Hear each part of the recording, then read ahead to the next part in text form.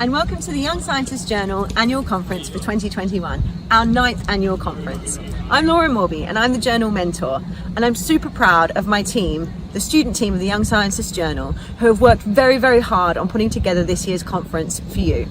We were a little disappointed that we couldn't go ahead with our original plans to have a conference in real life so that we could see you in person if you happen to live in the UK, and online so that we could stream to you if you don't. Due to COVID, however, we've had to go ahead with online only, just like we did last year. I think, however, you'll be pretty pleased with what we've put together for you. I'm coming to you from the King's School Canterbury, where I work and where some of our students actually go to school. In particular, our conference organiser this year, Harry Cordeau, is a 5th pupil here, studying to complete his GCSEs at the moment and planning to do Science A-levels. It would be great if you, like Harry, are thinking of doing A-levels in science, or if you're currently doing A-levels, you're thinking of going to university, to attend this year's conference. Have a great day, everyone, and I hope you enjoy. Don't forget on all social media to use the hashtag YSJConf2021 for the chance to be in to win some cool YSJ swag. Have a great day. Bye.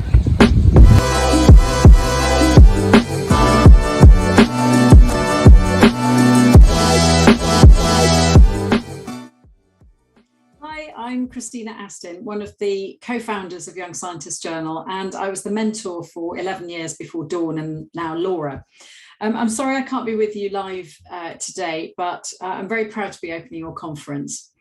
In 2006, Professor Gazwan Boutros and I decided to found Young Scientist Journal, and I was a science teacher at the time.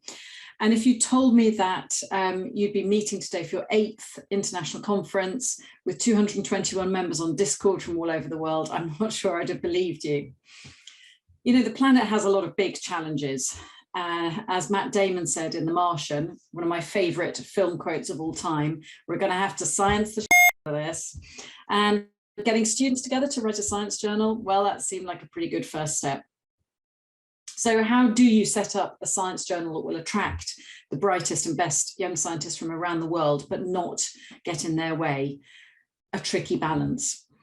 Well, Gazwan and I aimed to set up a journal that would showcase the best of the amazing science that young people are doing across the world, but also to provide opportunities to develop important skills such as web development. And you can see from this early screenshot, we've come a long way since then. Other skills including logo design, teamwork, and now that teamwork extends right across the globe into, I think, over 40 different countries. Learning to use collaboration to get ideas, questions, to disrupt, which is what the world needs right now. And now, of course, we're even better at doing that online. Of course, writing and editing skills, that goes without saying.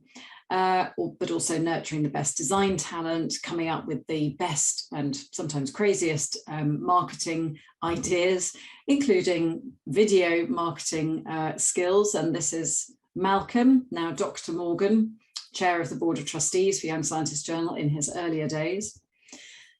Presentation skills, confidence building, this has all been an important part of the journey.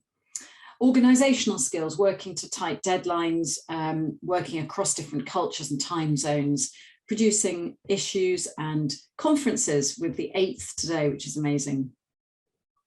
Impact evaluation skills.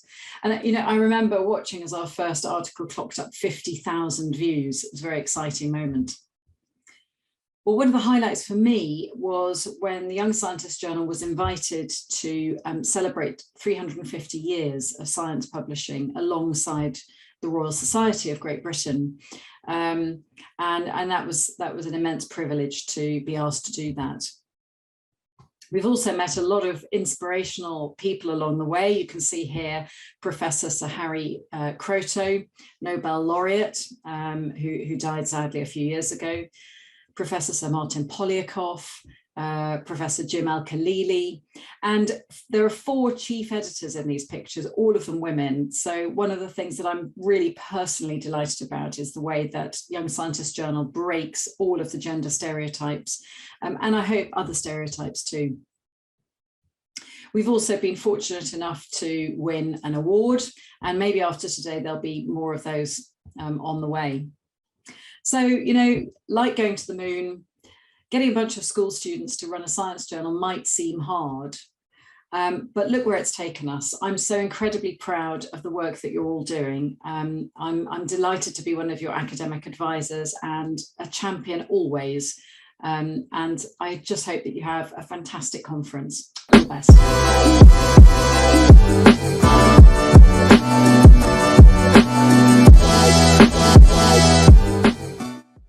Hi, how are you? Welcome. I hope all of you are doing well and safe.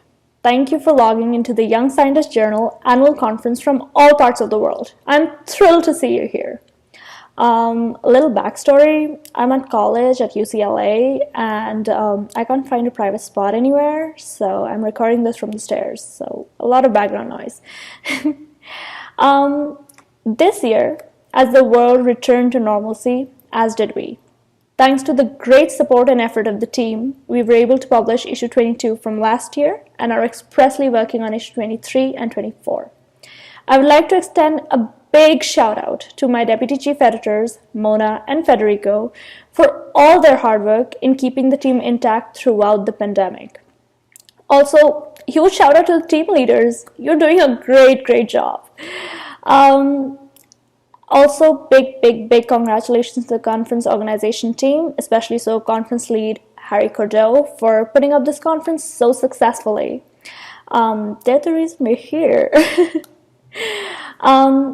Sadly, I'm at the end of my tenure as the chief editor of the Young Scientist Journal and will soon be stepping down.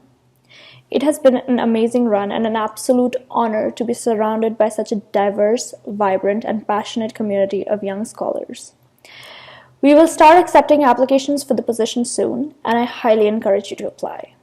Moreover, just apply to the team for a variety of roles in design, graphics, coding, editorial, whatever you're interested in. While we had hoped to hold this conference in person, the circumstances did not prove suitable. However, now at least you can enjoy the conference in the comfort of your home with a bag of chips or chocolate. The Young Scientist Journal continued its efforts to create a STEM community for young enthusiasts. In fact, we held our first ever summer research internship, which saw participation from all across the globe. Profits were donated to the Alzheimer's Association. The theme for the conference this year is Changing the Story, touching upon how our lives changed due to the pandemic. We are having our conference virtually for the second time in a row due to the pandemic. Many of us lost our loved ones and have been under immense mental pressure. This conference gives all of us a chance to find a community and bond over our passions. We will be hearing from distinguished speakers like Dr. Leanne Wake, David Scott, Ollie Worrall, and Sanjay Kubsad, touching upon physics, chemistry, and computational biology. Students will also be competing in a student poster presentation. So sit back and enjoy your day filled with STEM.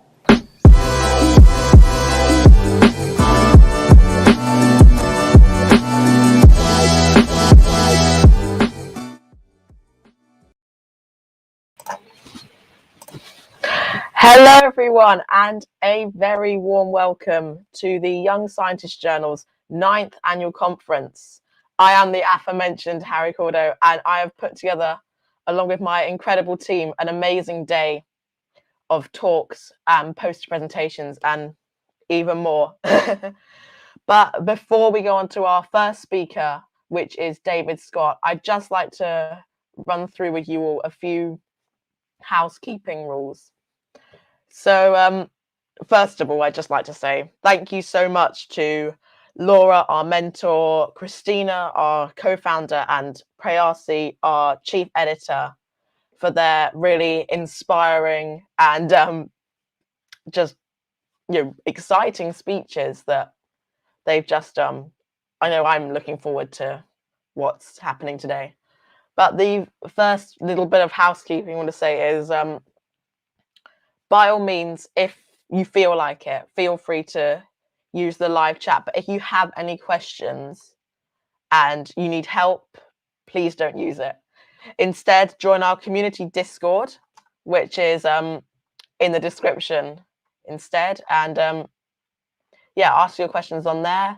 We've got a great team of moderators, all from the YSJ team, who will be there throughout, making sure that questions are moderated and all good. And if you can't log into Discord for any reason, just post them in the live chat. It might not be answered. Just pre-warning you. So on the Discord, your questions need to be put into the hashtag questions channel, which is where that will be collated and checked just before we ask them on the stream. Safeguarding policies and the program are also on there. Please abide by our safeguarding policies, as it makes the event a lot safer for everyone and a lot more enjoyable. I'd also like to say that we're going to be having various competitions throughout the day. So if you want to put something on Twitter or Instagram, be sure to use the hashtag YSJConf2021 and be sure to tag us. We'll try and repost or retweet as many as possible throughout the day. Our moderators are also on hand in Discord should something happen regarding safeguarding. We also have our 2021 merch for the conference, which is now available at shop.1.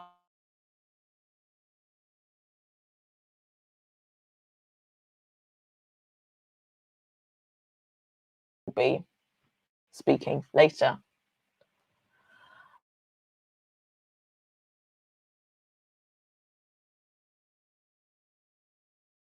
A quick run through for finally, I would just like to give a quick run through for the day, which is just basically giving you some timings. So of course at 10 a.m, so about 25 minutes ago, we started our welcome session. And in about 5 minutes time, we're going to be having our first speaker, which is David Scott. At 11:30, we will be joined by Ollie Worrall. And at 12:30, we have our first cohort of student poster presenters, followed by a lunch break at 1 o'clock. And the second session of student poster presentations at 1:30. And then back at 2:30, we'll have Dr. Leanne Wake, who will be speaking for us all. And finally, at 3:30, we have Sanjay Kubsad. And the final timing sort of event for the day is our closing ceremony, our closing session, where winners of all the competitions and the poster presentations will be announced. And there may even be a chance for Prayasi, our chief editor, to join us live on the stream. So I hope everybody really enjoys today. We've got, like I said, a great lineup. If you have any questions, feel free to talk to any of our moderators or leaders on our community Discord. And yeah, have a great day, everyone. We'll just wait for the allotted time for David Scott, and then we'll begin our first talk. So if you see a blank screen with just our generic conference background, don't be alarmed. We're just taking a short break, waiting for our speakers to turn up, or it may just be a gap in the talk due to technical difficulties, etc. So we'll see you all very soon.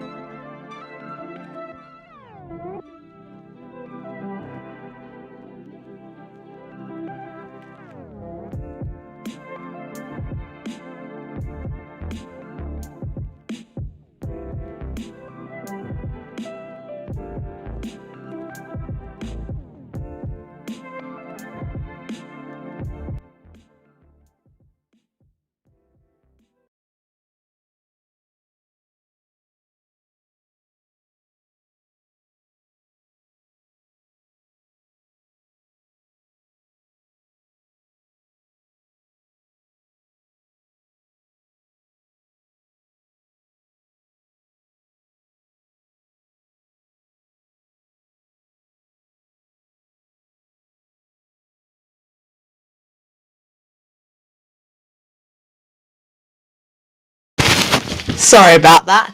Hello, everyone, and welcome back to the Young Scientist Journal conference. We're now going to welcome our first speaker, David Scott. So, welcome. Hello. Can you hear me? Yes, we can. Good. It's great Lovely. to have you. How are you? Very well, thank you.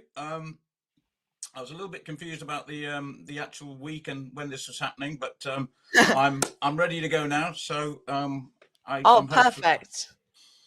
You're live to the whole world now. Very good. So is this going to be a Q&A thing, or do you want me to chat?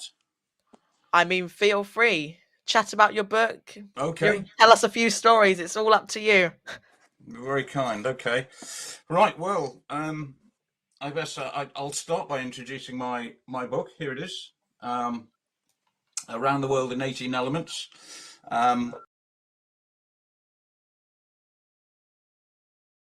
Sorry, 2014. So it's getting on a little bit now, but I'm pleased to say it's still selling a few copies. So it'd be very nice if you can, if you want one of these, then please help yourself.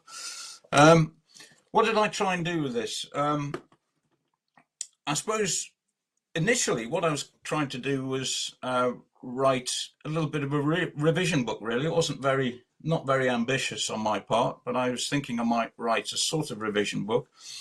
And then, as these things often happen, it sort of developed, and I thought ultimately I would write, initially I thought I was going to write 20 chapters, and I was going to write basically a story around each element for those chapters.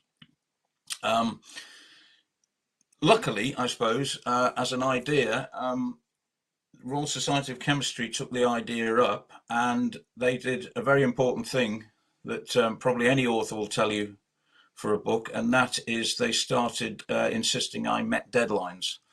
So rather than the idea gather dust and just remain unfinished, I ended up having to meet a few deadlines. So ultimately, I decided I'd narrow it down to 18 elements. And then the idea came 18, well, around the world in 18 elements. I can piggyback on one of the more famous pieces of literature, which is, of course, Jules Verne's Around the World in 80 Days. So that's where it came from originally. So then it was up to me to pick 18 elements. And I guess the idea was I wanted to make a book that was sort of for A-level students, also for perhaps people teaching A-level chemistry early in their career, so that they could have a few stories around each element. It's easy to cover perhaps material in a chemistry syllabus, but as I'm sure many of my students will tell you, it can get hideously boring if you're just going to sit and read through the syllabus and treat it that way. So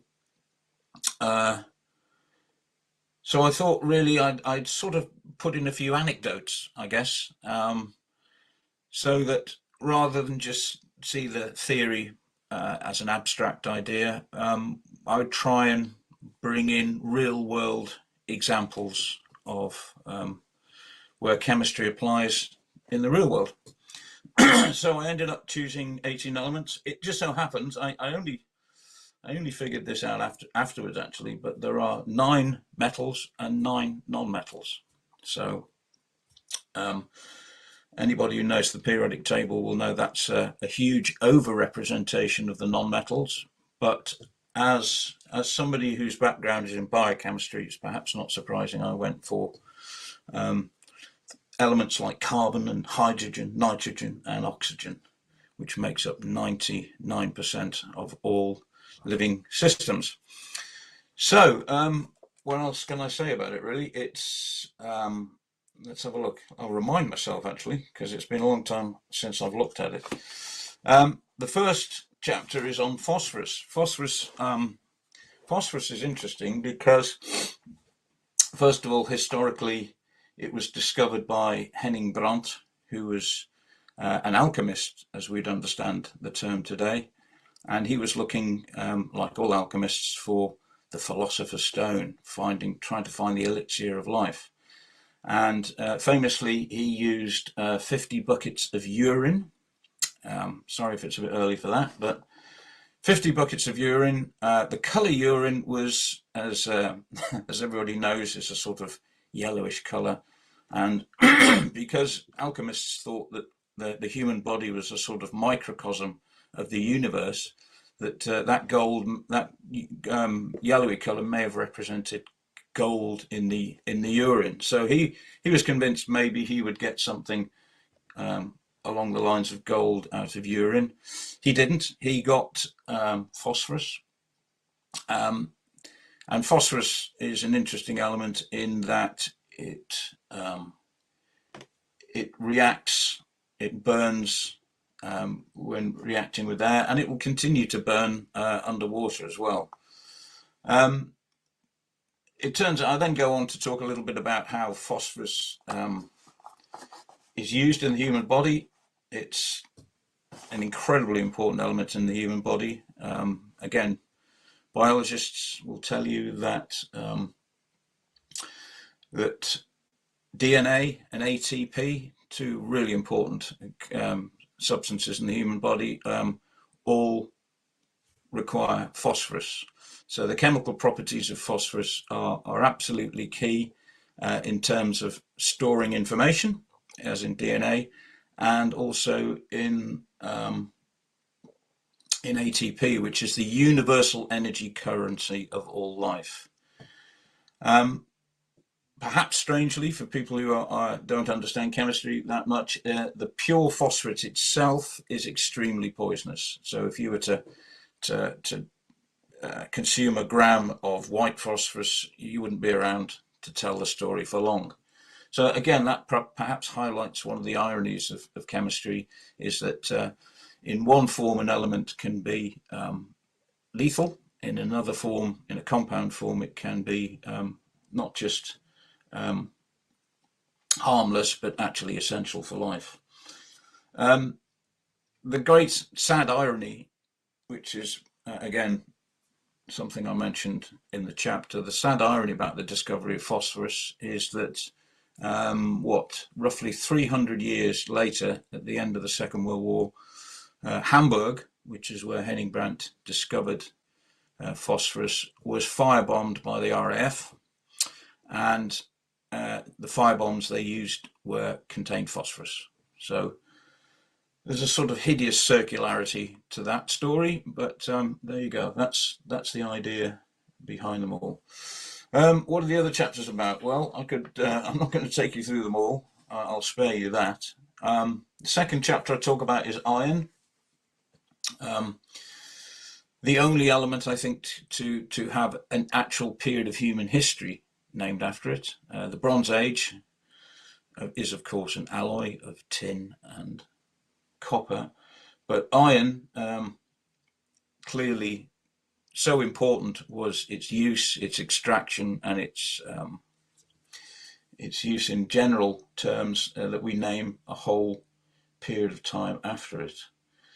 So our planet is mostly iron, not on the surface. Most of the surface is oxygen and sulfur, but oxygen and silicon, I should say. But if you consider the core of the Earth, then you've got a liquid and a solid iron core. So we are predominantly iron on this planet, and most of it is, of course, in a chemically reacted form. But when we extract it and use it, we end up making irons and eventually steels. So the Iron Age, I have to get a historian to check this, but it's probably something like about 1,500 BC is when it starts. And then arguably we have to wait some time till it really gets going in the Industrial Revolution, which is when iron was extracted on a huge scale and gave rise to so many of the imposing structures, steam engines, etc., etc. So again, very important compound. I'm just reading through bits here of what I've written. The third chapter I talk about is nitrogen. Nitrogen is an interesting one because Nitrogen, again, is one of these slightly misleading elements, I guess you'd say, in that in itself, as an element, it is extremely unreactive. It makes up, as all GCSE students will know, it makes up about 80% of the air. When you breathe in air with 80% nitrogen. When you breathe out, you breathe air with 80% nitrogen. So it's very unreactive in its elemental form, and on the face of it seems pretty lifeless, which is why its original name was azote, which comes from Greek meaning literally without life. This is the gas scientists considered at the time, or alchemists if you like, considered at the time, was without life. So again, we're faced with a profound irony that far from without life, life is completely dependent upon nitrogen. Without nitrogen, we don't get things like amino acids, we don't get, again, DNA, all these things. So nitrogen is, in some ways, a bit of a bottleneck in terms of living systems. If it wasn't for bacteria that have evolved on our planet, which are able to take nitrogen out of the air and turn it into ammonia and nitrates, then life probably wouldn't have got going at all. And it's one of those elements that we only get access to because these bacteria are able to turn it from a very, very inactive form, its azote form, if you will, and make it available for the massive range of chemistry in which it's involved. So again, it's perhaps slightly paradoxical.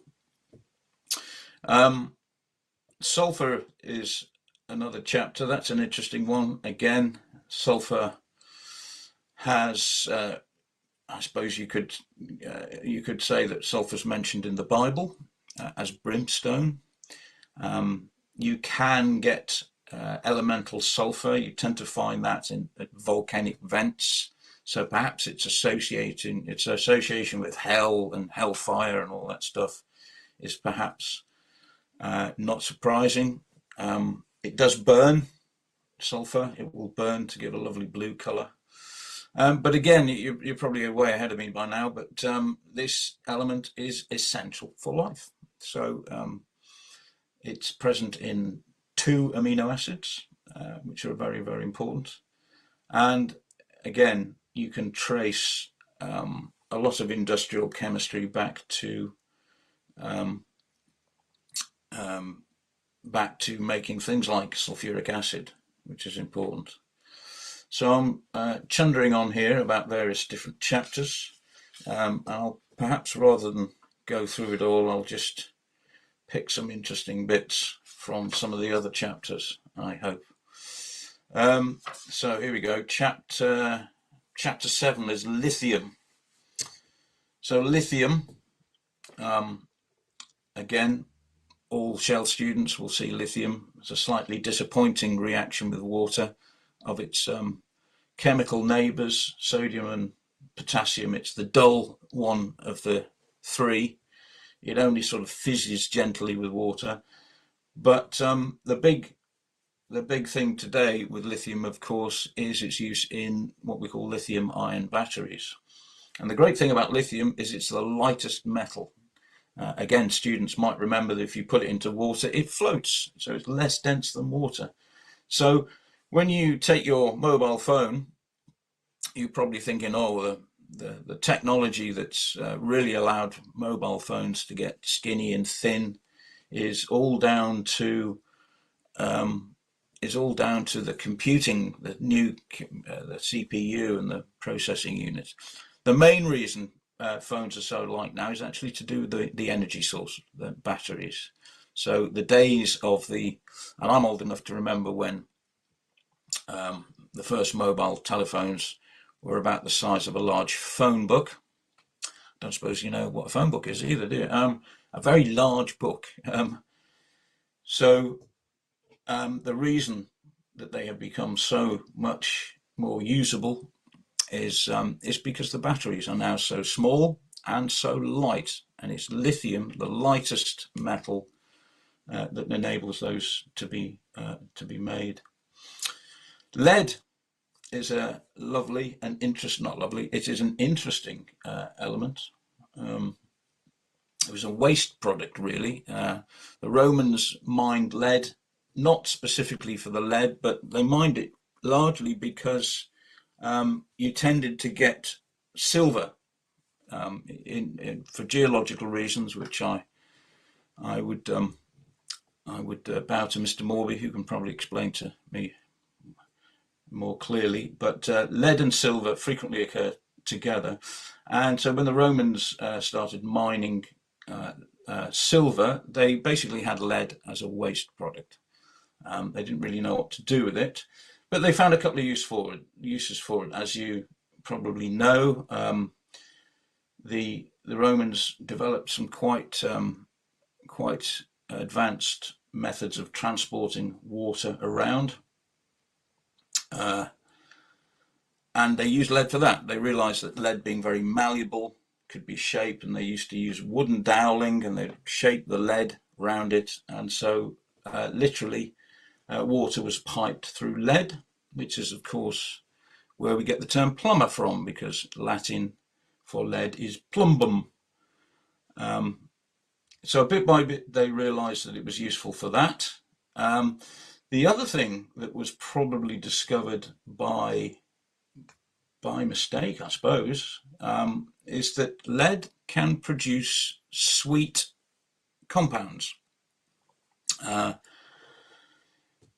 It's well known that I suppose what happened, I guess, is that when the Romans would be drinking wine out of cups, maybe lead-based, pewter-based, but probably just by experience, they realised that lead gave a sweet taste to the wine they were drinking.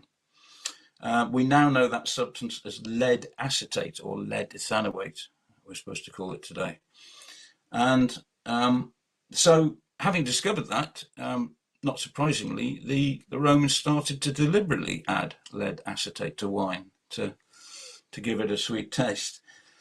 You can imagine the horror by today's standards. That meant they were consuming lead, rather too much lead. So historians will tell you probably that after Caesar, the sort of Roman Empire lapsed into a bit of a dictatorship with Augustus and eventually various emperors, culminating, well, not culminating, but certainly getting up to Nero, who was barking mad, to put it bluntly. There is a theory that suggests that maybe this gradual change in the sanity of Roman empires was due to the fact they were simply drinking a lot of lead in their wine. And we now know that if you have lead in your diet, it interferes with producing your red blood cells, so you start becoming anemic, but it also affects your neural pathways as well. So who knows? Nero appointing a horse repeatedly as his in some role may be due actually to lead. So lead was used in petrol for many years as well, which again is another story in itself. They used to use a substance called tetraethyl lead in petrol to make the petrol basically burn more, actually less vigorously, so that it worked with the engines better. The companies that put a substance called tetraethyl lead in petrol knew that it was harmful. They sat on the data for a long time. So it wasn't until, I think I'm right in saying, about the 90s that we finally got rid of lead in petrol. Interestingly, I read an article just the other day that said that there is still lead in the dust in London, and by looking at the by doing an isotopic analysis of lead in the dust you find in London, it can be shown that the lead originates from tetraethyl lead that was put in petrol 30 odd years ago. So in other words, the dust has accumulated, and you realize that these things don't go away very quickly. Another element, one of my favorites, copper. Copper, again, there were 7 metals known to the alchemists. You've got to think of the alchemists as being not just chemists, if you like, but they had a desire to try and unify an awful lot of an awful lot of phenomena in the world. So they weren't just interested in the exoteric or the material, they were also interested in the esoteric, i.e. the spiritual aspect of things. And for them, the link between the material world and the spiritual world was very close, in a way that we perhaps wouldn't frame it in modern science today. So copper, like I said, was one of the 7 metals, and this number 7 keeps coming up again and again. It has biblical references, so the 7 metals that were known at the time, each associated with the 7 planets. Of course, we now know the sun isn't a planet, but the sun was associated with gold. Silver was associated with the moon. So that's 1, 2. We've got iron associated with Mars. We've got Mercury associated with Mercury, you'd be right. Tin associated with tin is associated with Jupiter, and Saturn was associated with lead. That's only 6. Have I got them all? Gold, silver, iron, copper, mercury, tin, lead, 7. There they are. There's the 7 metals. So again, the spiritual significance of 7 was there. There were 7 days of the week. These numbers kept cropping up, and perhaps not unreasonably, early alchemists thought there was something sort of magical about the number 7. And sort of incidentally, of course, that number 7 is supposed to have influenced Isaac Newton, who famously divided the spectrum, when it split into its colours, into 7 colours. Was it Roy G. Biv? And to this day, nobody quite understands the difference between indigo and violet, but there you go. It was sort of dreamt up because we needed 6 colours simply wouldn't do in the spectrum. We needed 7 for that sort of mystical coherence to work. Anyway, so those are the 7 metals that were considered significant by the early alchemists. And they felt that these metals evolved in the earth, in fact. So if you left a mine, for example, a copper mine, then it was thought that the metals would replenish, which again, by today's standards, seems a bit daft. But the idea that people realize that things like crops on certain fields, they would, if you left a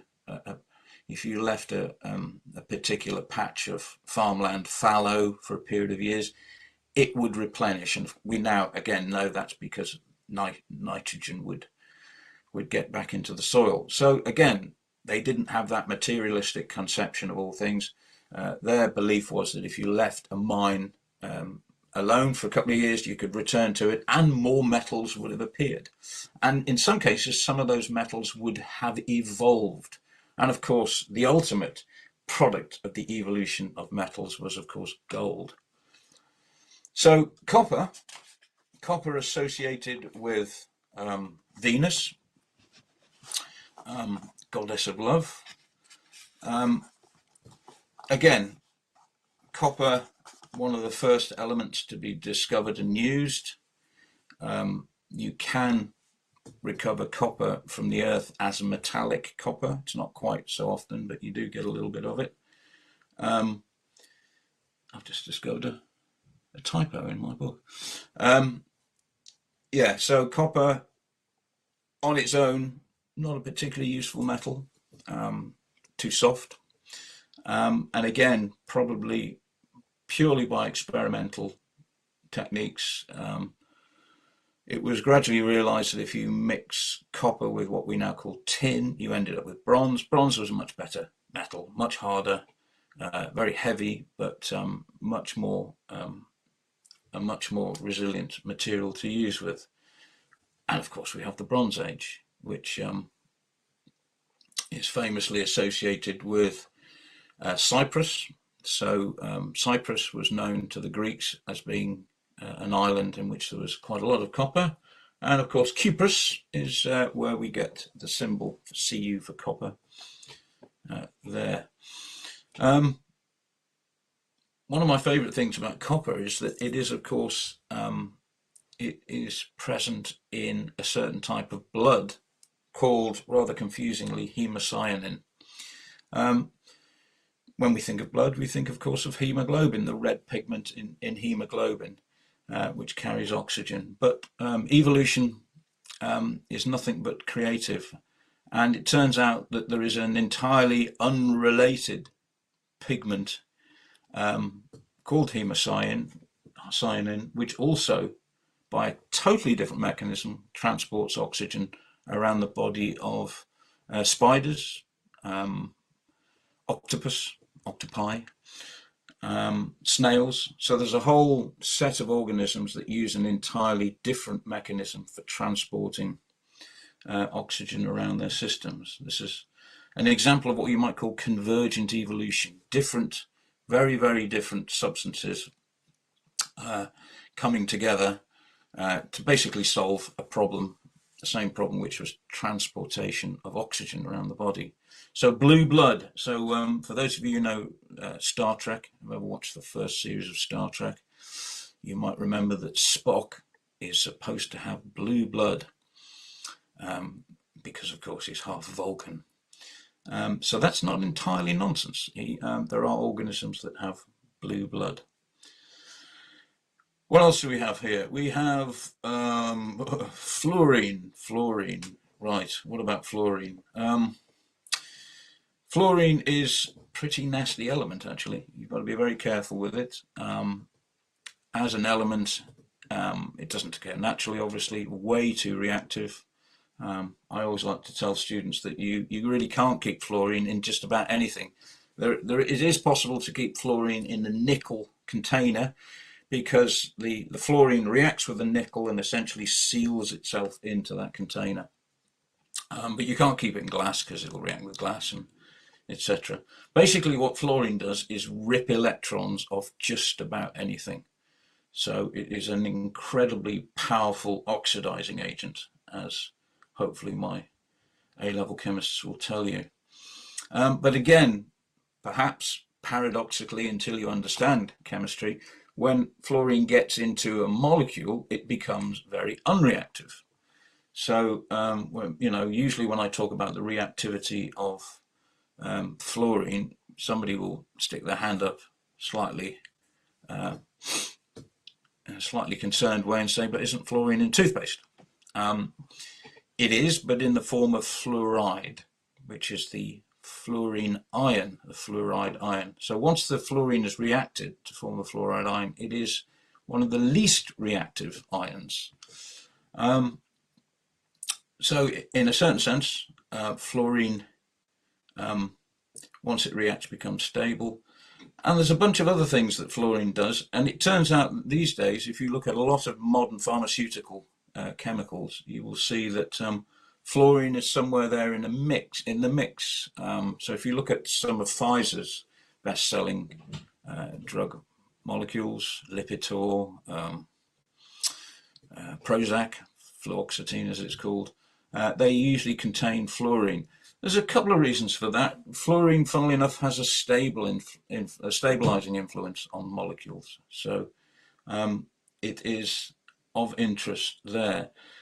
It was once thought that there were no naturally occurring organic molecules with fluorine in them.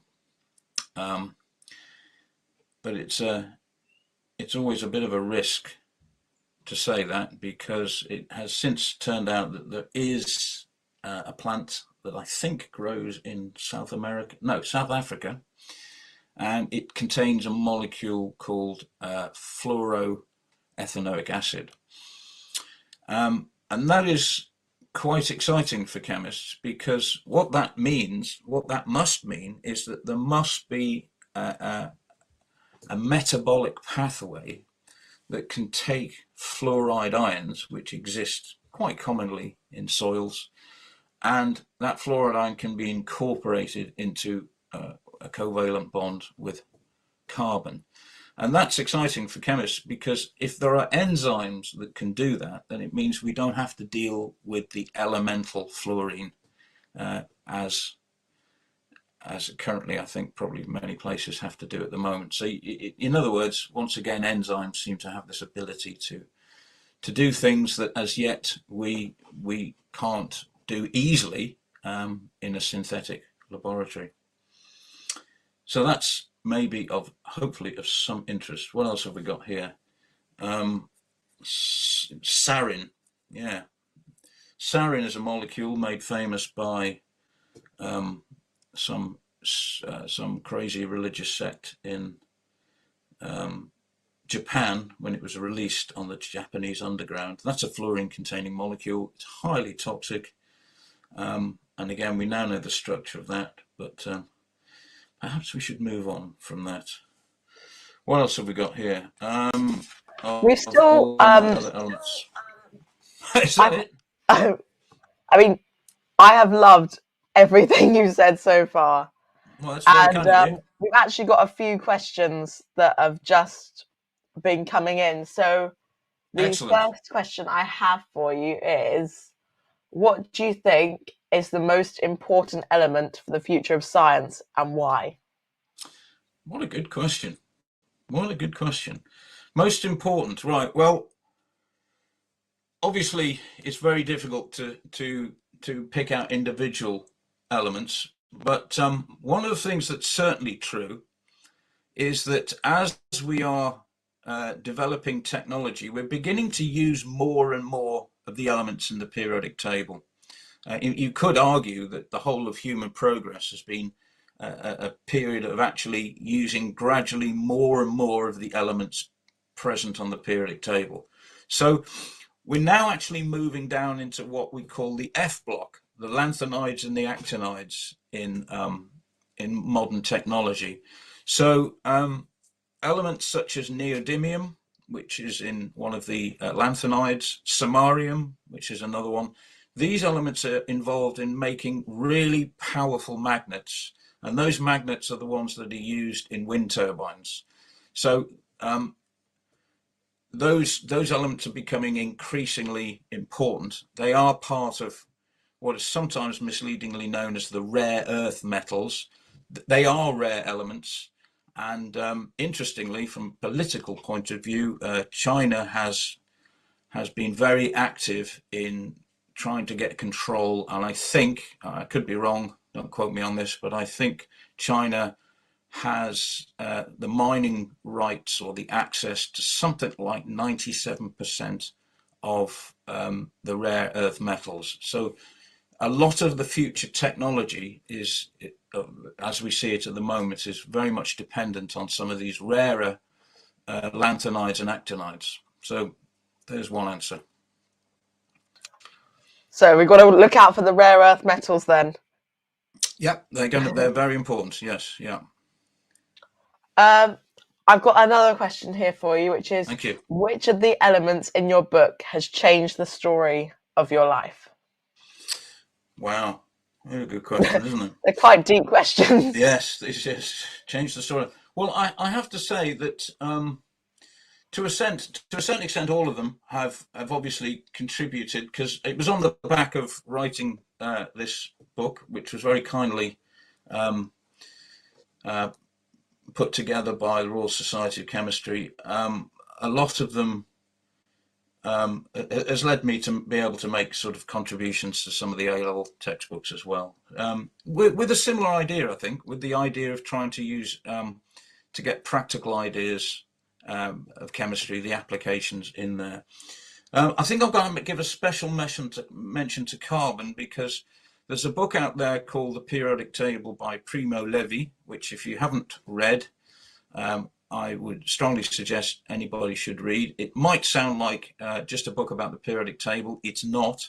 It's a book about his life. He was an Italian chemist who spent a number of years in Auschwitz, and he has written certain autobiographical aspects of his life under the titles of elements, would you believe, which is sort of where I got the idea from, really.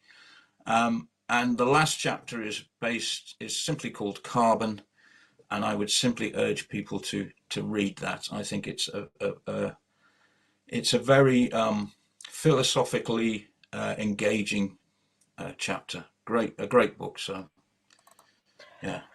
And yeah, I've got one more question for you, and I think this really ties in with the end of what you were saying, and all about the 7 elements and what they are represented with planets. But the question is, how variable can the elemental makeup be on other planets, and how much does this change the story of those planets, their formation and their future? Wow, there's so much there. That's a fantastic question. One of the things that scientists are involved in now and have spotted, there's a huge amount of evidence now for a whole range of planets that are in what astronomers call the habitable zone, and that basically means that they orbit a sun at the sort of distance that enables us to have liquid water.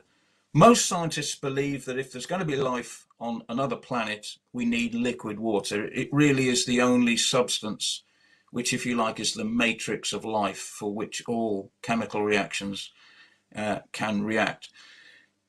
Every planet, obviously, planets are going to have different combinations of those elements. I've just been reading a book, actually, by Paul Nurse, the ex and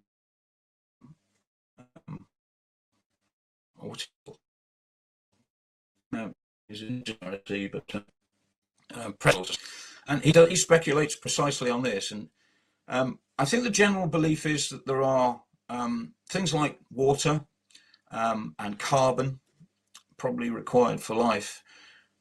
You certainly need a source of energy. You need a reasonably stable source of energy. But once you've got that, it may be that the mechanisms for a sort of Darwinian evolution could take a totally different sort of change. So I think it would be very unlikely that if we found life on a planet, we would be using the DNA bases as that would be pretty likely. What I suspect is it would be common, but it would probably almost certainly evolve in an aqueous environment to start with. Harry, okay? Those questions were great from members of our audience, and I really hope you enjoyed answering them. Your talk was so insightful to me, and it's made me think, I want to go out and get this book. And if you at home want to do the same thing, we've posted an Amazon affiliate link in our live chat, so we'll get a small kickback to go towards the journal. And yeah, thank you so much, David, for coming along and speaking to us today. You're very kind, Harry. As you can see, you sort of caught me slightly. Yes, we did a little bit. So I'm in my. But that's my fault. And thank you very much for being such a superb host. Oh, thank you so much. It really means a lot. Thank you so much. Bye. You're most welcome. Look after yourself. Enjoy the day. Bye-bye. Thank you so much to David. Now I'm going to introduce another member of our YSJ team, Asmita, who is going to talk a little bit about social media for us all and introduce our next speaker at 11:30, which is Ollie Worrall. So Ollie will be speaking to us in about 5 minutes' time, so stick around. Over to you, Asmita. Hi everyone, so thank you so much for joining us today. My name's Asmita and I'm the marketing executive for social media here at the Young Scientist Journal. So before we get to our next speaker and introduce them, I'm just going to be talking a little bit about social media here at YSJ. So as you may be aware and may be following most of our social medias already, we post a lot of content about latest scientific news. We do a lot of announcements of STEM days, which are coming up. And I'd really recommend following our Instagram and Twitter so you can keep updated on all of the latest scientific news. It's also a really good idea to keep updated, follow all our platforms as well, as we post a lot about different projects we're doing at the YSJ. So we had the research internship back in the summer, and all of our conference promotion is also on there as well. On that note, if you would like to enter a small competition, if you use the hashtag YSJConf2021, you can enter to win a prize. So I recommend having a go at that as well. And another thing is that we're here at the YSJ, we're always wanting new ideas and new members. So I'd really recommend also checking out our website and specifically the Meet the Team website, and also joining our team as well, as we have new positions opening up. Specifically at the moment, I think we need some more graphic designers. So if you're interested in graphics design, I really recommend applying. Joining the YSJ has been an amazing experience, and there are a lot of different roles to choose from. We have loads of different departments, so I'd really recommend checking that out after this if you'd like to get involved with different things we do here, such as the conference today. So I think in 5 minutes or so we'll be welcoming our next speaker. But yeah, I think we'll just give it a few minutes.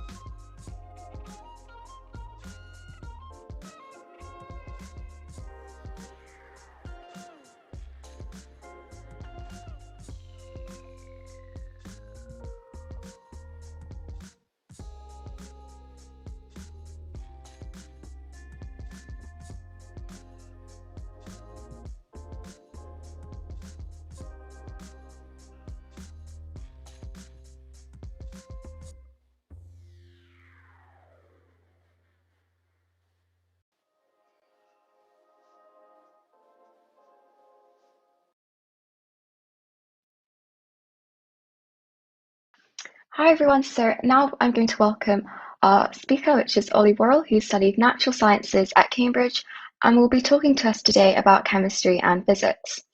After his talk, we'll also be having a short Q&A session, which will focus on the material covered in his talk, but also for those interested in studying sciences at university, you can ask some specific questions about that as well. So whenever you're ready, Ollie, you can begin. Thank you.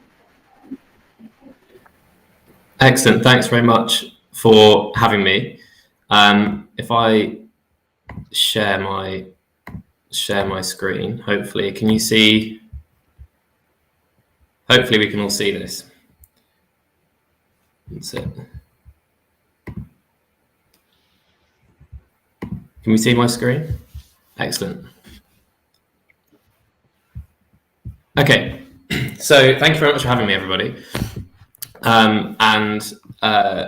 Today I'm going to talk to you all about the Q word that I'm sure many of you are familiar with, that comes up all the time and is often feared, I would say, by some. I certainly feared it at A level as sort of this mysterious quantum world that we don't really know much about. But actually, once you get into it, you realize that it's incredibly accessible, and that actually it is fascinating as to what goes on, inside this quantum world. So I'm going to be talking today about three things really. The first one is introducing some of the mathematical framework that we need to discuss quantum mechanics. So that's operators, eigenfunctions, and then we'll look at the Schrödinger equation as well. And this really is pretty much all the maths that you need to really tackle quantum mechanics. And hopefully we'll see that it's really not very difficult. Then we'll move on to talk about the wave functions that describe the hydrogen atom, that anyone who's studying chemistry A level will be familiar with some of these shapes that you can see in the middle of the screen here. And then finally, we'll talk a little bit about some quantum phenomena and why life wouldn't exist without tunneling. Sorry, I'm really sorry to interrupt. Yeah. We can't see your screen. I think you may need to share. You can't see my screen? No. I thought I clicked share. Sorry. It's all right. Can you see the screen now? Yes. Thank you. You can. Okay, excellent. So just so I say, this is my sort of this is the introduction, and we've got our three parts of the talk. The mathematical bit on the left, the sort of hydrogen atom in the middle, and then the quantum phenomena on the right. Okay, so what is an operator? I guarantee that everybody will have used these at some point in maths or maybe in sciences as well. You just won't have called them operators necessarily, but they are simply tools that we use that tell us to carry out certain operations. So the most common one that you'll be familiar with is this operator here. And I'm sure that we'll all know, or most of us will know, what we need to do to a function if we read d by dx. It means we differentiate with respect to x. So that's our operator. If we put in a function, which in this case we call it x squared, then I'm sure we can all, or most of us will be able to say that our output is 2x. So we have this function that goes to the right-hand side of our operator, and then we operate on our function and we get an output, which in this case is 2x. Now, operators can take even simpler forms than that. This is an example of the multiply by x operator, or x hat, and it simply means that we multiply by x. We add the little hat symbol to sort of distinguish the operator from the variable. It's just so we don't get confused with what's doing what. But we'll see actually that this particular operator has some pretty important physical significance. So the next thing to talk about is something called an eigenfunction. And an eigenfunction is a special type of function that goes with an operator, and it's a function that the form of the function remains unchanged. So it's something that goes through the operator and comes out pretty much the same. It just gets multiplied by a constant. So the form remains the same. If you were to plot graphs of the function and the output, if you didn't have any scales on the axes, they would look identical. You'd only tell it's like you'd only tell the difference between x squared and 2x squared if you put the numbers on the axes. So for example, this is the function that remains the same when you put it through the differential operator. Many of us, anyone who's doing A-level maths will know that if you differentiate the exponential function, you get back an exponential function. And in this case, e to the kx would return k to the kx as its output.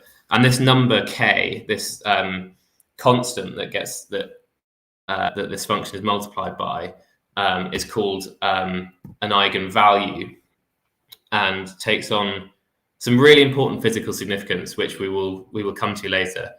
But that is essentially what happens with an eigenfunction. You put it through an operator, and it comes back with the form unchanged and multiplied by a constant.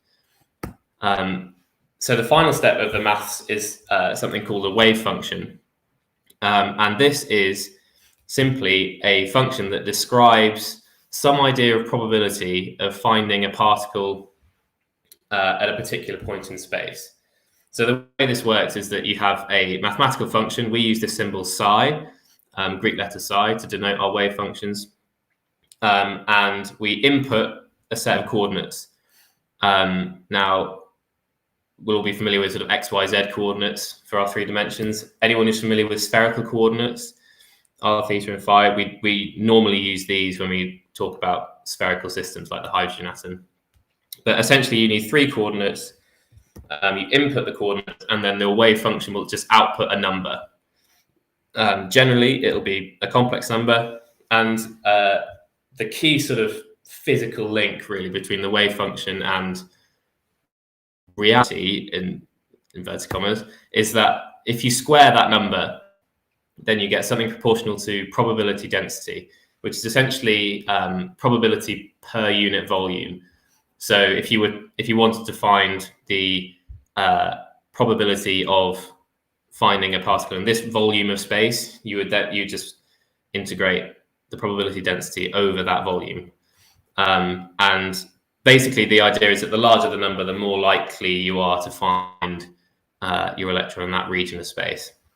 And the sort of key take-home point of all this, I think, is that if the wave function outputs a 0 for any set of coordinates, you input your x, your y, and your z, and the wave function spits out a 0, the electron, we're going to talk about mainly in the context of electrons, will never be found there. And it's quite profound. So if your wave function goes to 0, your electron cannot be found there. It is physically impossible for your electron to be at that particular point. And we'll see that that simple statement actually defines the shapes of our orbitals, and the shapes of any sort of quantum system is defined by where the wave function goes to 0.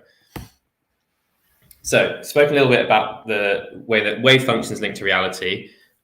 This link to reality blew my mind when I was told this at university, and that is that every single thing that you could want to measure about or that you could possibly measure about your quantum system can be mathematically represented by an operator, by some sort of combination of multiplying things, differentiating things. You can represent any physical quantity with an operator.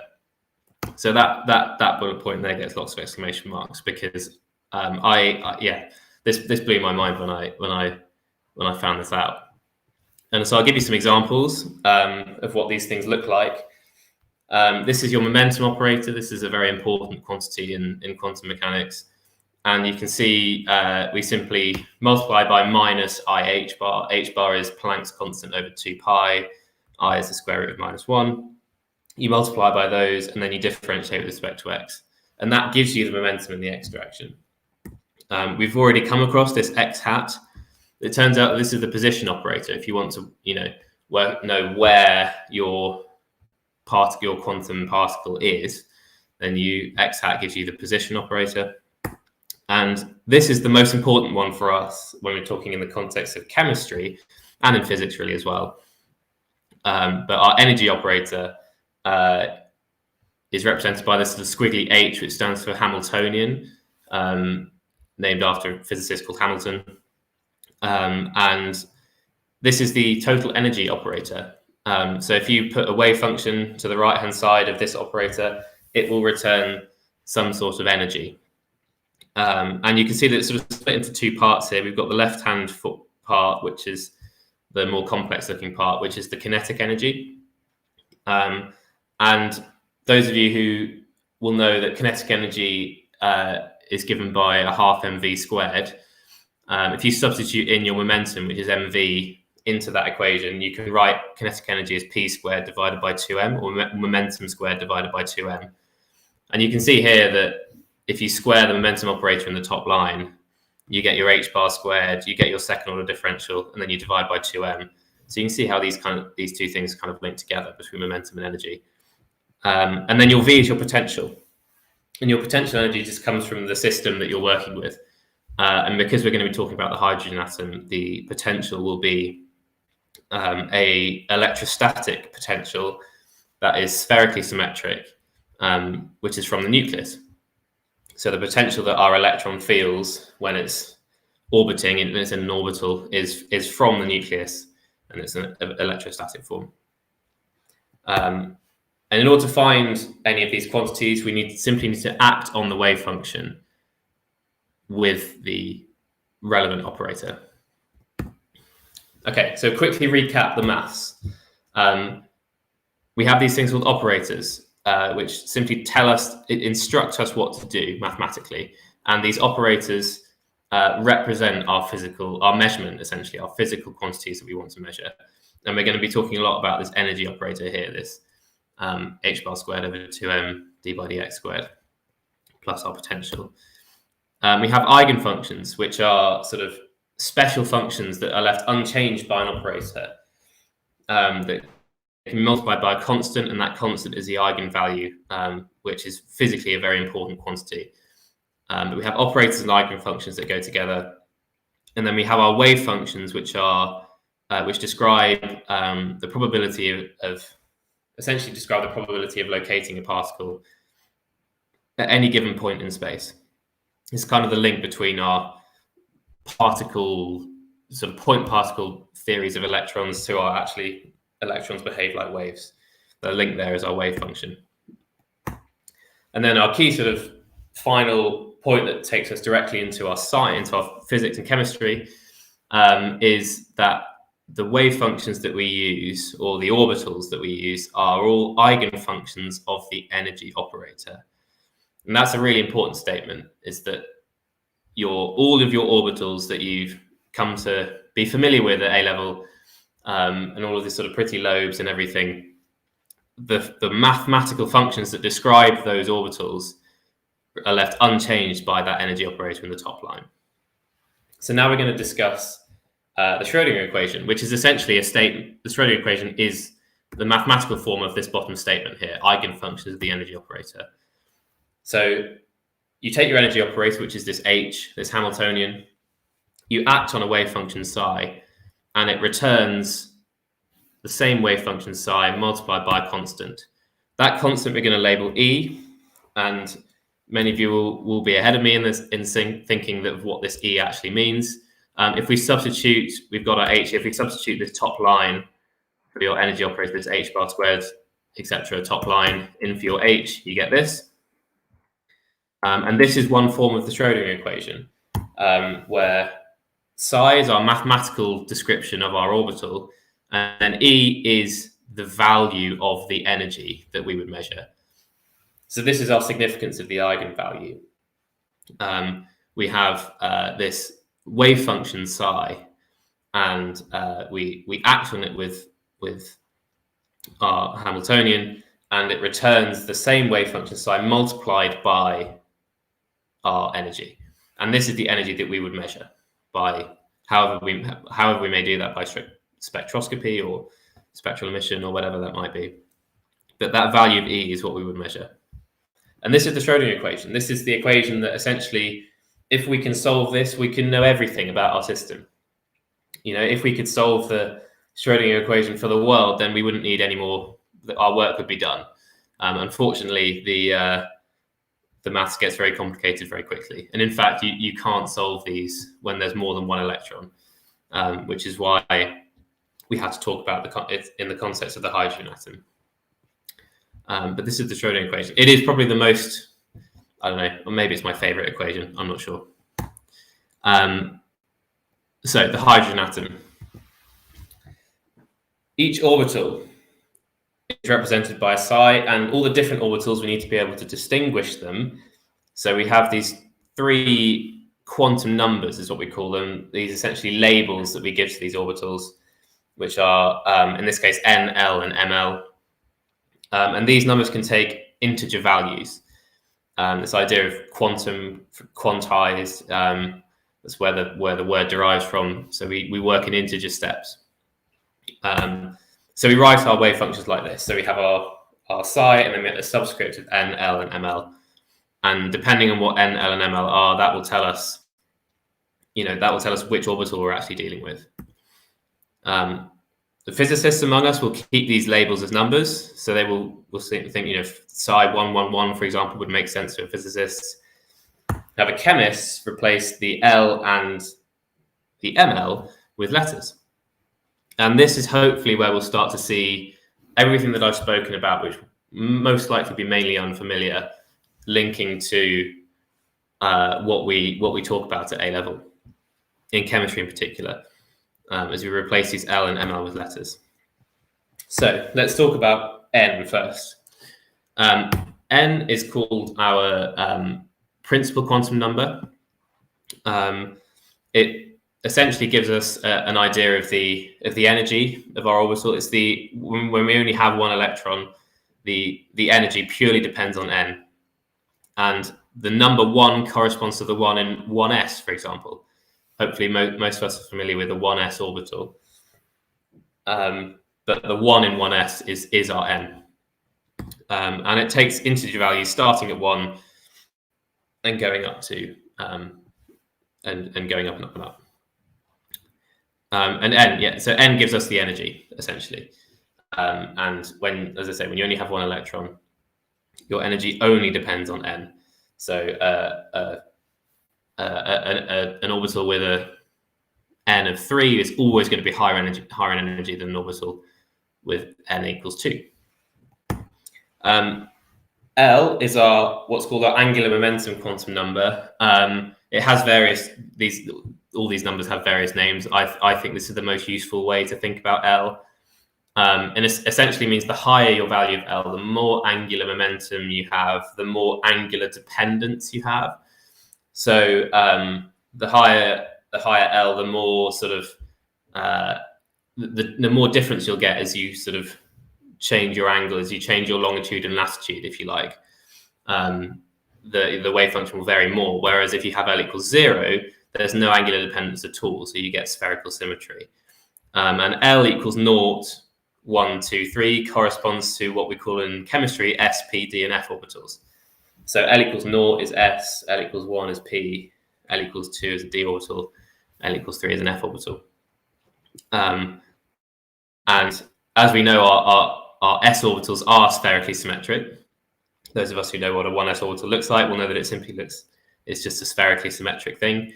And that's because L equals 0, there's no angular momentum, there's no angular dependence. So therefore, whichever latitude or longitude you're at, the only thing that matters is how far away you are from the nucleus, because there's no angular dependence. And this is sort of the key thing, is these allowed values of these numbers. So as I say, N can take any integer from 1 upwards, and L can take integer values between 0 and N minus 1. And you may ask why, why can't L be equal to N or greater? And actually, if you were to solve the Schrodinger equation analytically and mathematically, which you can do, it's quite complicated, but you will do that at university when you study this stuff. You can see these rules fall out of the maths. It's really quite sort of profound when you when you go through and you calculate what this n and L represent, you realize that if L equals n, your wave function goes to 0, and the whole thing collapses. And the only values for which you get a non-zero wave function are between 0 and n-1. And it's really quite profound. And this is why we don't have, for example, a 1p orbital in chemistry, because our p is L equals 1 and our n is 1. And you can see that doesn't fall in our inequality here. If n equals 1, then n-1 is 0, and our only allowed value of L is 0. So we only have 1s. Same reason why we don't have a 2d orbital. We only have 2s and 2p, because our only allowed values of L are 0 and 1. And this, this, as I say, this falls out of the math really quite beautifully. And then finally, our ML. Our ML is probably the most complicated, sort of conceptually complex idea. I like to call it the sort of magnetic quantum number, for no other reason than sort of magnetic begins with an M. This has many different names, and it simply corresponds to the subscripts we use in our labels. So, for example, the 3D Z² orbital. That's probably my favorite orbital, I'd say. It's the donut ring, for those of you who are familiar with your d orbitals. Your sort of A-level chemists will recognize that donut shape. But your Z² corresponds to a particular value of ML. And the range of this goes from -L to +L. And again, if you were to try and have an ML or an ML that is greater than L, again, your wave function goes to 0. The thing collapses. I keep saying this, it's a really quite beautiful moment when you see it fall out of the maths. But your ML can only go from -L to L, and this tells us why there is only one type of s orbital. So if you have L equals 0 for your s, then the only allowed value of ML is 0. It tells us why we have 3 types of p orbital. You have px, py, and pz. Because if L equals 1, then ML can take values -1, 0, and +1. And that tells there are 5 d orbitals for the same reason, because it can go -2, -1, 0, 1, and 2. So that's 5, and 7 f orbitals, etc. This is also why the s block is in the periodic table is 2, is only 2 columns, because there's only one type of s orbital and there are 2 electrons that go in each one. It's why the p block is 6 columns wide, because there are 3 types of p orbital. Each one takes 2 electrons. There's 6 in the p block. There's 10 in the d block in the middle, because there's 5 orbitals and 5 d orbitals, and there's 2 electrons that go in each one. And there's 14 in your f block at the bottom. This sort of maths has a huge amount of physical significance, and these allowed values of n, L, and ml are really key to understanding what's going on in chemistry. So we're now going to talk about the shape of these orbitals. We've discussed how we label them. We've discussed the mathematical framework that goes into deriving these and solving equations that will give us these things, these orbitals. But now we're going to talk about why they look like what they look like. And to start talking about that, we need to talk about something called nodes. Many of you, I don't know whether this gets mentioned much at chemistry A level about what a node is necessarily. Definitely gets mentioned in physics in this sort of context. So this, you can imagine myself and someone else sort of with a skipping rope, sort of vibrating up and down, and the top pattern there is sort of a relatively low energy. It'd be quite easy to create this top pattern. If we wanted to create the sort of oscillations in the middle row, we need to shake it quite hard and get it sort of really shaking to get that central point in the middle stationary. And then the bottom row would require a huge amount of energy input from myself and whoever else is shaking the rope. And these sorts of three levels will correspond to our sort of n equals 1, n equals 2, n equals 3 from our sort of principal quantum number. And then these things are the nodes, the points at which there is no displacement. Mathematically, these would be described by sine waves, and our nodes are the points where our function would drop to 0. And in other words, our nodes are where the wave function goes to 0. And I said earlier that if a wave function outputs a 0 at any point, the electron will never be found there. It's the same idea with this piece of string. If your sine wave outputs 0 at any point, that part of the string will never move. It will never experience any displacement. And it's the same idea with, completely analogous to our orbitals. This is obviously a 1D problem. So we have, we only have our one dimension, which goes sort of horizontally across the page.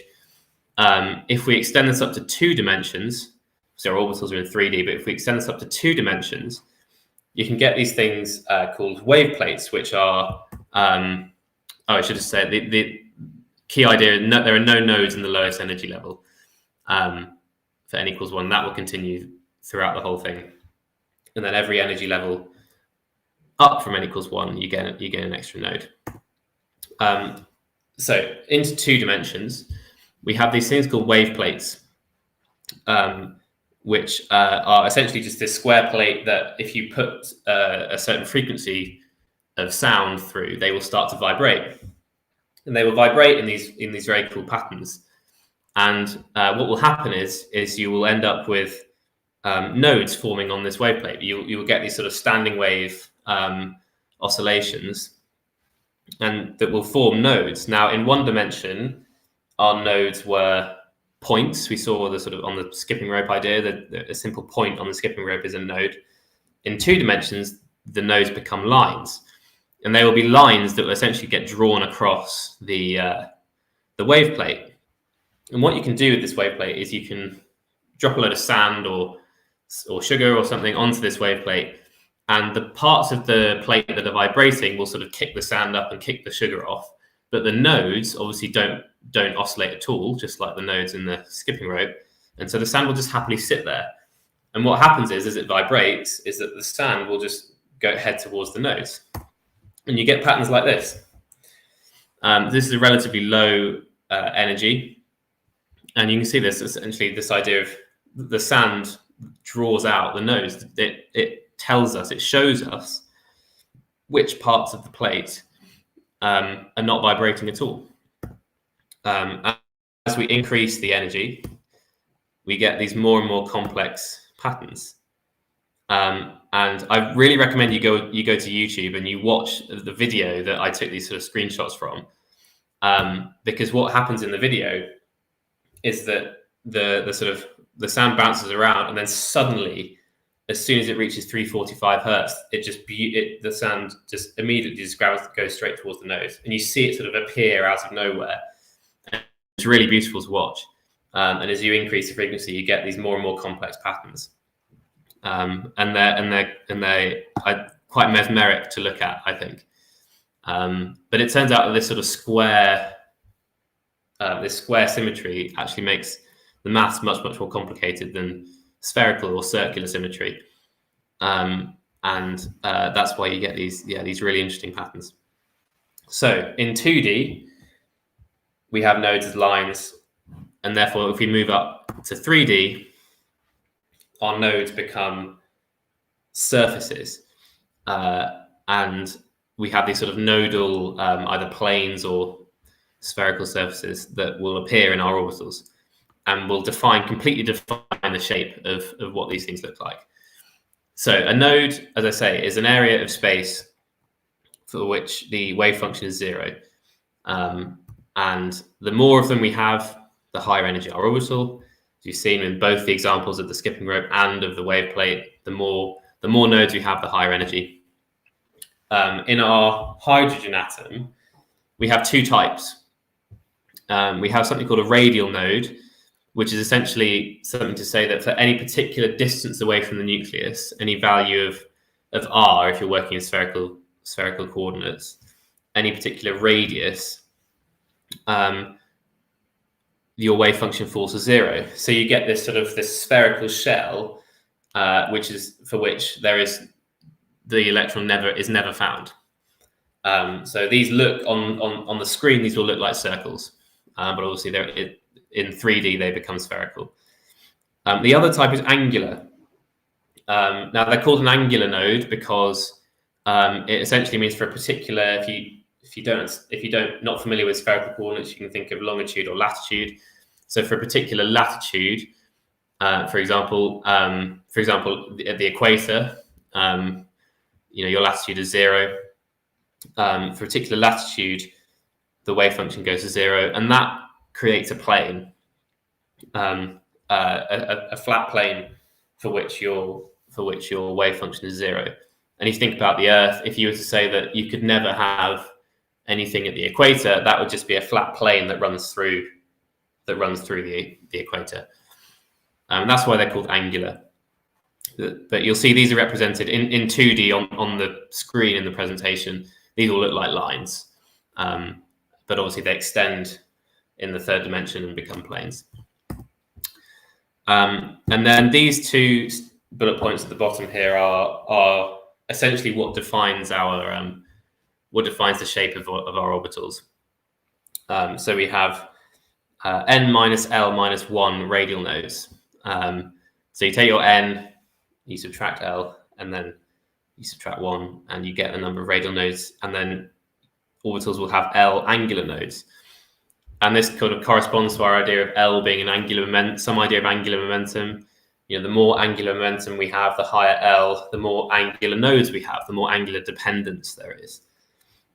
This all kind of ties in together with each other. And then in total, orbitals have n minus 1 nodes, which is exactly the same as that skipping rope. If you remember back to the skipping rope, your n equals 1 level had no nodes.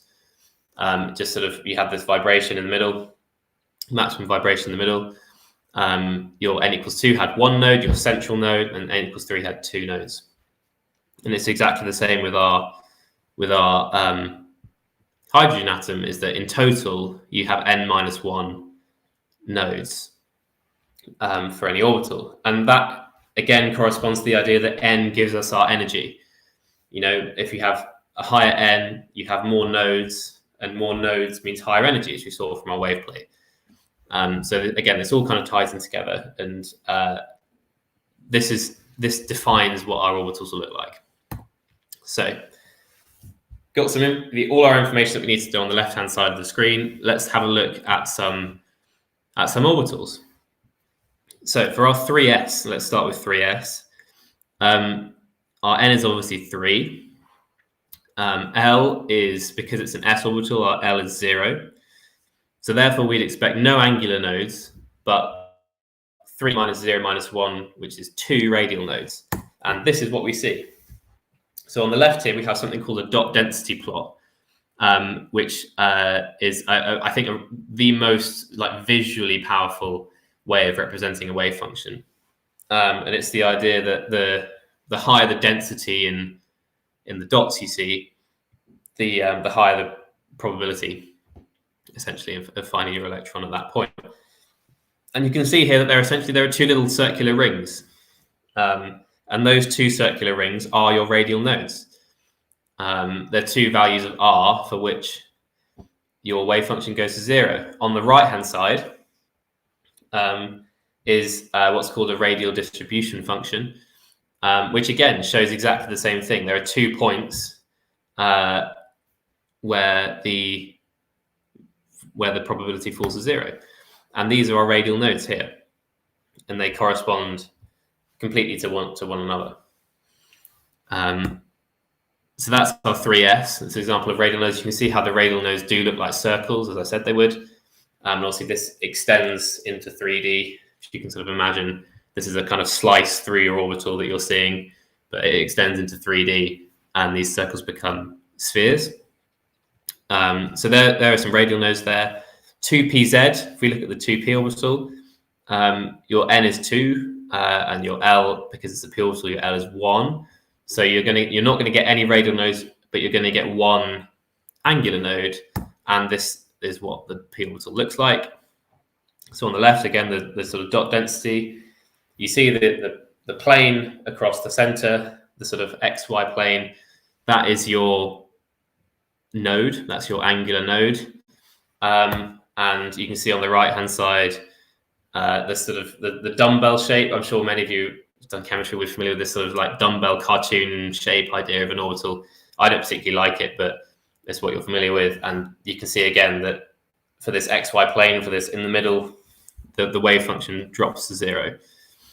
And that's why these dumbbells have to sort of come back and have that intersection at the middle, because at your XY plane, the wave function falls to 0. If we then extend this now to our sort of 3PZ, so we've had a look at a 3S, which just has radial nodes, our 2P, which just has one angular node. Our 3P will also have one angular node, but it will also have a radial node, because obviously N is 3 and L is 1. So N minus L minus 1 is 1. So we have one radial node and one angular node, and that looks like this. Again, it's really clear with this dot density plot that what you're looking at here.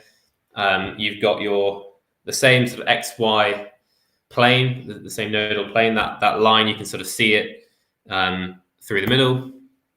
And then you also have this radial node here, this circle, just like the circles that we saw in our 3S density plot. The circle there, that's our radial node. And hopefully we can sort of start to see now that these orbitals have very, very specific shapes. You might wonder, how can you get this sort of donut ring shape? But it just falls straight out of where the nodes are. And the insights you can gain if you look at the actual mathematical wave functions that describe these things, you can look at them and you will very, very quickly see where these nodes come from. You'll see very quickly where they can fall to 0, and that's the most obvious insight you can gain from looking at these things. And it completely defines the shape. Where the wave function has to be 0 determines the shape of these orbitals. So if we look at some s orbitals together, obviously s orbitals have no angular nodes, so they're purely the circular radial nodes. We've got our 1s here. Now, as just like the lowest energy of the vibrating string or the skipping rope, there are no nodes for your lowest energy orbital. Just like this, there are no nodes in our 1s. Our 2s has the 1 radial node. There's our 3s with 2 radial nodes, and there's our 4s with 3. And you can see how these build up really methodically, and these now hopefully can now make a lot of sense to us why these look like what they look like, rather than just being these fairly nebulous ideas of, this sort of electron lives in this orbital. No, they're very, very specifically defined by where the nodes are. And you can see here, there are radial nodes. This is the plot. So if I go back to here, the graph in the top right, this is our radial distribution function. That is essentially what I've drawn out for these s orbitals here. So you can see our 1s in pink. Almost all of the probability of our 1s is very, very close to the nucleus. This is why our 1s orbitals, our 1s electrons in chemistry, never take part in reactions. Almost never take part in reactions because they are so tight, they're so closely sort of compacted into the nucleus that you can just never get to them. It requires an enormous amount of energy to get rid of them. But as we go up in energy, you can see how the sort of most probable values of our radius get further and further away. So if you look at the blue line for 2s, you get 2 little bumps, and the second bump is the biggest. With 3s, you get sort of 3, the green line, 3 bumps, where the third bump is the largest. And with 4s, same idea, 4 bumps. The fourth one is the largest. And you can see the radial nodes that the 4s has, there are 3 points where the 4s goes to 0. And there are 2 where the 3s falls to 0. There's 1 where the 2s goes to 0. So these ideas should help us completely understand what this graph looks like and why this graph looks like why it does. And you can see clearly actually the difference in energy between these orbitals. You know, the more time you spend far away from the nucleus, the less you'll feel the attraction, the electrostatic attraction. So the higher energy you're going to be, or the easier the electron will be to remove because it's further away. This is simple 1s, 2s, 3s, 4s. You see this progression going through our s orbitals. So I've spoken about all this stuff, made it seem really quite simple, really quite straightforward. But as ever in the world of chemistry, is that if you set out a rule and you say this is the case, this is what happens, this is why it happens, someone else will turn up and say, oh, but look at this, and I've done this reaction, it's completely different to what you just said. And this is a classic example with our sort of 4s versus 3D orbitals in chemistry. Any of us who've sort of in maybe our upper sixth or our year 13 will have done transition metals, will have looked at transition metals and realized that they are so much more interesting than all of the elements that came before them in the periodic table. And that's because you introduce your d electrons. And your 4s and your 3d orbital are really quite close in energy. But I've just been saying in this entire talk that the higher the value of n, the higher your energy. So you'd naturally just conclude, 4s is a higher energy orbital than 3d. But when we fill up these are your pictures of the two. When we fill up our 4s and 3d, if we follow this graph, many of you will be familiar with this. This is sort of Aufbau principle. That's what this is called, and it's simply the order in which you fill up your orbitals. You'll see that we go 1s, then 2s, then 2p, then 3s, then 3p, and then then we go to 4s. The 4s fills up before the 3d orbital, which would suggest that the 4s orbital is in fact lower in energy than 3d, despite the fact that n is 4 and for one and n is 3 for the other. But the key lies in the shape of our orbital. And the key difference between this scenario that I'm talking about, when you fill up your electrons orbital by orbital, versus when you have a hydrogen atom which has one electron in, is that once you have many electrons, the energy of your orbitals change, and you have this effect called shielding, which is where this effect comes from, and it's much more pronounced in the 3D orbital. But you can see if we look at the nodes of these two orbitals, you can see that this is our donut ring on the right. By the way, the 3D z squared. There's two sort of horizontal bits is what forms our donut ring for the cartoon. But you can see the two nodes, the two angular nodes that we have in our 3D orbitals. They both cross through the origin. They both cross through the nucleus, whereas our 4s doesn't have any angular nodes, so it has some probability density at the nucleus, and that's a really key idea, and that's why this shielding effect is much stronger in the 3D orbital than it is in the 4s, because your 3D electrons are prevented from ever being near the nucleus, really, because of these two angular nodes that run through it. So this is the answer to that question: why does the 4s orbital fill up before the 3D orbital? This plot tells us why. If we look at the bottom left-hand corner of this plot, you can see that the 4s has these little bumps.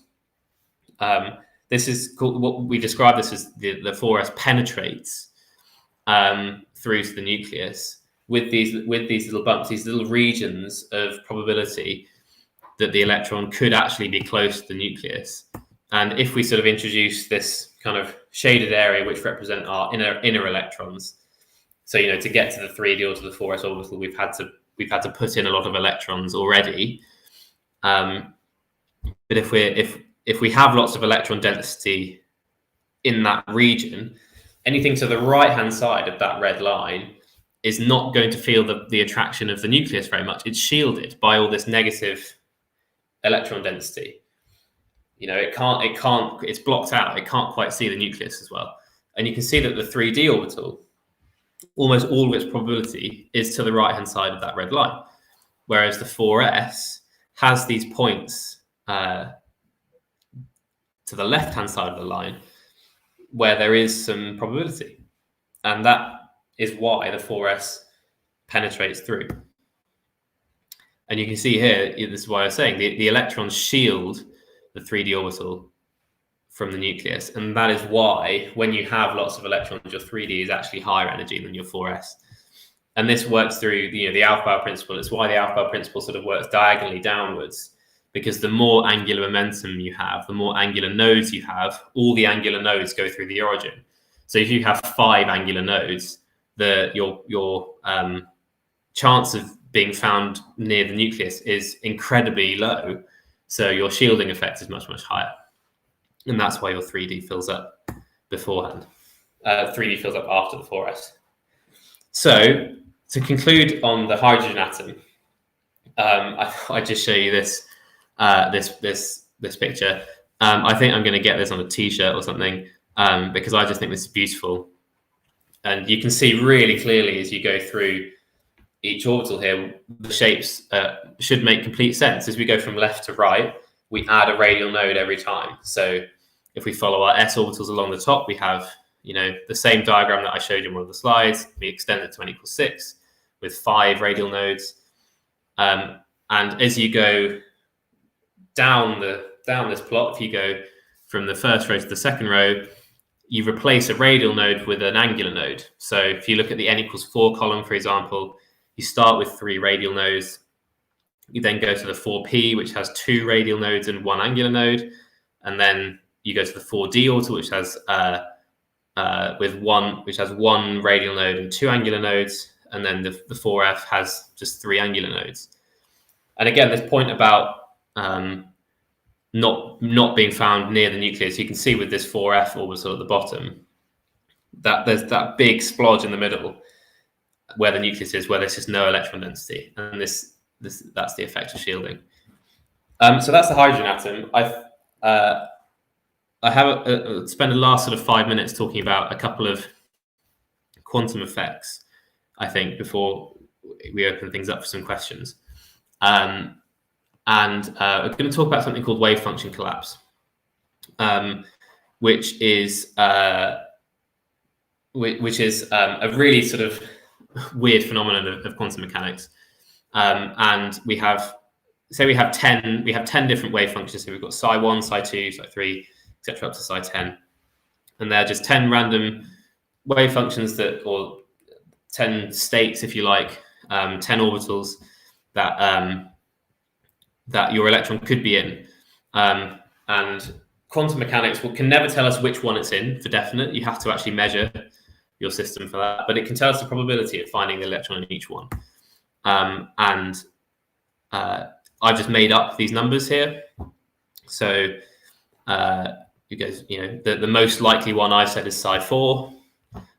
These numbers don't represent anything to do with energy. They're just labels. Psi5 is the least likely. So there's a 1% chance that you'll find your electron in psi5, etc.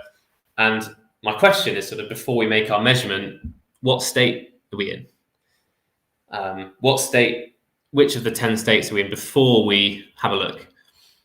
And the answer is we don't know. I'm sure many of you will be familiar with the Schrodinger's cat paradox, this idea that if there's a cat in a box and there's some sort of radioactive emission that triggers, I don't know, a poison or something, is the cat dead or alive before you look at it? And the answer is that the sort of common answer is it's dead and alive. It's both dead and alive. And that is quantum mechanically true. Before the measurement, the electron is in a superposition of the 10 states. and it's in a mixture of these 10 states. The superposition itself is not random. Your superposition will have more psi4, for example, than it will psi5. And your superposition will directly tell you the probability of finding the electron in each one of the states. But when we make a measurement, this is what wave function collapse is. We sort of see the electron. Let's say we find the electron in sign 9.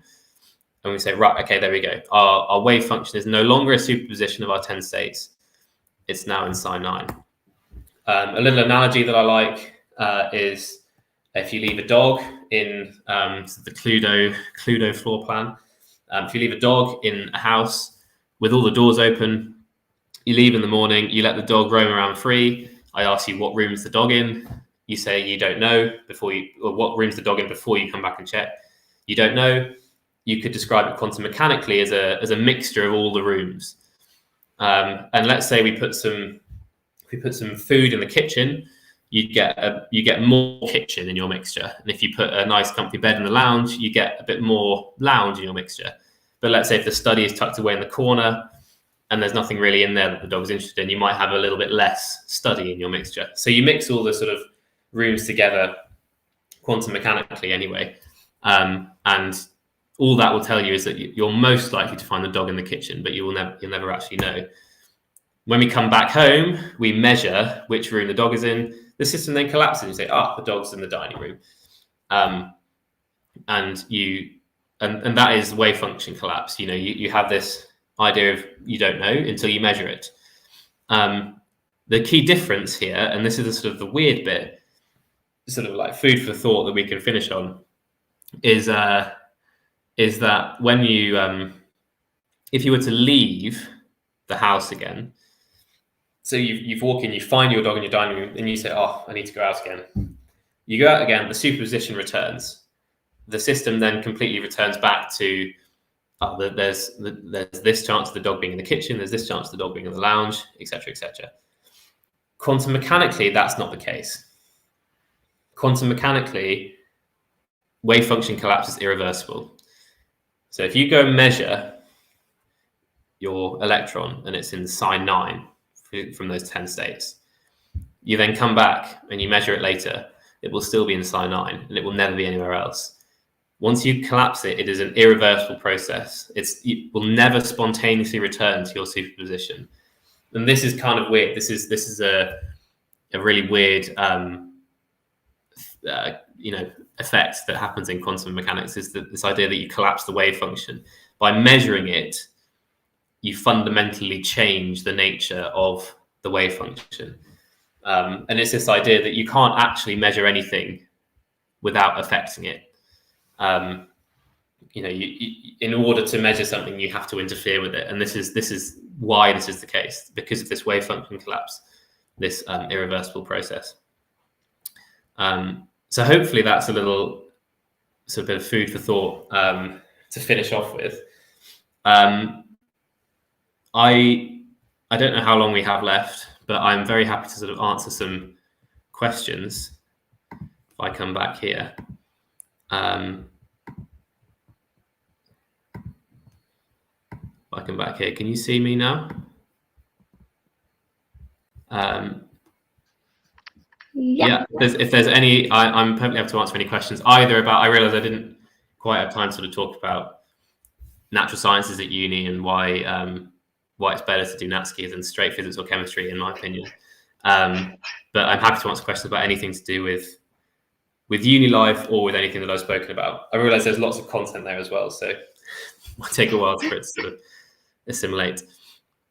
Thank you so much. That was really fascinating. I'm sure everyone really enjoyed it. As someone who's just started the A-levels, it was really interesting to hear about sort of the different complex equations and topics, such as the hydrogen atom and the actual reasoning behind a 4s also filling up for a 3D one. Yeah. So yeah, now we'll be moving on to a short Q&A, particularly for those interested in studying natural sciences at university. So if you do have any questions, please send them on the questions channel in the YSJC Discord server. There should be a separate thread there for them. But just to begin with, we'll start off with what do you think universities look for in an ideal applicant, and specifically for natural sciences, maybe?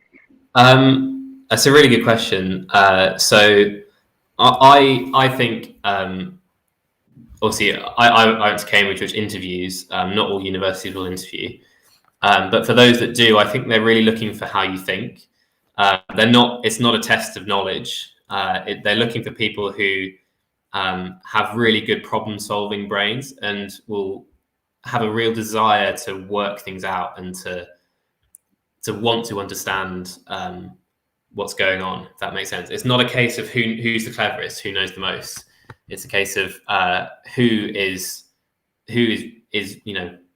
really wants to know things and who really will tackle this problem solving in a really interesting and in the right way. And I think that's what my interviewers are certainly looking for. They didn't talk about me at all. We sat down for half an hour and they just asked some questions about physics or chemistry and was solving problems. I think NatSci students need to have a desire for knowledge in obviously a wider base of sciences. Obviously, if you want to just do physics, then that's different to wanting to do physics and chemistry. And I did material science as well. The desire for sort of a well-rounded knowledge base is a really important skill for NatSci applicants, because you'll see, as you saw in the talk today, that this quantum physics sort of links together physics and chemistry really, really nicely. And, I got taught this stuff twice by the chemistry department and the physics department.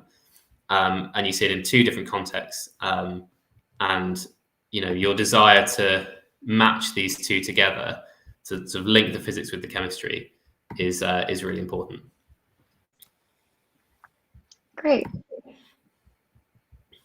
Okay, so I think the next question is, it seems from your talk that as you continue to study science, it becomes a lot more complicated, but if you keep at it, keep solving the maths, it becomes a lot simpler again. Would you say that's true? Yeah, so I think particularly in chemistry, you get this idea, you study up to GCSE, and then you're told at A-level that most of GCSE was a lie, and then you move on to university, and then you get told that actually, this is kind of a lie as well. And what you realize is it's not lies as such, it's just simplifications. And once you know the more fundamental understanding of what's going on, the simplifications make so much sense. When you study orbitals and you study in chemistry, when you study your orbitals and how they fill up, that completely explains sort of dot cross diagrams you draw at GCSE and helps you understand why it's not quite right, but it's a useful simplification to use. And when you go into uni and you study this sort of overarching theory of quantum mechanics, which describes all of this, you remove your electron as a point particle idea and you have this sort of electron density, then you can see really clearly where these orbitals come from. And I think that's absolutely right, is to say that once you get to a certain level, it all kind of makes a much more complete sense. And if you enjoy that as much as I do and did, then you'll enjoy studying this at uni. Amazing. I'd agree with the sort of idea of it getting different and then explaining what you learned back before at GCSE, especially with starting A-levels. So next question is, what can help me determine if I should study natural sciences or a more specific science course? I would say, unless you have a real burning passion for one particular science, studying NatSci is always a good option. I suppose you could flip that and say if you have a burning hatred of one of the sciences as well. But anyway, if you have a burning passion for one of the sciences, then go and do that science, because you'll be able to specialize more quickly in that particular. So if you do straight physics, for example, you'll be able to specialize in particular areas of physics more quickly at uni. Whereas for me doing NatSci, I didn't specialize at all until my fourth year. So in third year, I did physics as my sort of main science, and I did all of physics in third year, rather than specializing as you would normally. But I would say if you're sort of in any way indecisive, particularly between physics and chemistry, obviously biologists, it tends to be a little bit more separate from physics and chemistry at uni, particularly from physics. Lots of biologists will do chemistry as well in NatSci. But I think usually it's that sort of physics chemistry combination that I didn't want to give up either of them, so I went and did NatSci. And actually, when you get to uni, you realise that they link so closely together. So as I say, unless you have a real desire to do one in particular, I default to doing NatSci because it stops you having to make a decision, and you can get taught by two different departments, which I think is really, really good. Great. I think that also answers the next question, which was if I study natural sciences, but if I have a favourite science, will I be able to specialise in it, or am I committed to a broad range study? Okay. No, so you narrow down as you go. So I started with physics, chemistry, material science, and then all of you will do a maths course, I think, if you study NatSci. And then I did physics and chemistry in my second year, and then physics in my third year, and then particular parts of physics in my fourth year. And that's generally the progression you go. You'll have a main science that you'll continue through all 4 years, but you'll start from a much more rounded knowledge base. And actually, my knowledge of quantum physics, the first department that taught me quantum mechanics was the chemistry department at Cambridge. And that was so useful for me because I got taught essentially the stuff that I talked about in the talk today from a context of chemistry, which I understood. And from a visually, you can see these, with these orbitals, you can see the quantum mechanics in action, if you like. And when I went to study the quantum mechanics in the physics course, it made so much more sense to me so much more quickly because I'd already had this exposure that I sort of was able to understand and relate to. So I think doing NatSci is brilliant, but you will end up doing one particular science in your final year or final 2 years. Great. So I think we've just got time for one more question. So I think it's sort of a common myth that if you study a science degree or study something like natural sciences, it means that your entire life in the lab, you spend your entire life in a lab or you'll work as a scientist in a lab. Could you maybe share some reasons as why it's good to study something like natural sciences and the other careers it can open up apart from this? I mean, you will definitely have a lot of flexibility as to how much time you spend in the lab when you're at uni. You can, if you go down the theoretical route and you spend no time in the lab at all. But I think, if you study a sciences degree, the skill sets that you learn, the problem solving skills that you learn, and the desire for knowledge is so transferable into just about anywhere, and you will find yourself incredibly employable. I'm a teacher. I've gone into teaching, and it's completely different from being a scientist or being in a lab. But I love it, and the skill sets that you learn are so useful and transferable. And also, I don't think you don't study a degree to get a job. If you're doing sciences anyway, that's not why you go and study. You go there because you want to find out how the world works and why all this stuff happens. And I think fundamentally, you just got to go to uni with that attitude and just say, I want to understand this.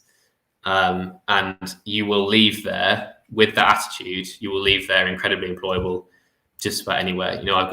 My friends are working in all sorts of different places. One of them works for Red Bull, one F1 team. One of them, lots of them working in London. Some of them have gone on to do research, PhDs and stuff. And then a few of us have gone into teaching. And it's you get this really nice mix of progression beyond uni when you study sciences. Great. Thank you so much for delivering your amazing talk today, and to everyone else watching for joining us. I think that's it for this session, and we'll be now moving to student post presentation. So thank you. No worries. Thanks very much for having me.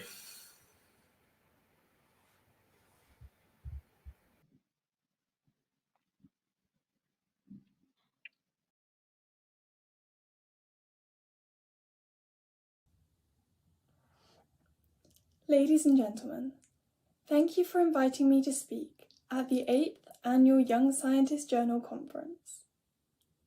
I'm going to talk today about a scintillator cosmic ray experiment on atmospheric muons to investigate the effects of time of day on the muon flux. This work was undertaken at the Lady Eleanor Hollis School as part of the London Queen Mary University SCREEN project.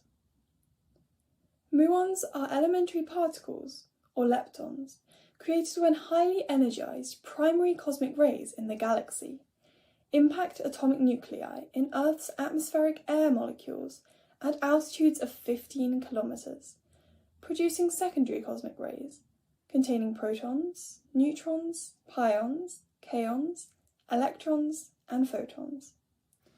Pions and kaons decay quickly into secondary muons, muon neutrinos, and antineutrinos, as shown in this diagram. Secondary muons are highly penetrative and do not interact with matter.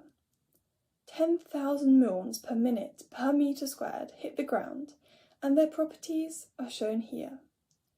Muons are very unstable, decaying into an electron or positron of the same charge as the muon, and 2 neutrinos within 2.2 microseconds. Detection of muons demonstrates special relativity, as muons should travel 1 kilometer at 99.5% of the speed of light, but they actually travel 10 kilometers from the upper atmosphere to Earth due to time dilation and special relativity. The purpose of this experiment is to explore the relationship between the time of day and muon flux using a scintillator photomultiplier tube detector.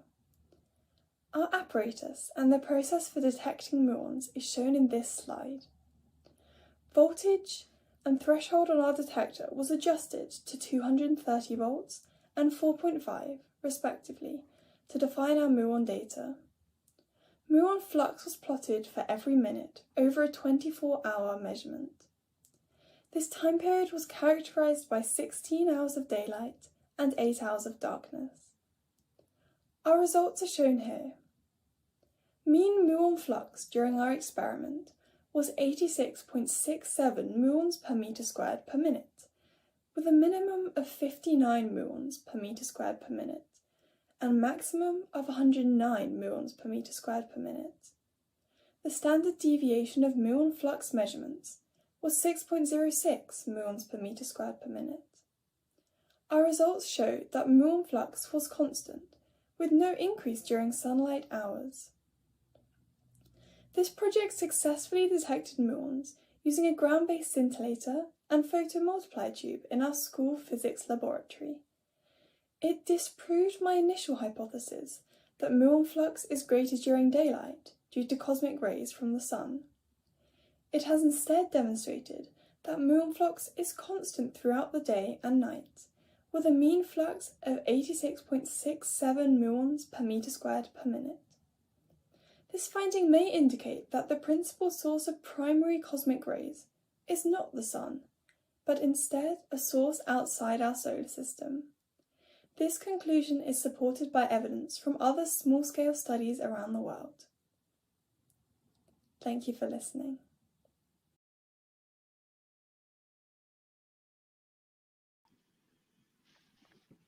Thank you so much, Catherine. That was really insightful. It was really fascinating, and we actually have a few questions for you. So the first one is, how long did your research and project take, roughly? So I recorded the measurements at school, and we had a time period of 24 hours. And then I did a write-up afterwards, and I spoke to some people from Queen Mary University just to get their views on the results and what they thought was happening. So around a month, I think, but it was a great experience. That sounds really good. So another question is, how did you find actually writing a research paper? And do you have any advice or tips for other people who might want to conduct a project as well on their own? Yeah, so I'm currently studying for my GCSEs, so I hadn't really been exposed to doing research and writing papers before. I suggest just carrying out some background information research at the beginning, and then I just focused on looking at my graphs and trends and making it easy to understand for other people reading it. And I think just getting started on some research really helps. The whole process, like, it was supported by the university and my teachers at school. And I think if you have any questions, just ask people who know more about it and you learn really quickly. Great, thank you so much. I think we'll just see if there are any more questions for the next few minutes. And in the meantime, we'll just be waiting for our other presenters as well.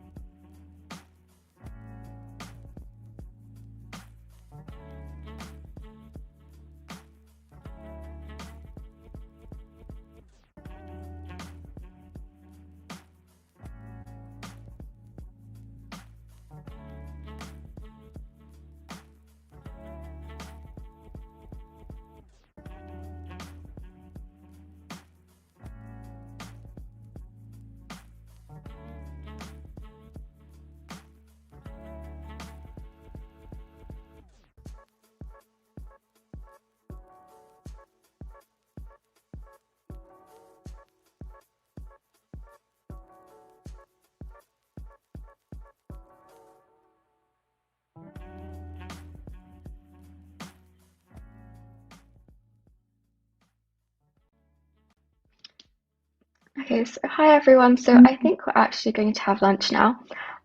So we'll be back at 1:30 p.m. BST for the rest of our student poster presentations. So enjoy lunch and we'll be back soon. Thank you. You're welcome.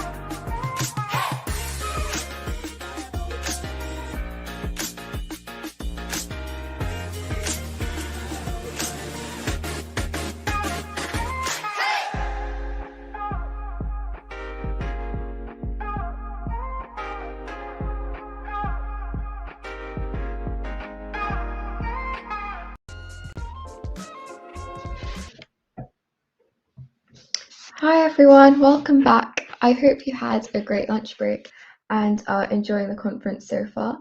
So I will now be passing on to another member of the Young Scientist Journal team here today, the lovely Janie, who is our head of marketing, and she will be introducing our speakers for our second round of student poster presentations. So I hope you enjoy. Hi everyone, we've had lots of submissions this year, and I'm really excited to introduce our first speaker for today. Gatik Trivedi is going to speak about accessible correlative diagnostic solutions for multi-organ dysfunction caused by SARS-CoV-2, the future of home-based AI-enabled telemedicine. I hope you enjoy. Hello everyone, my name is Gatik Trivedi, and I'm here to talk to you about my project, the Accessible Correlative Diagnostic Solution for Multi-Organ Dysfunction Caused by SARS. So there are currently about 82.3 million COVID cases around the world, with 24% of those cases with being severe, and 2% of those of a mortality rate. When diagnosed with COVID-19, people are required to stay in 14 days of self-isolation where they have no insight in their state of being. In these 14 days, if a critical issue is developed, people are immediately rushed to the ICU. This happens so frequently that the number of ICU admissions cannot be handled.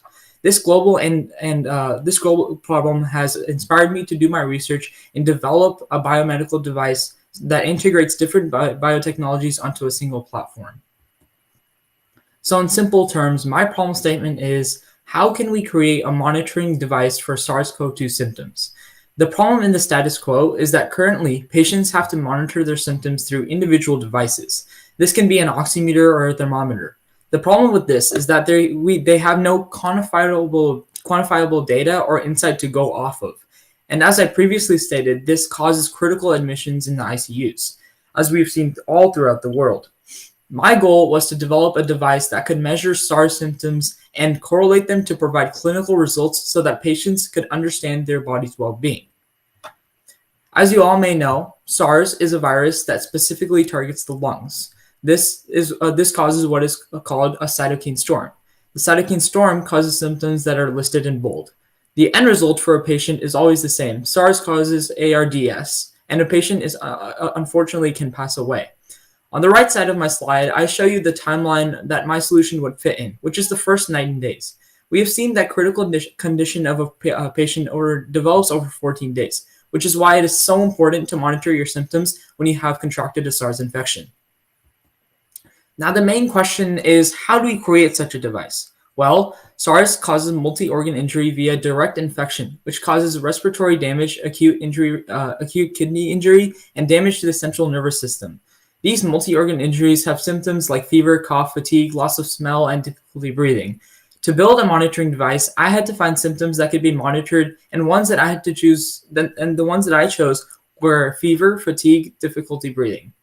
I've chosen an oximeter to measure fatigue because fatigue is always related to lower oxygen saturation in your body. My oximeter works by sending two lights, a red and infrared light, through the user's skin. This light is reflected back to the sensor, and the input is taken for the signal processing software to compute the SpO2 levels. Similarly, I've chosen a thermal camera to measure fever, since fever is obviously diagnosed with high temperature. Lastly, I chose to integrate my spirometer, since lung capacity is most commonly measured by spirometer. My spirometer takes in forced vital capacity readings. With these three measurements, I have executed a correlational algorithm that can be used to monitor and track the overall health. To measure overall health, I took a weighted average that is taken based on a point system out of 100 of the three data points that come from the oximeter, the spirometer, and the thermal sensor. Through my research conducted, I concluded that the three data points should not be taken in a normal average because some measures impact the overall health more than others. Instead, I utilized a weighted average in which the spirometer and oximeter readings are weighted the same and the temperature reading is weighted the least. I made the spirometer and oximeter weighted the same since oxygen levels and lung capacity is indirectly related. And since variances in temperatures can be caused by a multitude of viral infections, not just SARS, the thermal reading is weighted the least. The algorithm outputs a value out of 100 that fits into one of the four categories shown in the bottom right. So having these categories is also a great way for the user to comprehend their body's well-being. This slide is mainly about the testing procedures that were followed. With the state of the ongoing pandemic, it was virtually impossible to get actual COVID patient data at the time, so I found a way to overcome those barriers and simulate the results. To find COVID patient SpO2 level readings, I would exercise a little bit, which lowers my SpO2 levels, and then I would take the reading. For the spirometer, for example, I would blow into the tube a little bit further away, which lowers the forced vital capacity levels. And for the thermal camera, I would heat my finger up with a hair dryer and then take the reading, just to test the correlational algorithm. Over here, we have my data and results that I collected through multiple trials, along with the category that shows what those readings fit in. The bottom arrow graph shows that while I have chosen non-contact biosensors, you're not at all compromising on accuracy with the readings. These readings compared to the actual readings from the commercial grade devices. Another very important aspect of my project is the machine learning aspect to this. I utilized nonlinear regression analysis to show predictive trends of the readings either increasing or decreasing based on a biosensor that is being used to actually measure it. The reason why I specifically chose nonlinear regression for the data is because I saw that generally over a span of 14 days, the data forms more of a curve. Naturally, I used a logarithmic function on a scale to comply to it. The three equations that you see in the middle of the slide are the curves that were used for the hypothetical data in the previous slide. An important note is that validation of this method can be further tested in the future when actual SARS patient data comes out. The current World Health Organization model when you contract COVID-19 is to stay in home in quarantine for 14 days. As stated earlier, the patient health can often deteriorate over a period of this time and can result in mortality. My solution has early warning prediction and correlation analytics so that this can be prevented. The benefits for this can be better triaging to hospitals for a more sustainable flow of ICU admissions, along with the home-based capabilities in general to monitor oxygen levels, lung capacity, and body temperature from a single home-based diagnosing unit. The end goal for this project is to reduce influxes of ICU admissions, decrease mortality rates, and provide an accessible device for all people. By the conclusion of this device, of the telemedicine device, I was able to create a device that houses 3 biosensors on a single platform, as well as developing and executing a correlational algorithm using C programming, which correlates the readings selected from the individual biosensors.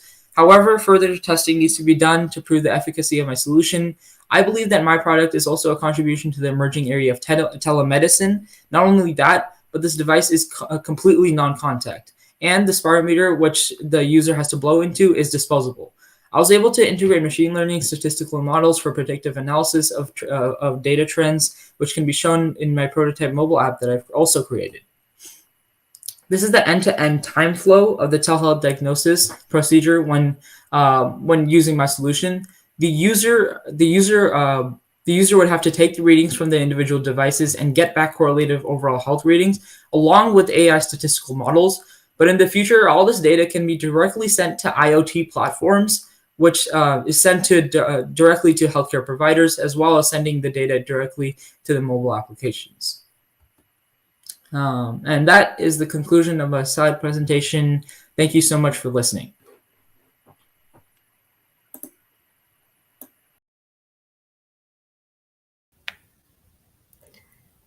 Thank you, Gatik, for your very interesting presentation. And given the current situation, I can definitely see lots of benefits for your research.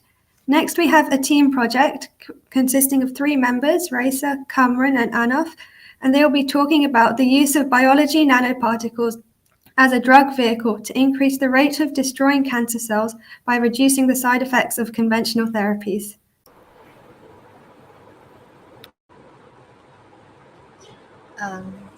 Good afternoon to all the judges. I'm Raisa Rahman Richie, along with my team members, conducted an independent research about the use of biological nanoparticles as a drug vehicle to increase the rate of destroying cancer cells by reducing the side effects of conventional therapies.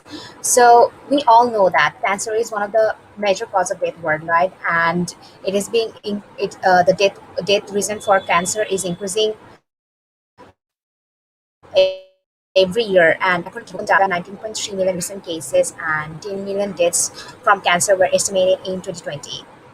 we can see now the conventional chemotherapies are used for the treatment of cancer, but the major drawbacks of chemotherapy are that it has poor viability, and it needs in higher dose, and it can also damage the healthy normal cells, and causing the undesirable and unintended side effects. So the cancer drugs are used instead of this chemotherapy, but the cancer drugs without these nanoparticles are washed out of the body, because the filtration system of the body kidney wash them out of the body before even destroying the cancer cells. So the use of nanoparticles has been clinically approved, but before reaching the cancer cells, the liver's immune cells engulf them, and they wash up the body. So we have adopted the biological nanoparticles in this case, because biological nanoparticles are extracted from the body, and the liver is less likely to identify them as external.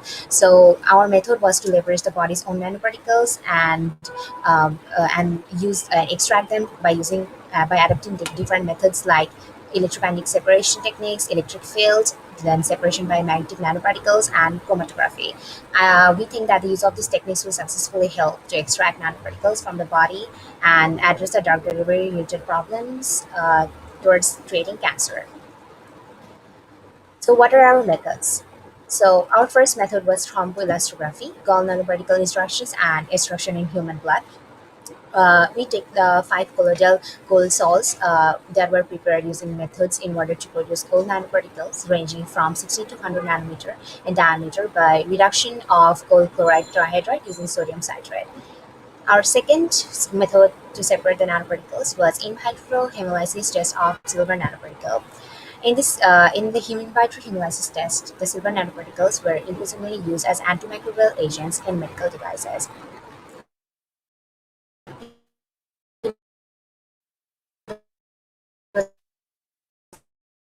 Medical and was the separation by magnetic nanoparticles. So magnetic nanoparticles was separated by using a magnetic flux or field gradient, and we know that the magnetic nanoparticles are the carriers of medicines that can be delivered to the specific parts of the body, and they can be converted medicines and administered intravenously, that means through vein, and into into a particular region. So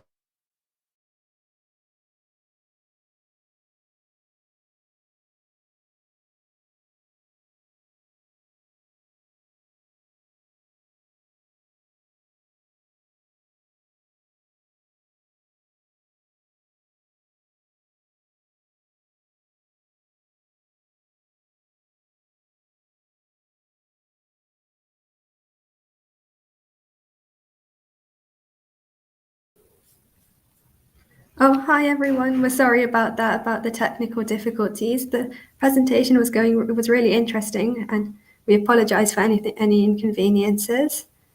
And I think, well, if we've just got a message that our presenter is back. So uh, can I continue the presentation? yes, of course. Yes,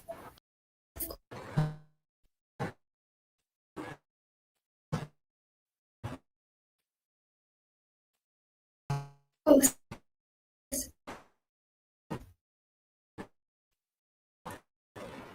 Okay, and electric field, and it was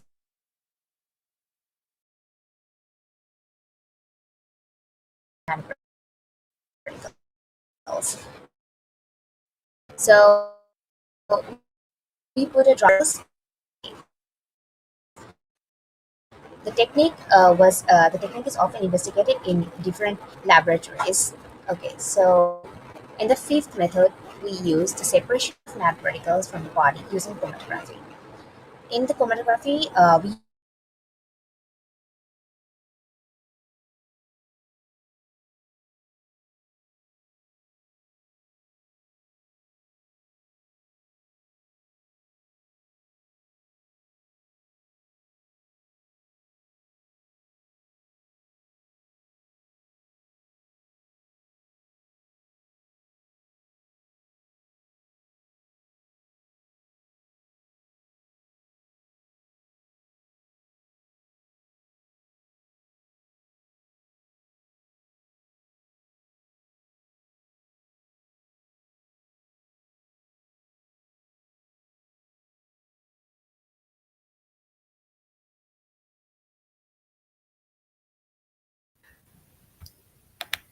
Hi, and we'd like to apologise for any technical difficulties that have been experienced, but thank you for your presentation, and it was really interesting to hear about how nanoparticles are being used to ensure drug delivery is personalised for cancer. And thirdly, we have Ihamul, who's going to talk to us about the motion of stellar objects around stationary black holes. Hi, can you hear me, right?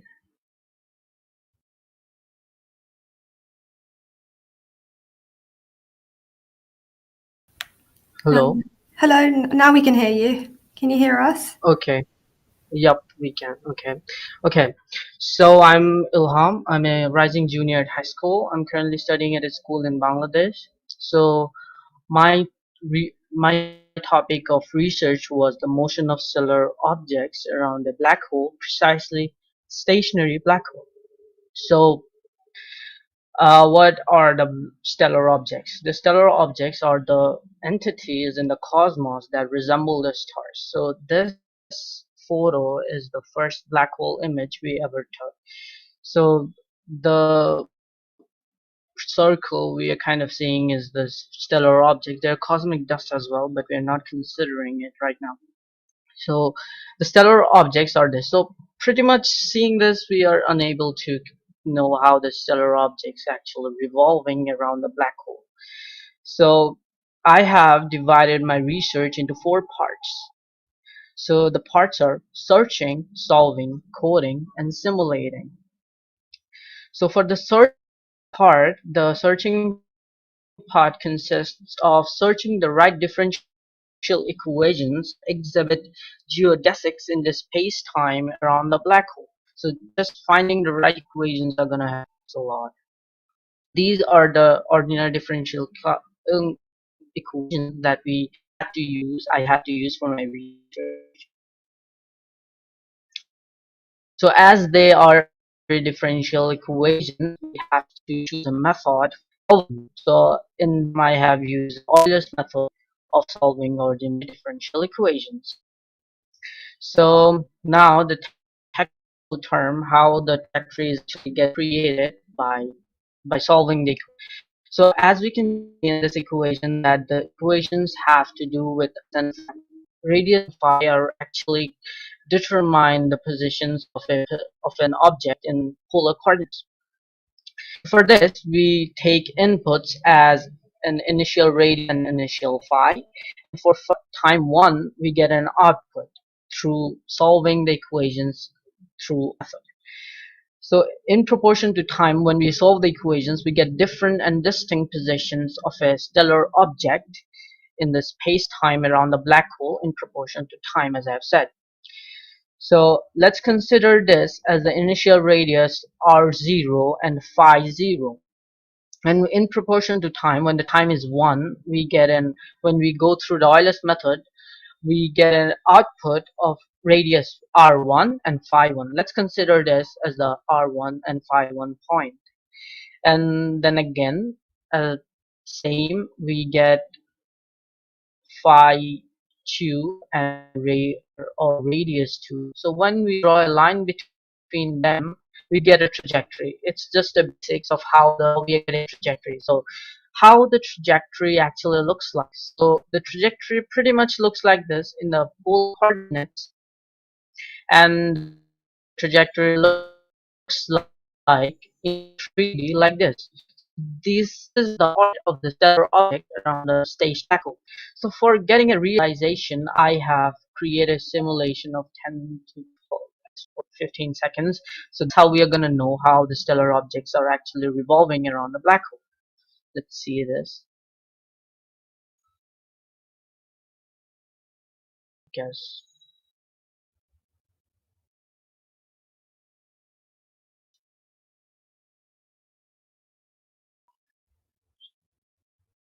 Is it starting?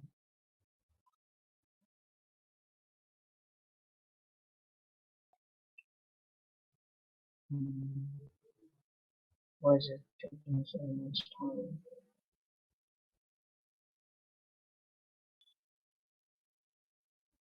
Okay, let's give visualization in this.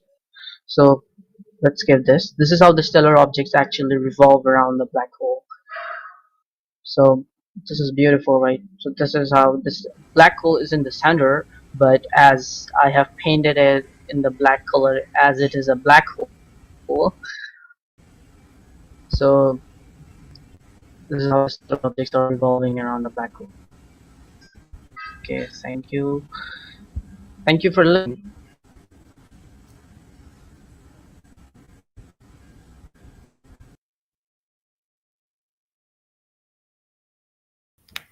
Thank you so much for your presentation, and I love the use of the animations to help us understand it.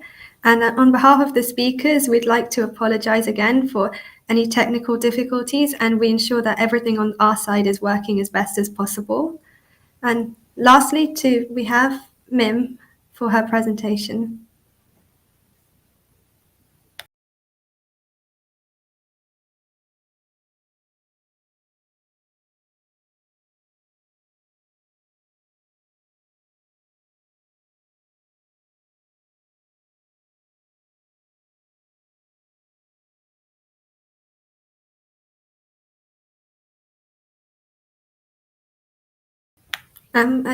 Unfortunately, we have lost someone. So, could Anaf please come to present this?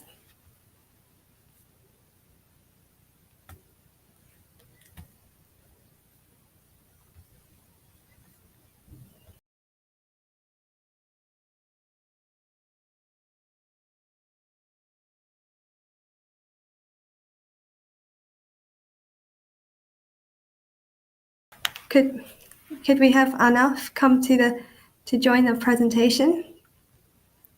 And yeah, we have. Oh, okay. We've just found out that Anaf and Mim are part of Raisa's team, and they would like to do the presentation again. So could we please have Raisa and her team come to the stage again for their presentation?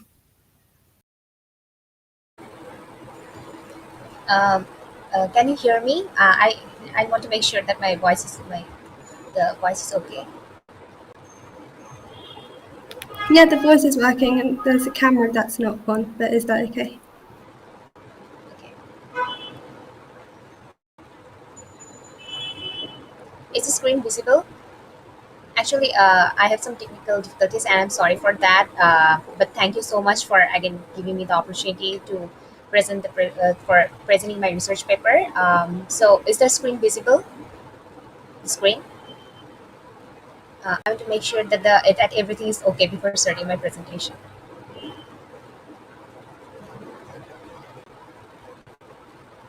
Yeah, we can now see your screen. Yeah, we can now see your screen. Okay, thank you so much. Okay, so good afternoon to all the judges. I, Raisa Rahman Richi, along with my team members, Kamruna Harmin and Anna Tausif Nial, conducted an independent research about the use of biological nanoparticles as a drug vehicle to increase the rate of destroying cancer cells by reducing the side effects of conventional therapies. Thank you so much for giving me the opportunity to present my research paper. So, we all know that cancer is one of the deadliest diseases worldwide, and millions of people are dying each year because of cancer. According to global data, we can see the statistics that 19.3 million recent cases and 10 million deaths from cancer were estimated in 2020, and the deaths are increasing each year. So why are the deaths increasing? Why are the conventional therapies and the treatments that are now available for cancer are not working and are not reliable for increasing the lifespan of the patient? So, what are the drawbacks? The drawbacks are that if the poor bioavailability, the high dose requirements, and the tendency of these therapies to destroy the normal healthy cells, causing several unintended and undesirable side effects. We can see the chemotherapy, the immunotherapy, the hormone therapy, the radiation therapy are being used now at present for destroying the cancer cells of the cancer patient. But these are not the reliable approach, the reliable approach that the patient can have for destroying the cancer cells and for living a healthy and normal life. So the cancer drugs without nanoparticles are also used for destroying the cancer cells, but the body's filtration system, kidney, quickly wash them out of the body before destroying every cancer cells. So, what are the reasons that now we are now approaching towards the nanoparticles? So the use of nanoparticles that is synthesized in the laboratory has been clinically approved, but what are the drawbacks? That before reaching the cancer cell, the liver's immune cells engulf them and wash them into the body. So we, as a team, conducted research about the use of biological nanoparticles that can be used as a drug vehicle to destroy the cancer cells. The use of biological nanoparticles as drug delivery vehicle will successfully address these delivery-related problems and carry drugs to the desired sites and reducing the adverse side effects of the conventional therapies. Our method was to leverage the body's own nanoparticles, and because the liver is less likely to identify them as external. These biological nanoparticles was discovered in saliva, urine, plasma, and serum, and the methods that we adopted for extracting these nanoparticles are electrokinetic separation, chromatography, electric field, magnetic particles, and um, electric field magnetic particles, and electrokinetic separation techniques, that is direct electrophoresis. These of these techniques will successfully help us to extract the nanoparticles from the body and address the drug delivery related problems towards treating cancer. So what are our methods? Our first method was thromboelastography, gold nanoparticle interactions and extraction in human blood. In this method, 5 colloidal gold salts were prepared using methods in order to produce gold nanoparticles ranging from 16 to 100 nanometer in diameter by reduction of gold chloride trihydride using sodium citrate. Then our second method was to in vitro hemolysis test of silver nanoparticle. Our body fluid consists of huge amount of nanoparticles. Silver nanoparticles is one of them, and they are increasingly used as microbial agents in medical devices. It is also used to determine which physical and chemical particle properties contribute to the mechanism of red blood cells, which is an vital component of our blood. Then the third method is the separation by magnetic nanoparticles. So magnetic nanoparticles are separated from the body using a magnetic flux or field gradient. They can be combined with medicines and administered through vein or through artery into a particular region. When the medication that we use the nanoparticles for separated by the magnetic nanoparticles, which is the location, the desired site, the enzyme activity, pH change, and the osmolarity or temperature cause the drug to be released from the carrier and destroy the cancer cells. This method, the separation by the magnetic nanoparticles, enhances the medication delivery effectiveness, decreases cytotoxic drug systemic distribution, and results in effective therapy at lower doses. We use this flowchart, the experimental flow diagram, for separation by magnetic nanoparticles from the body, to the nanoparticles from the body to use as a drug vehicle. Then the fourth method. The fourth method was extraction of nanoparticles from human plasma using an electrokinetic vacuum technology. In this method, we use the dime-sized electric sheet, where the hundreds of tiny electrodes generate a rapidly oscillating electric field, and it selectively draws the delivering nanoparticles out of the plasma sample, and was able to isolate the drug nanoparticles from the body successfully. In this process, a drop of plasma was laced in nanoparticles into the electric sheet and we saw the nanoparticle in just 7 minutes. And it's huge because it's taking less time, and it's small. The chip is also small with undesirable side effects. This technique works on a variety of drug delivery nanoparticles that are often investigated in different laboratories. The method 5, separation of nanoparticles from the body using chromatography. In this method, we used size exclusion chromatography depending on their hydrodynamic boundary. Smaller molecules meander in and out of the pores, which in gel-gel-less mixture moves through the stationary phase of an SSC column, which is typically made of packed hydrophilic polymeric plates. But the larger molecules cannot penetrate the pores, so the smaller molecules can pass through the stationary phase faster and emit from the column faster. Thus, SAC is widely used to separate the smaller molecules, which can be used as a drug delivery nanoparticles for treating cancer. So, what are our results? So, as the result, we can see that in vitro hemolysis test was the safest way to treat.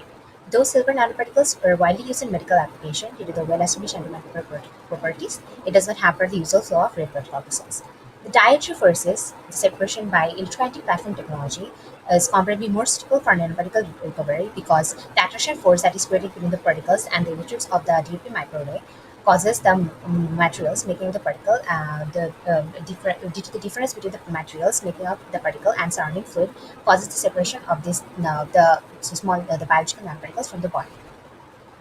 Then, this technology can be used in the recovery of the sterile nanoparticles from the human plasma. And we know that our body consists of 51% plasma, and it's huge because this dietrophoresis can separate these nanoparticles from the plasma. Then the use of magnetic nanoparticles in combination with an external magnetic field along with the magnetizable implants allow the delivery of particles to the desired target area, fix them at the local site, allowing the medication is released and act locally. Transportation of drugs to the specific site can eliminate side effects and reduce the dosage required. 4. The use of oscillating electric field that is generated from the chip can successfully separate the targeted nanoparticles from the blood.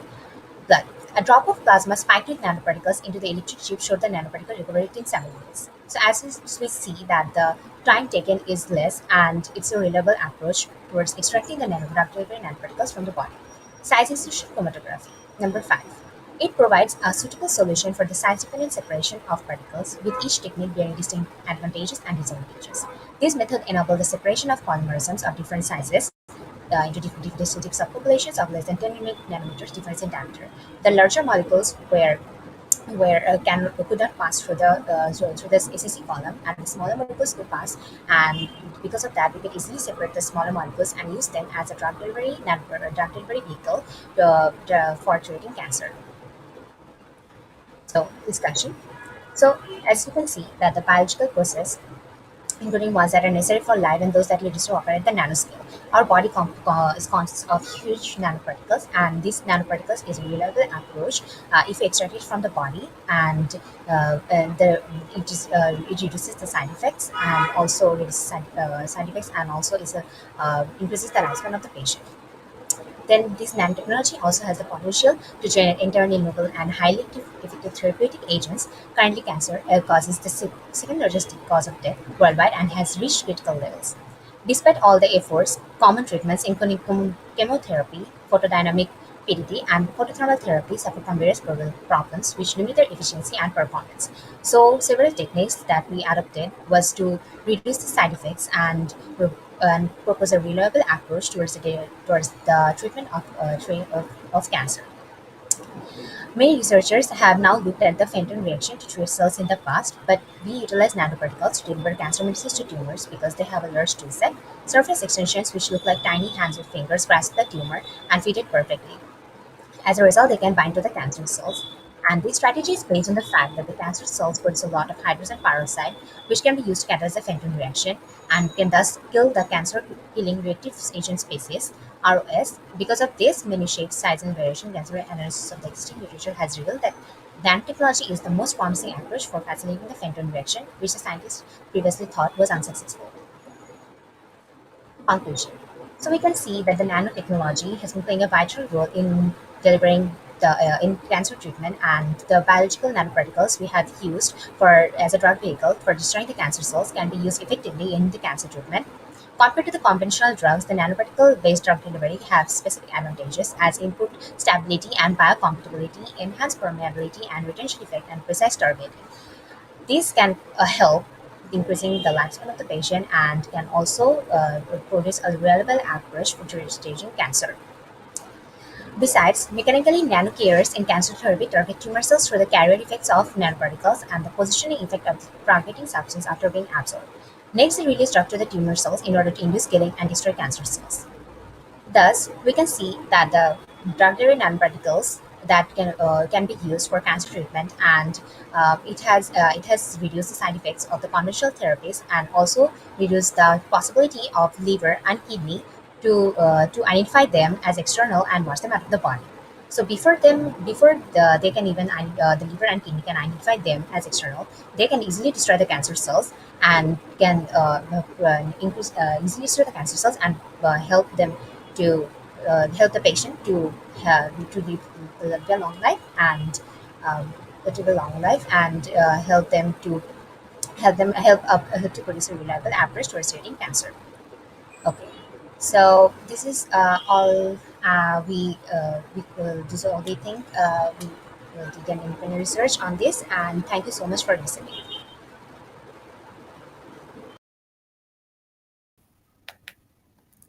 Thank you again for your presentation, and I'd just like to take the opportunity to thank all the research participants for their entry. They've all been really interesting, and I'm sure everyone at home has learnt so much. Be sure to stay here until this afternoon to find out which one of our entries have won. Thank you for listening, and hope you have the rest of a good day.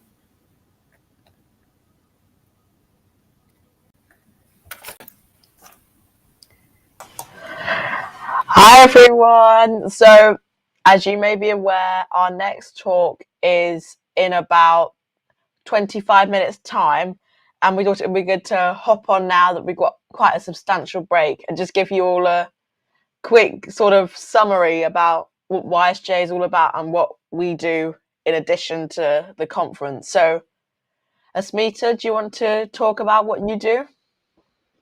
Yeah, so I'm mainly in the marketing department, but when I originally joined the YSJ, I joined as an artist, so in graphics design. So I think a really good thing about being in the team is that you can do multiple roles, so you're not restricted to just one department. So you could be editing articles, you could be working as WordPress admin, helping out with graphic design, writing captions.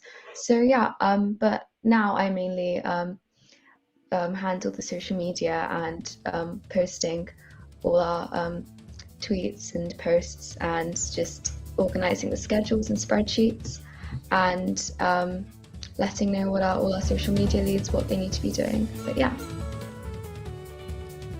And Janie, what are you doing? Yeah, so I joined the Young Scientist Journal as a WordPress admin, but then I became more interested in actually learning about how academic articles were editing. So I moved to become a maths and computer science editor, which was really enjoyable, and I really learned reading all the different research that everyone submits. And now I'm head of marketing, so I work with Asmita and Yanchna, who's a newsletter executive, to ensure that we put forward all of our campaigns and ideas and ensuring our audiences we are as transparent and as engaging as possible with our audience.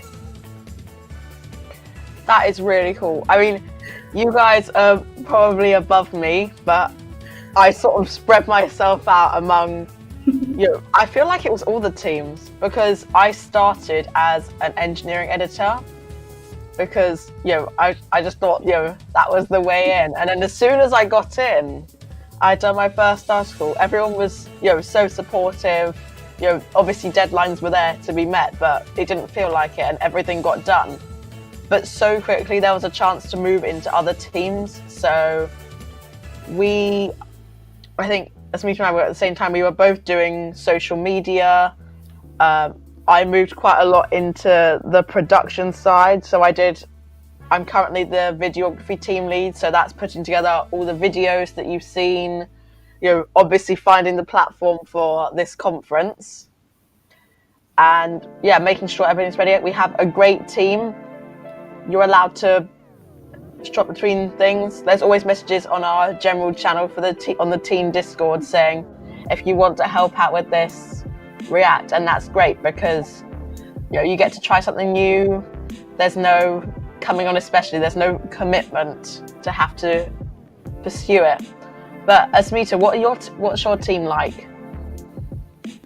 I mean, I'd say it's quite similar. Within social media, we're sort of organized into the different platforms. So we've got a Twitter team, an Instagram team, a LinkedIn team, and it's quite nice because you can write Instagram captions but also tweets. So as you said, we sort of just go between roles and departments, and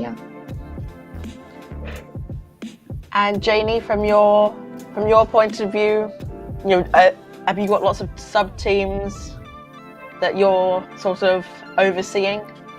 So as well as social media, we also have a newsletter, so be sure to subscribe to that to get regular updates on what's going on. But also within editing, I'm a junior computer science editor. The thing is, whatever subject you enjoy, I'm sure there is an editing channel for you. So there's something for everyone here. And what I love is that it's so diverse. So we have a podcast, YouTube channel, editing. So it's just not just about reading articles. There's lots of different things to do. I forgot to mention that I was a part of the podcast team as well. But one thing I want to say is, obviously being student run and obviously having this age that you have to sort of be in to be part of a student team, there's quite a high turnover, which is a bit sad because it means people move on quite quickly. But also at the same time, it's really good because there's a chance for promotion. So, I went from just being at the bottom to being, a team lead for multiple teams in less than a year. And hopefully things can only get better. Yeah, exactly. I love that because we normally at school and stuff, we don't really get this sort of leadership opportunities, and to do it with something you enjoy, such as science, it's really great. How are you guys feeling that this conference is completely online this year? Obviously we would have had it in person, but I feel a bit sad that it hasn't been in person or as a hybrid event. Yeah, it would have been great to meet everyone and meet everyone. Sorry, meet everyone you work with, and as well as meeting the people who've actually written their research. Yeah, I agree. I think in one way it's sort of a blessing in disguise in the sense that we can connect with people all around the world, and I guess perhaps it's brought more viewers because of that.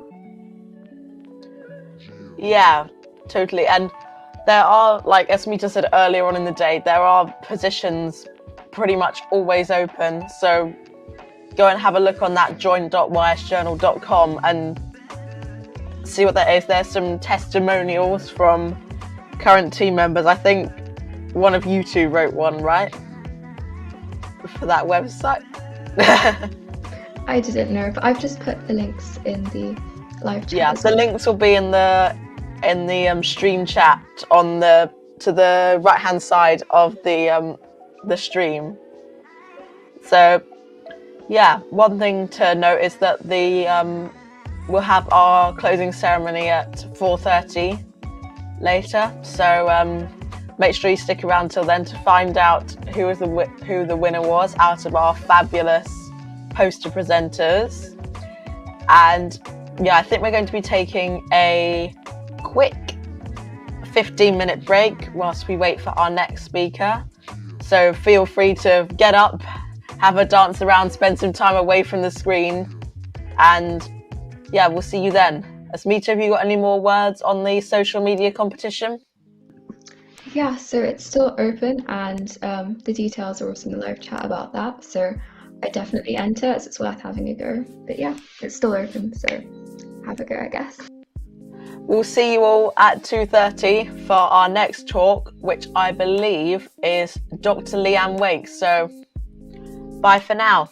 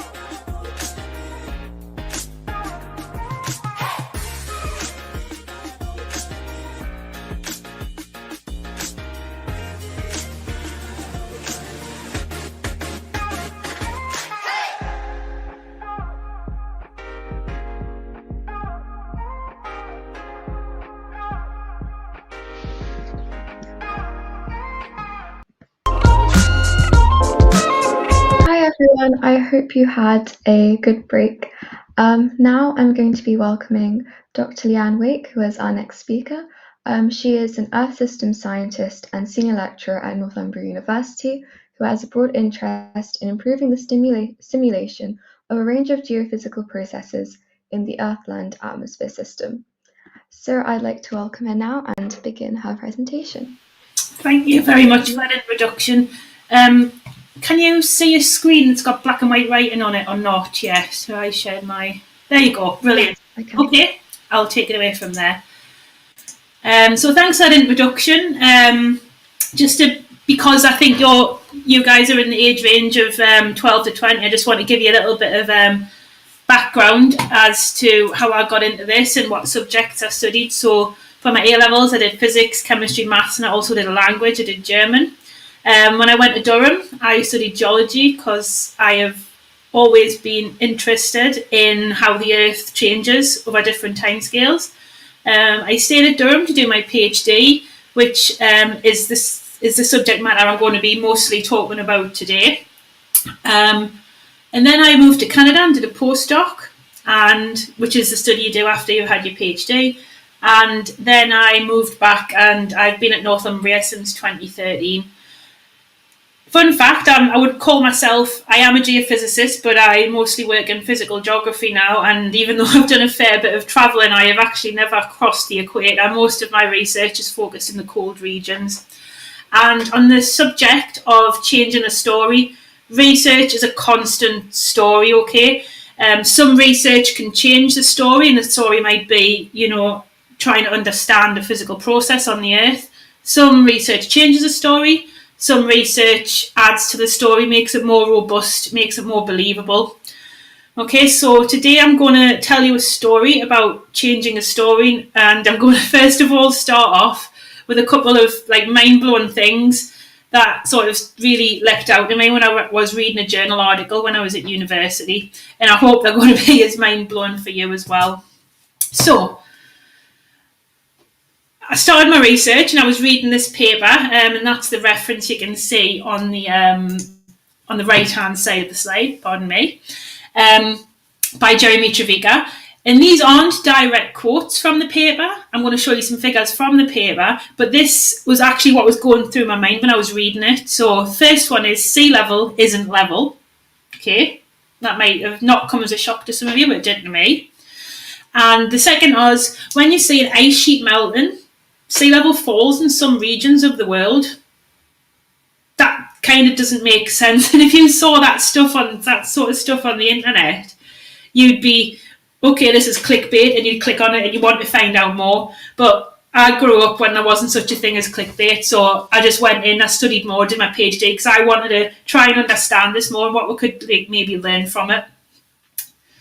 So to try and convince you that this is true, and it is true, I'm going to bring up a little cartoon here. So I'm going to jump straight into the technicalities early on in the PowerPoint presentation because we are on a Saturday afternoon. Okay, so I don't want to go too heavy. So what you're visualising here is a cross-section. So this is your ice sheet. Okay, this is the edge of the ice sheet on the left here. And it's sat on the Earth. Okay, and this is like the Earth's crust. Okay, so I'm fairly exaggerated. So we've got the solid Earth here, and we've got an ice sheet sat here. Okay, we've got the ocean as well, and hopefully one thing you should notice about this ocean is that it's not level. It's exaggerated. It looks like it's curving up the closer it gets to an ice sheet. So why is that? It's because an ice sheet itself is a big mass, and it has its own sort of gravitational attraction. And because of that, the water in the ocean's basins are attracted to that ice, and that's why the sea surface sort of curves up towards it, because that water is attracted. You can't see it with the naked eye. You couldn't stand in Greenland and see this big curve on the sea surface, but it is detectable. It is detectable from space with gravimetry. So that's the first bit. Sea level is not level. Okay. The next bit is from the previous slide. When an ice sheet melts, sea level falls in some regions of the world. Okay, so this is the next stage of the cartoon. So I'm going to melt the ice sheet. Okay, and you'll watch it retreat backwards here. Now what's happened is, because you've removed that water from removed that ice from the land, you've put it into the sea, there is less mass sitting on the land, and the solid earth, something else, is not actually solid. It actually behaves a little bit like a memory foam mattress, and it'll be deformed when the ice is sat on it, but when that ice is removed, it springs back up. So the land is rising relative to the sea, which is like a sea level fall. Okay, so that's one part of it. And that effect is exacerbated by what I told you before about gravity. Because this mass has become smaller, the gravitational attraction is less. So that sea surface that was up here now is actually fallen close to the ice sheet, so the sea level falls as well. So you've got the surface falling, and you've got the solid earth moving up, and that is a relative sea level fall close to an ice sheet. That doesn't happen far away from ice sheets. This is an effect that happens close to ice sheets. So that statement that I brought up here actually came from a paper of which this is a figure. And this is a very famous scientific paper by someone called Professor Jerry Mitrovica. He's currently at Harvard. And this is I would say this is my number one paper that I read when I was doing my research. And I'm just going to take it through what's shown on this image. It's an image of the Earth. You've got it sort of in a projection where Antarctica just looks like, it's not a circle, so this is just a different projection. And in this example, let us say Antarctica has melted enough ice to raise water levels around the world by a metre. Okay, hopefully all roughly know what a metre is. And if that water was spread evenly around the world, the Earth's surface, okay, so you've got a metre. But because of what we've learned in the previous slide, that ice sheets have their own sort of gravitational attraction, and because underneath an ice sheet the land rebounds, because you've taken a mass off, the sea level rise isn't the same everywhere on the Earth, and that's why I've called this the unfairness of ice sheets. So if you have this metre, an average sea level rise of 1 metre, far away from the ice sheet where that water moves away from the ice, it's actually 20% higher. You'll get 1.2 metres instead of 1 metre. In regions, say, on the very southern tip of South America, that's fairly close to the ice sheet, so it's influenced by this reducing gravitational attraction, so the sea level rise isn't as high here compared to in the Pacific, so that'll only receive maybe 60 centimetres of sea level rise.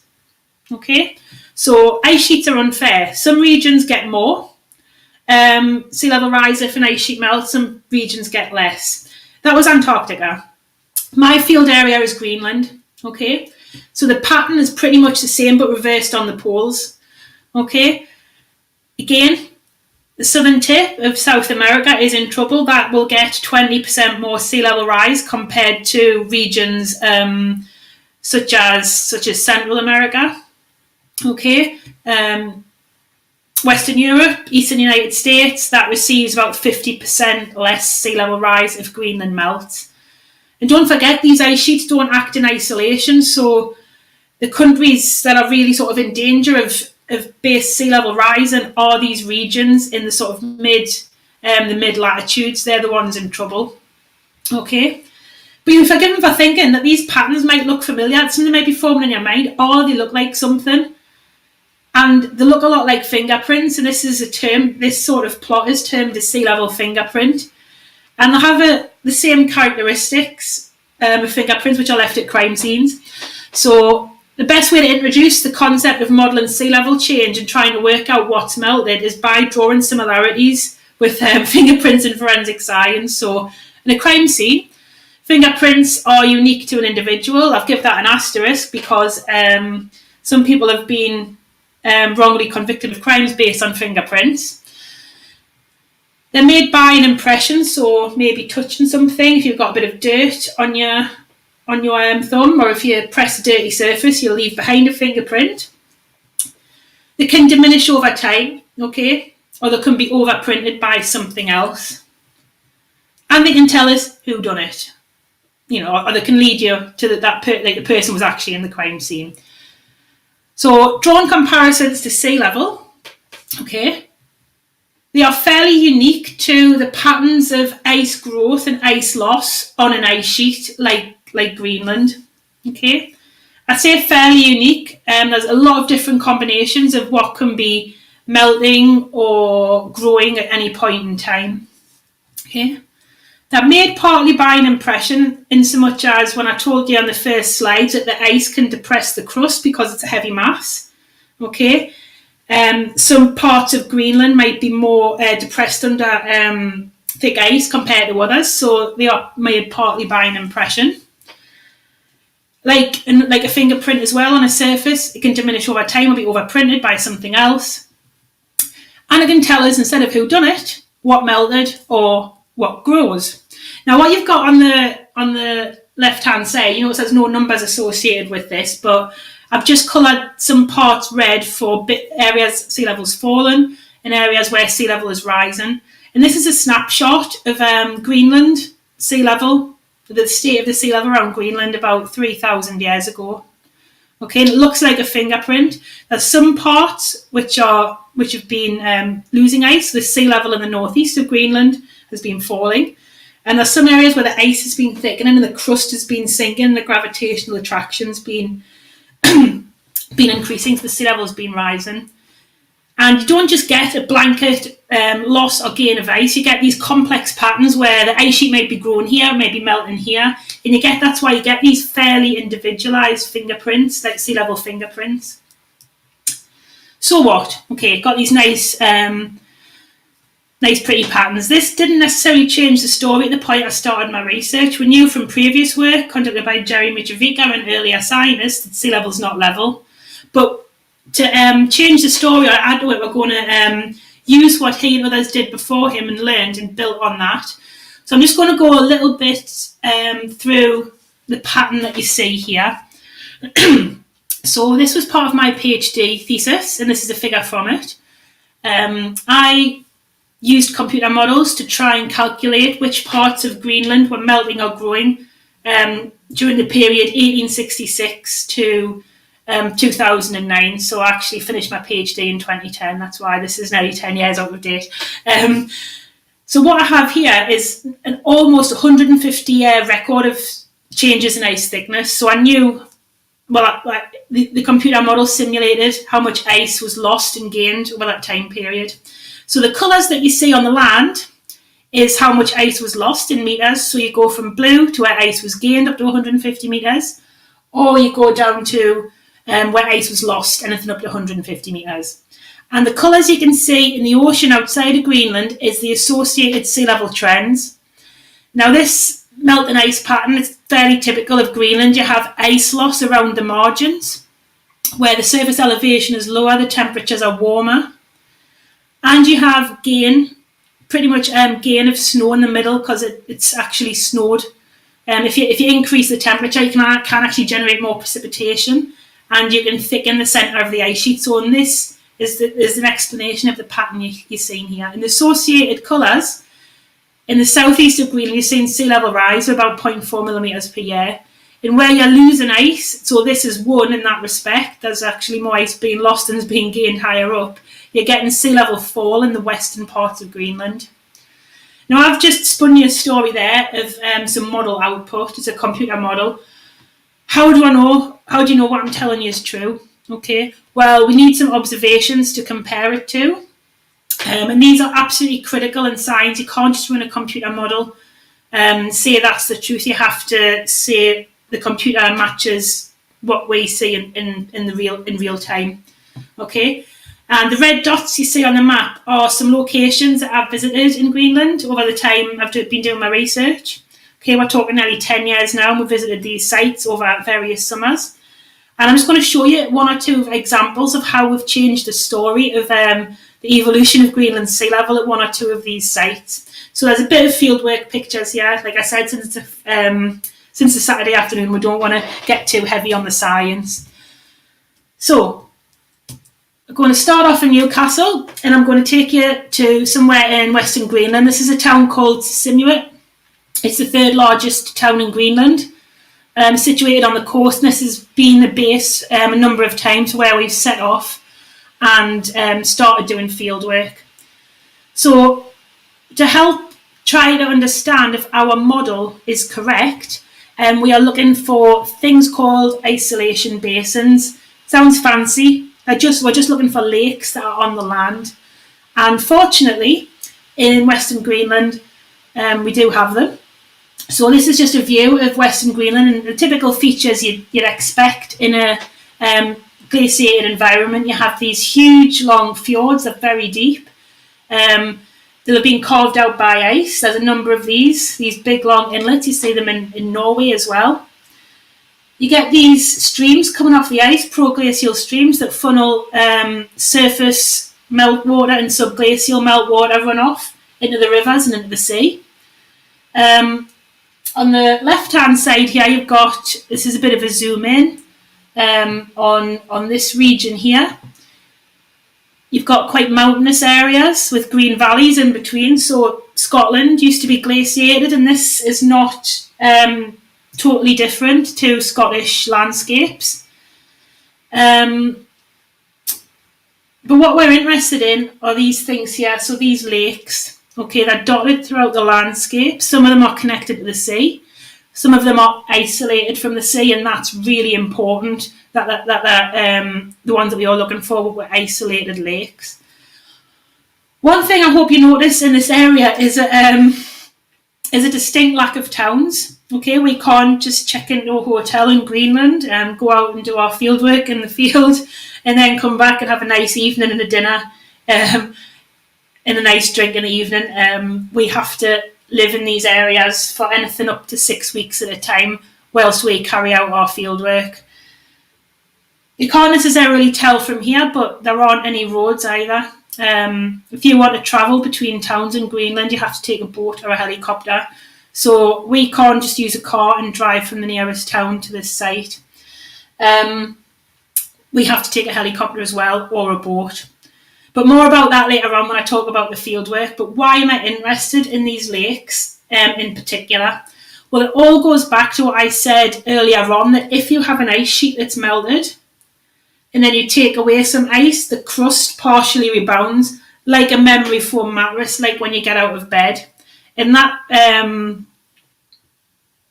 causes some very distinct features to be formed in the mud and the sediments in the bottom of the lake. Okay, so here's a lake. That's probably me there from 2008, 2007. And probably Sarah, my colleague. And what we do is we look for these lakes that are cut off from the sea. And there's a lot of them here. You notice the sort of mountains in the background. These can be maybe up to 4 to 5 metres deep. And what we're interested in is the stages and the timing of when this happened. So let's just say this is 14,000 years ago. You might have this topographic low sat right near the coast of Greenland. So imagine this is the open water, and this is the coastal region of Greenland. And you just get clear, silt, marine sand. You might even get a few little shells in there if you're lucky. This next stage is when the ice sheet is starting to melt, okay, and the land is starting to rebound. So relative to the sea, this base of the land is going up, so you get less influx of seawater in there, and it starts to become more brackish. Probably something close to what you'd find in a salt marsh, okay? So it gets a bit of fresh water, gets a bit of marine water coming in, and that changes the sediment, okay? It changes it to a bit of a mix between maybe this clay and a bit more mud coming in. The ice continues to melt and the land continues to rise, okay, relative to the sea level. So eventually, what happens on this third slide, this lake gets cut off from the sea, and again, the character of the mud and the sediment that's in the bottom of the lake changes. Okay, and this itself is a story. You know, this is a story through history. It's like a diary of the environment. You get this nice succession starting with the oldest sediments down here and the youngest at the top. And what you finally see on the right-hand side here is that change happening in a sediment core. You get the marine dirt at the bottom, and you get a bit of a mix, something called, it's a type of sediment called gitcha, and then you get the freshwater gitcha. It's like, it's a bit like jelly, that's probably the best way to describe it. And what you can tell just by looking at this is that the sea level has fallen, or relative to the movement of this land, okay? That this lake, could have been anyone here, has been cut off. And we want to know, when did that happen? Okay, and then we can actually get a story of what the sea level history was. Okay, we can use radiocarbon dates to time when that was actually cut off. So we just take a core. We go into these lakes and we take a core. Like I say, I'll show you some field photos near the end of the talk. There's also some telltale signs on this landscape. So Greenland, there are some bits of land in the west, but it was originally covered in ice. And what's left is like an environmental crime scene, probably the best way I can put it. The different features that you see here, these are old beaches, okay? Wave-washed bedrock, quite similar to what you might see around some UK coasts. Okay, you can see these notches where waves would be eroding the landscape. And if you look even more closely, you find the evidence. So if you're a forensic science person, you'd be looking for stuff like this, actual bones. Okay, so these can be found a couple of 100 metres above present day sea level. Whale bones, driftwood. So if you go to the beach, you might see wood floating on the surface that gets deposited on the beach, maybe at high tide. That's a sea level indicator. How on earth did that get up to 100 metres elevation? Okay, that's how it got up there, because that land that you see here was once close to sea level. You might find seashells up these hills. And yeah, whale bones, these are good things to find, because obviously, sadly, sometimes when you see whales that have died around UK coasts, they tend to just lie on the beach at sea level. And then if that happened thousands of years ago and it's landed on a beach next to an ice sheet, that land is rebounded and that whale carcass, or what's left of it, its bones, are found at really high elevations. Again, telltale sign that sea level was at that point sometime thousands of years ago. So a little bit back to the science. Now this is a plot of when you find these isolation basins and you plot where they are above present day sea level, and you get a date of when that lake was cut off, you can form these graphs. Okay, so what you can see on the axes here is thousands of years before present. So here we are at present day. This is 4,000 years ago. This is 8,000, 12,000, etc. And how to read these graphs was, at 10,000 years ago, sea level was 80 metres higher compared to present. Okay, so if you were standing in that spot 10,000 years ago, you'd be under 80 metres of water. 8,000 years ago, so we're here on the graph, sea level fell to 40 metres. So this is a sea level fall. Okay, so the sea level's gradually going down over time, which is where this black line follows, which is a model output.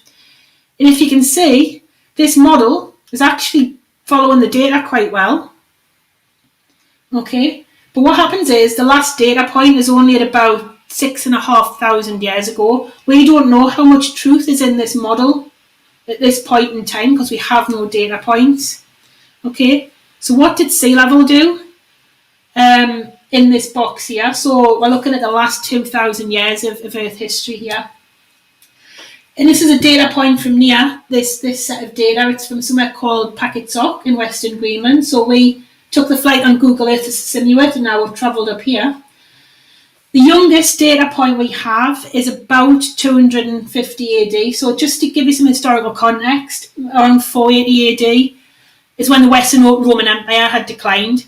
So at that point, when the Roman Empire was fallen, excuse me, sea level in Western Greenland was 4.5 metres lower compared to present day. Okay, so if you were stood there in Packetsock and dressed as a Roman looking at the ocean, the sea level would be 4.5 metres lower at that time. So that's like a London double-decker bus lower. Okay, but what on earth did sea level do between here and then? Okay, but we're missing some part of the story. And this is where my most recent research came into play. We collected some data in order to fill in the blanks of this story. So not necessarily changing the story, adding to it with some sort of surprising outcomes.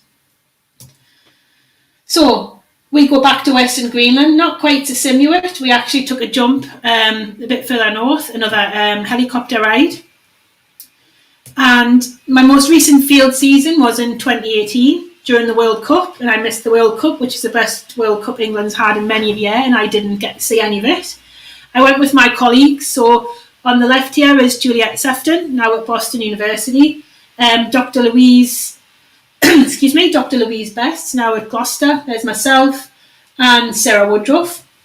And because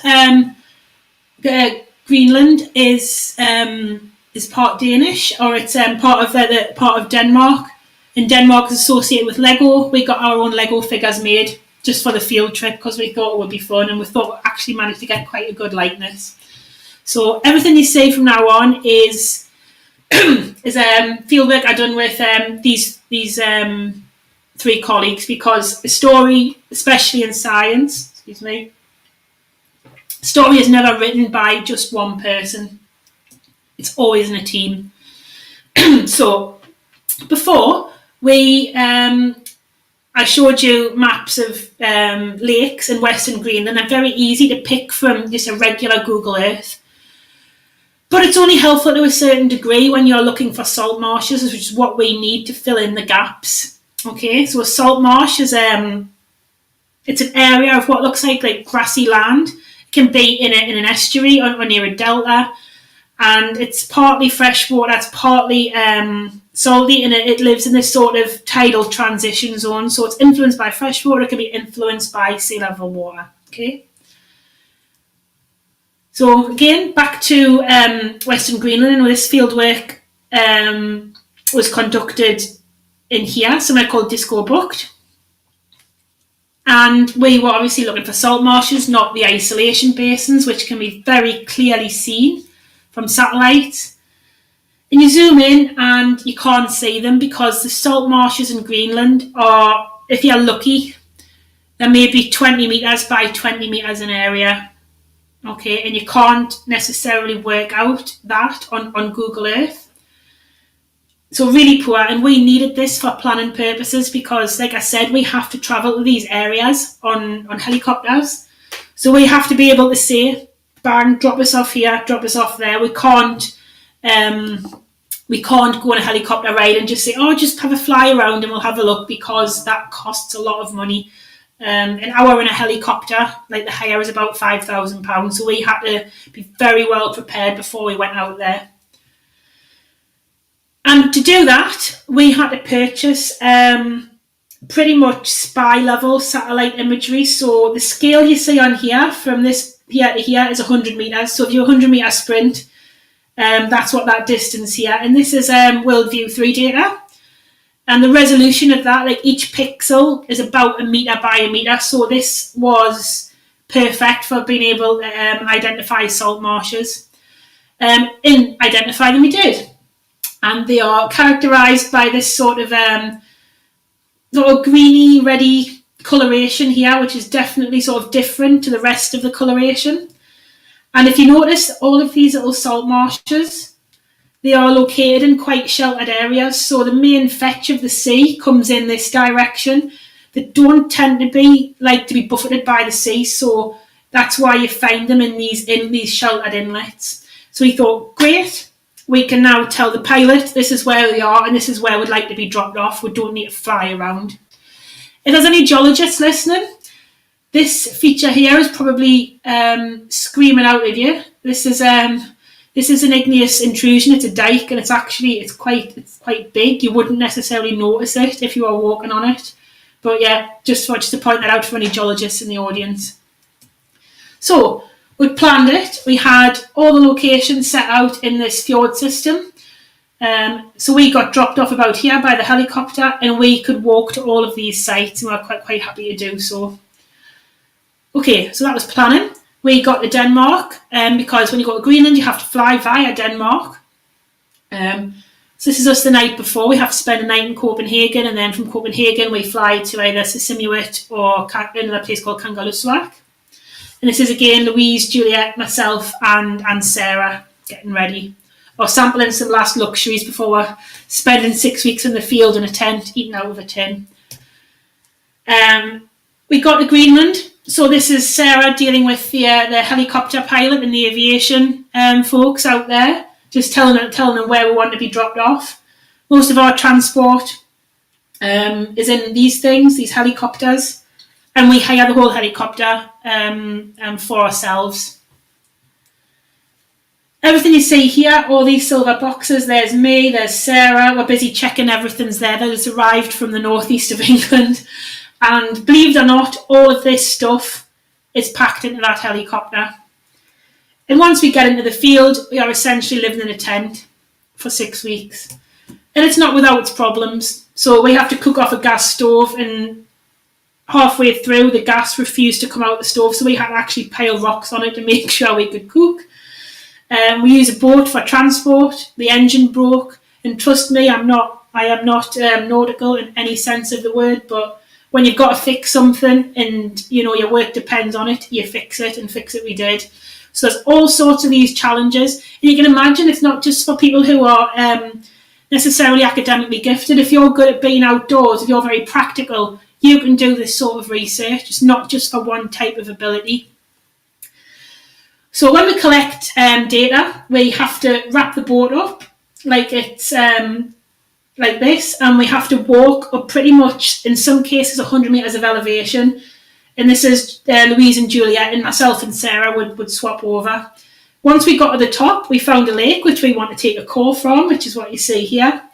We'd have to pump the boat up and then paddle out into the middle of the lake, which is this next slide. So when you get a core, hopefully you remember from a few slides ago, you've got this nice this is marine, nice little bluish sediment, and then it gets cut off. The lake actually rises and it's not in contact with the sea anymore. Then you get this terrestrial sort of mud that's being flushed into it. So that's a really sort of beautiful example of a lake being cut off from the sea at some point in time. You'll notice I'm wearing some strange sort of headgear, Sarah less so because she's used to it. And that's because, believe it or not, when you're working in these conditions, the midges are horrific. Greenland is cold, yes, but you do get midges and mosquitoes that can actually stay warm all through the winter, and then they live in the lakes, and then what happened here was when the lakes reach a certain temperature, they hatch. So this does not look like an image from Greenland, but trust me, it is, and there's me sort of sheltering in my entire kit, trying not to get bitten. Okay, so once we found these salt marsh sites, hope you believe us here, they're quite small. Like I said, we'll be lucky if you get 20 by 20 metres area. We take a look at the sediments and we dig a trench, and we try to take as little sediment as possible, and we always make sure you reconstruct the land after it. And we take this sediment back to be analysed. So what you've got happening here is you have got some peat, which is freshwater terrestrial, and then you've got a salt marsh. So immediately, just by looking at the colour of this, you can tell that there's been a sea level rise over some time period in this area. Okay, and we've just got our fingers crossed that the time period covered by the sediments fits in that data gap that are exposed in the slides before. We want to know what's been going on since the 1500s or the 1600s right up until the 20th century. So once we've collected all of this stuff, we have to travel back by helicopter. Okay, so we pack all the boxes, and then our helicopter pilot, Peter, arrived. Okay, he's quite pleased to see us. We were pleased to see them. We were scruffy, we were dirty, and we just wanted to see a hotel after about 4 weeks of living in a tent. So yeah, he's him. He's sort of scanning the site, okay, and then he caught sight of what we were going to have to pack into the helicopter. We had a lot of sediment to take back to analyse, and this was probably looking a bit sort of reticent. Is this going to fit into my little helicopter? And yes, it did, but you can tell he wasn't very happy, and we did the flying equivalent of limping back to the airport with all of our kit and caboodle.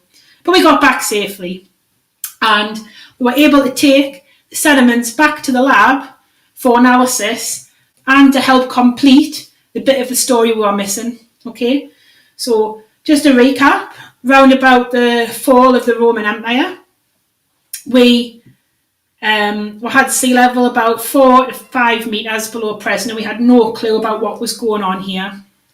Okay, and because we had no clue, if we hadn't collected this data, what us as sea level scientists would assume is that sea level would rise in a linear fashion from this point in time until present day. Okay, no wiggles or no ups and downs or anything like that. But what the salt marsh sequence, the data that we uncovered from salt marshes uncovered was this, and it's not linear. Okay, so our model, or what we thought was happening, was maybe correct up until around, probably looks like 1660, which is about the time of Great Fire of London. But then the sea level sort of jumped up. It rose a lot faster and then it leveled off, so it sort of did that. And it's been kind of level until about since around 1700 AD. Just done a little zoom in there for it to be much clearer for you. Okay, so we didn't change the story. We just demonstrated that the assumption wasn't true of a linear rise in sea level, and we added to the story. Okay, so my research, like I said, has been sea level change in Greenland for the past few thousand years. Now, this is what the ice sheet, this is how big the ice sheet used to be 20,000 years ago from a model simulation, and this is how big it is now. And the story of its evolution is contained in that sea level data that I've just presented to you, okay, through the medium of looking at a sea level fingerprint. And we'll keep adding to the story. The story is changing. For example, we've got another data set from a place called Asiat. And Asiat actually literally translates to land of the spiders. I don't know why, but that's what it means. It has a little spider web as its town badge. And we had a similar thing going on here. So we've got about sort of 500 AD here. Okay, sea level was 2.5 meters below what it is today. So if you were stood in Asiat in about 500 AD, 2.5 meters below where you are was where mean sea level was. So we did the same thing. We collected a bunch of sea level records, and we've seen that it has risen. Okay, but then it sort of flattens off and then it rises again. Now, why would that happen? Well, during this time, 1600 about 1800 was a little ice age, so we could be thinking in our minds that maybe the ice sheet got a bit thicker then, and it depressed the crust and made the sea level rise a lot quicker, so it caused subsidence. In the little ice age, the northern hemisphere was maybe a degree colder compared to present. In London, Christmas fairs were held on the Thames itself. It was frozen over. But where we're at right now, this story hasn't ended. I've just added to it, and in research, when you add to the story, you create more questions. We've built up a lot of these sort of data sets from around Greenland. And now I'm at the point of applying for a scientific grant to try and write some more of the story, to do some more experiments or some more computer modelling to try and get to the bottom of why these sea level patterns are the way they are. And I just want to finish that a story has many authors in science. You might pick up a book, like Harry Potter or whatever, and it's got one author. It's never finished. The story has many authors. And these are just a few of them who have been on publications with me, and it's non-exhaustive. Okay. Finally, this could be you yourself. If this has interested you, I'm more than happy to pass my details on to Harry, who got in touch with me, to share my email address with you, and maybe to send Harry like a list of sort of social media resources, like good ones to follow. If you want to stay in touch with this sort of research. And I hope something else that has come out of this is that you don't have to be necessarily hugely academic to do this. If you're good practically, you'd be excellent for the fieldwork type of stuff. If you're good in the laboratory, we need people in the laboratory to analyse the samples.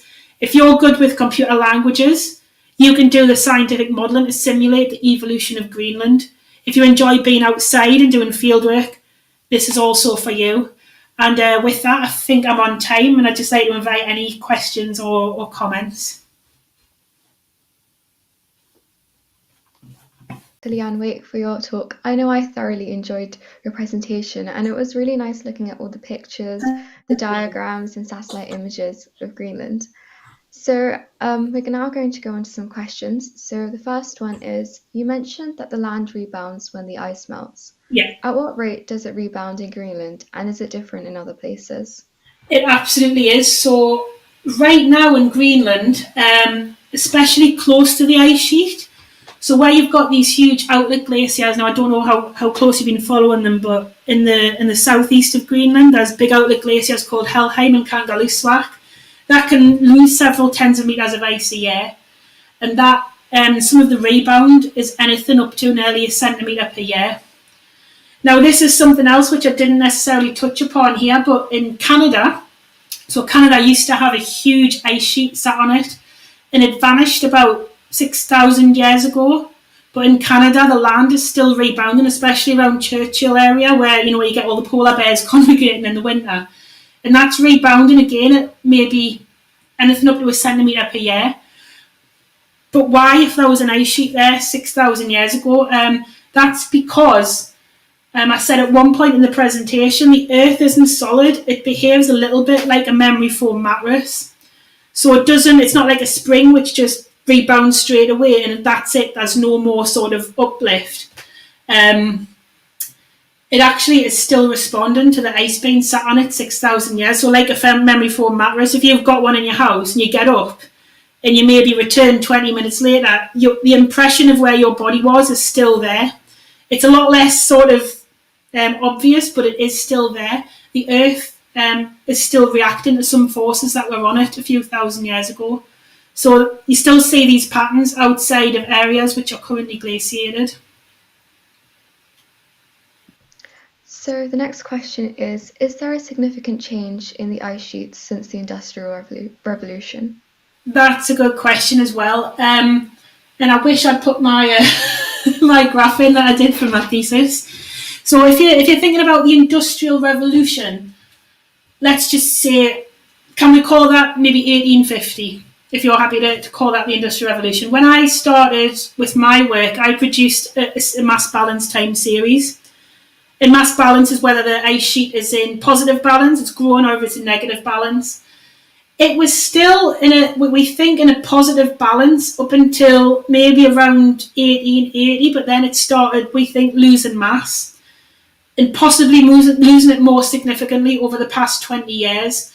So when I did my PhD, the big change looked like it was happening, going from a positive state of mass balance to a negative state of mass balance around maybe 1900, 1920. But the data that's coming out now and the modelling seems to suggest that might have happened a lot earlier. So rather than, maybe 50 years after the Industrial Revolution, actually close to being like the same time. This is an ongoing story. When did Greenland start significantly losing mass? And this again, it's great that you've picked up on it because I've just written a grant on this. And we're hoping to reconstruct climate in Greenland back to 1600. So we've got the Industrial Revolution period covered, and we've got the run-up into that, so maybe we have a better sort of idea of when that change happened. But we thought it was going negative, the ice being lost around 1850 to 1900, but it could be a bit earlier than that, which is concerning. Amazing. So you also mentioned at the end applying for a grant to do further research. Could you describe what you'll be focusing on? There was a little bit about it there. So the grant is it's something called 3 work packages. So 3 different mini projects within a bigger one. We want to use a much more sophisticated ice sheet model that doesn't just calculate ice melt or ice loss. Sorry, ice melt or ice growth. We want to use a model that can calculate how much the ice is slipping, because ice moves. You see, glaciers moving, you see icebergs being carved into the sea. So we're going to use a much more sophisticated model than what was available when I first started this research. So the tools to sort of build a story get better over time. That's something else about science. And yes, it's part of it is going to be trying to reconstruct the climate back to 1600, so we can try and understand better how Greenland reacted to that climate as it evolved from, like I said, little ice age, quite a cool period around 1600, right through up until present day. And it's important to get the past correct because, like I said in the presentation, we do work a lot with models, even more so since the pandemic. We've not been able to do a lot of field work, but we need to make sure that model is telling us the truth. So if we can get it right for what's happened in the past, we've got more confidence about what it's telling us for the future. Great, so that's the whole reason of focusing on the past. So the next one is, there looks to be so much effort that's gone into your data collection and fieldwork. How do you go about funding it, and what do we as a society get out of it that's worth funding the sciences? That's a good question because I should be practicing this in my grant. So it's not like grant writing used to be, we go out, we collect the data, we do our little science, but every grant has to have some sort of like impact plan, exactly what you've said, why you're doing it, because some of it is, quite a bit of it is taxpayer funded. And the reason is, what do you get out of it? And it's quite a convoluted pathway from I want to model the past sea level change in Greenland. Part of it is to improve our forecasting tools. So in order to work out, okay, if we can produce like an ensemble of predictions about how Greenland's we've got a really good model, it works in the past. Let's feed it with what's going to happen in the future. Whereabouts does if we take the UK as an example, we can use this improved model, which was hopefully improved with grant money, to predict which parts of maybe the UK coast are going to be in danger of sea level change. That's one element that's directly applicable, maybe the UK taxpayer. We also take our science into schools. We want more diverse people involved in science. We would like to work as well with Inuit communities. So if we're out there in field work, what we might do is work with Inuit people to know a bit more about their environment and not exclude them from the story or their knowledge of the landscape, which can be very different, the scientific knowledge, and very complementary. So we sometimes use the money to build education in these areas, and also within UK science to get diverse groups of people involved. So we have to demonstrate now that there's obviously societal impact in terms of economic impact. We're producing a model which says really you shouldn't build houses here because it's a risk of sea level. And there's also introducing more people into STEM as well, so science, technology, engineering and maths. There's all sorts of impact. I can actually talk quite at length about another project which has nothing to do with ice sheets that I'm hopefully going to be involved in as well. But most of it is, it used to be where scientists would go out, we have expeditions, we do our research and there's no impact, but it's definitely building more and more into the grants. What are the public getting out of this? That was really interesting to hear. I can't hear you. Oh. Sorry. Sorry. That was really interesting to hear, and I think as well with women in STEM, it's something we should be encouraging society. So the next question is, how many years of error or uncertainty do your data points have? I don't know if you want us to show them, but I can say that because you noticed the data points were across. Right. That depends on how good you can do your measurements. So the lakes, it all depends on how well we know its elevation above present day. GPSs aren't that good. We'd like to know our elevation of the lakes to within at least 20 centimetres. That's not good enough from a Garmin, even the expensive one. So we take surveying equipment and we do the surveying itself, okay? Like the tripod with a camera on top. So some of the isolation basins, excuse me, will probably have a plus or minus 20 centimetre error, so within 20 centimetres, and because the magnitude of the expected change that we're expecting to see over thousands of years is maybe 30 or 40 metres, an error of 20 centimetres within that is nothing. So that explains the error going up and down, the call it the Y error, so the error on the elevation.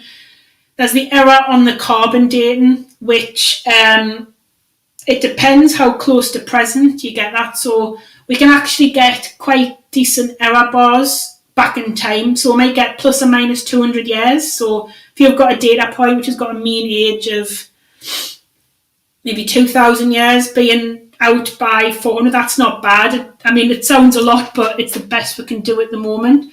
But closer to present day, because of the carbon contamination in the atmosphere by humans, we have to use other dating techniques to keep those error bars down, so to keep the time, the age of the sample constrained. One of the things we use is lead curves. So in the Roman Empire, they use a lot of lead, and that's actually, and when they're producing a lot of lead, and that's a signature in sediments, so we can actually be quite precise at like how old a sediment is if we get this sort of spike in lead. There's also bomb spike dating, so we know when nuclear bombs, not very nice, they've been set off in the Pacific, and one such event was in the 1960s. I think it was 1963. And that created a spike of cesium in the atmosphere, and we can detect that in the sediment. So if we take a profile of the element cesium through a sediment core, we see a spike, we say, oh, that sediment there is from 1963. So carbon dates are they're good, but once you try to look at sediments which are close to when, you're kicking out a load of carbon in the Industrial Revolution, they're sort of less reliable, so I have to rely on, like I said, lead and cesium. Great, thank you so much. So the next one is, isn't there a cycle to these things that occurs every few 100,000 years? Does the data we have now fit with that cycle, or has the story changed beyond it? Okay, so yes, the data does fit with that cycle, and I'm really glad someone's brought that up. So we do have cycles in climate, and there's three sort of main periodicities. We go through a cycle every 23,000, every 41,000, and every sort of 100,000. They're called Milankovitch cycles.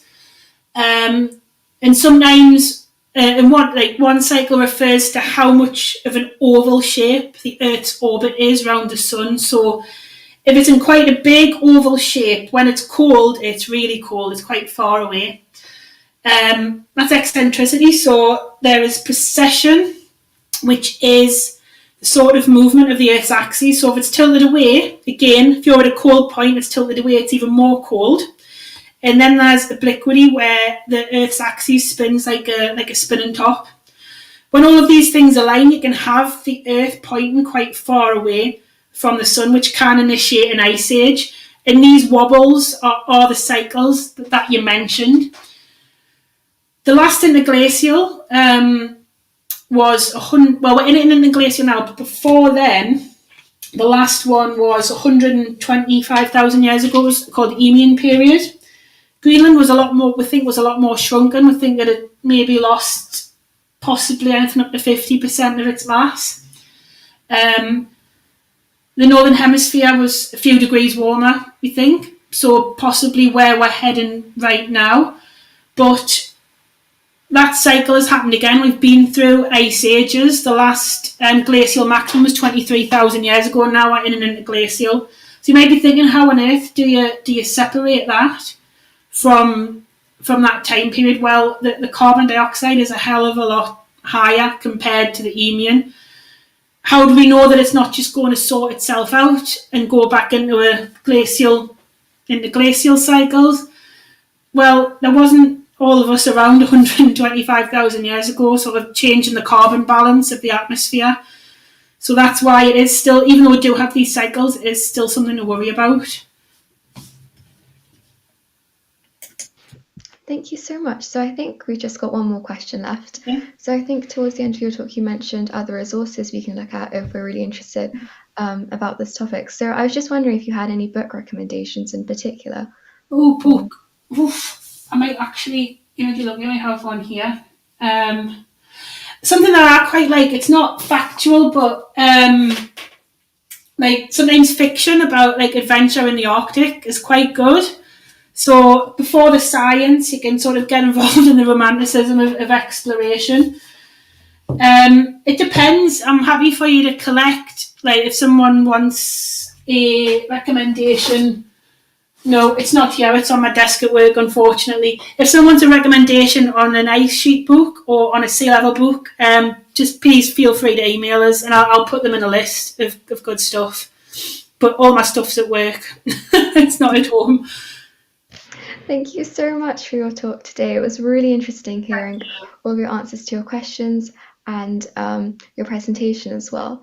So I think now we're going to be moving on to our last speaker for the day, and that will be in 5 minutes or so. So thank you so much to everyone for watching, and to Dr. Leanne as well. Thank you. Thank you. Thanks very much. Bye-bye, everyone.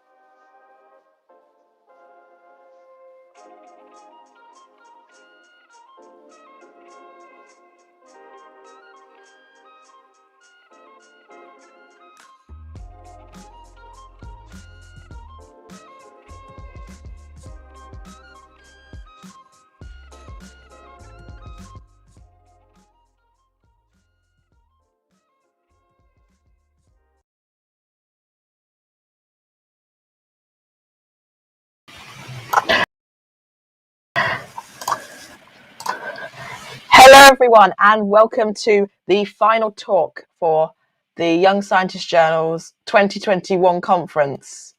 As you heard just a few minutes ago, we finished our talk with Dr. Leanne Wake, and that was really interesting for me, as it gave me an insight into something I hadn't really heard about before.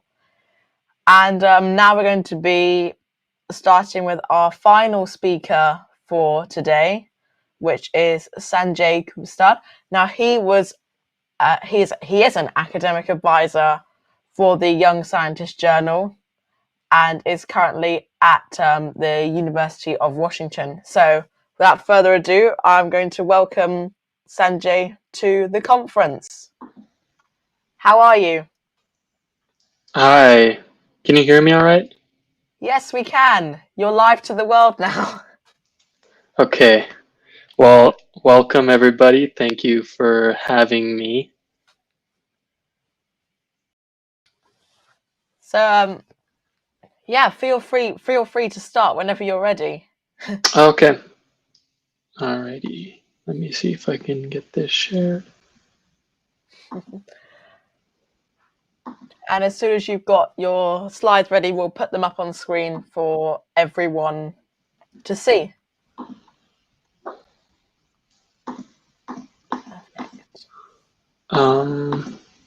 Okay. Can you see this okay? Here they are. Take it away. Alrighty. So today I'm going to talk to you all about continuous biosensing devices. So I know that word might sound a little bit intimidating, but it's really a fairly simple concept and has some very important clinical applications. A brief overview of what I'm going to be talking about.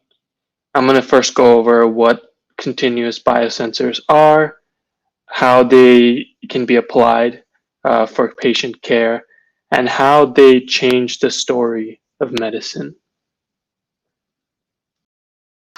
So a little bit about myself. So I graduated with a bachelor's in neuroscience at the University of Washington in 2019, and I'm currently an MD candidate at the University of Washington School of Medicine, set to graduate at 2024. So I'm quite fond of the Young Scientist Journal. I was an alumni since 2014. I worked as a Young Scientist Journal from 2014 to 2017, and I've been an alumni ever since. So I started off as an editor and then became a senior editor and also managed outreach as the outreach team leader. So I love what the Young Scientist Journal does. I'm passionate about its focus on science education and communication, and I'm very inspired by everyone here. So now to dive deep into the topic. What are biosensors? Well, biosensors are devices that are used to detect a concentration of a biomarker. It's a fairly vague definition because they can come in many varieties.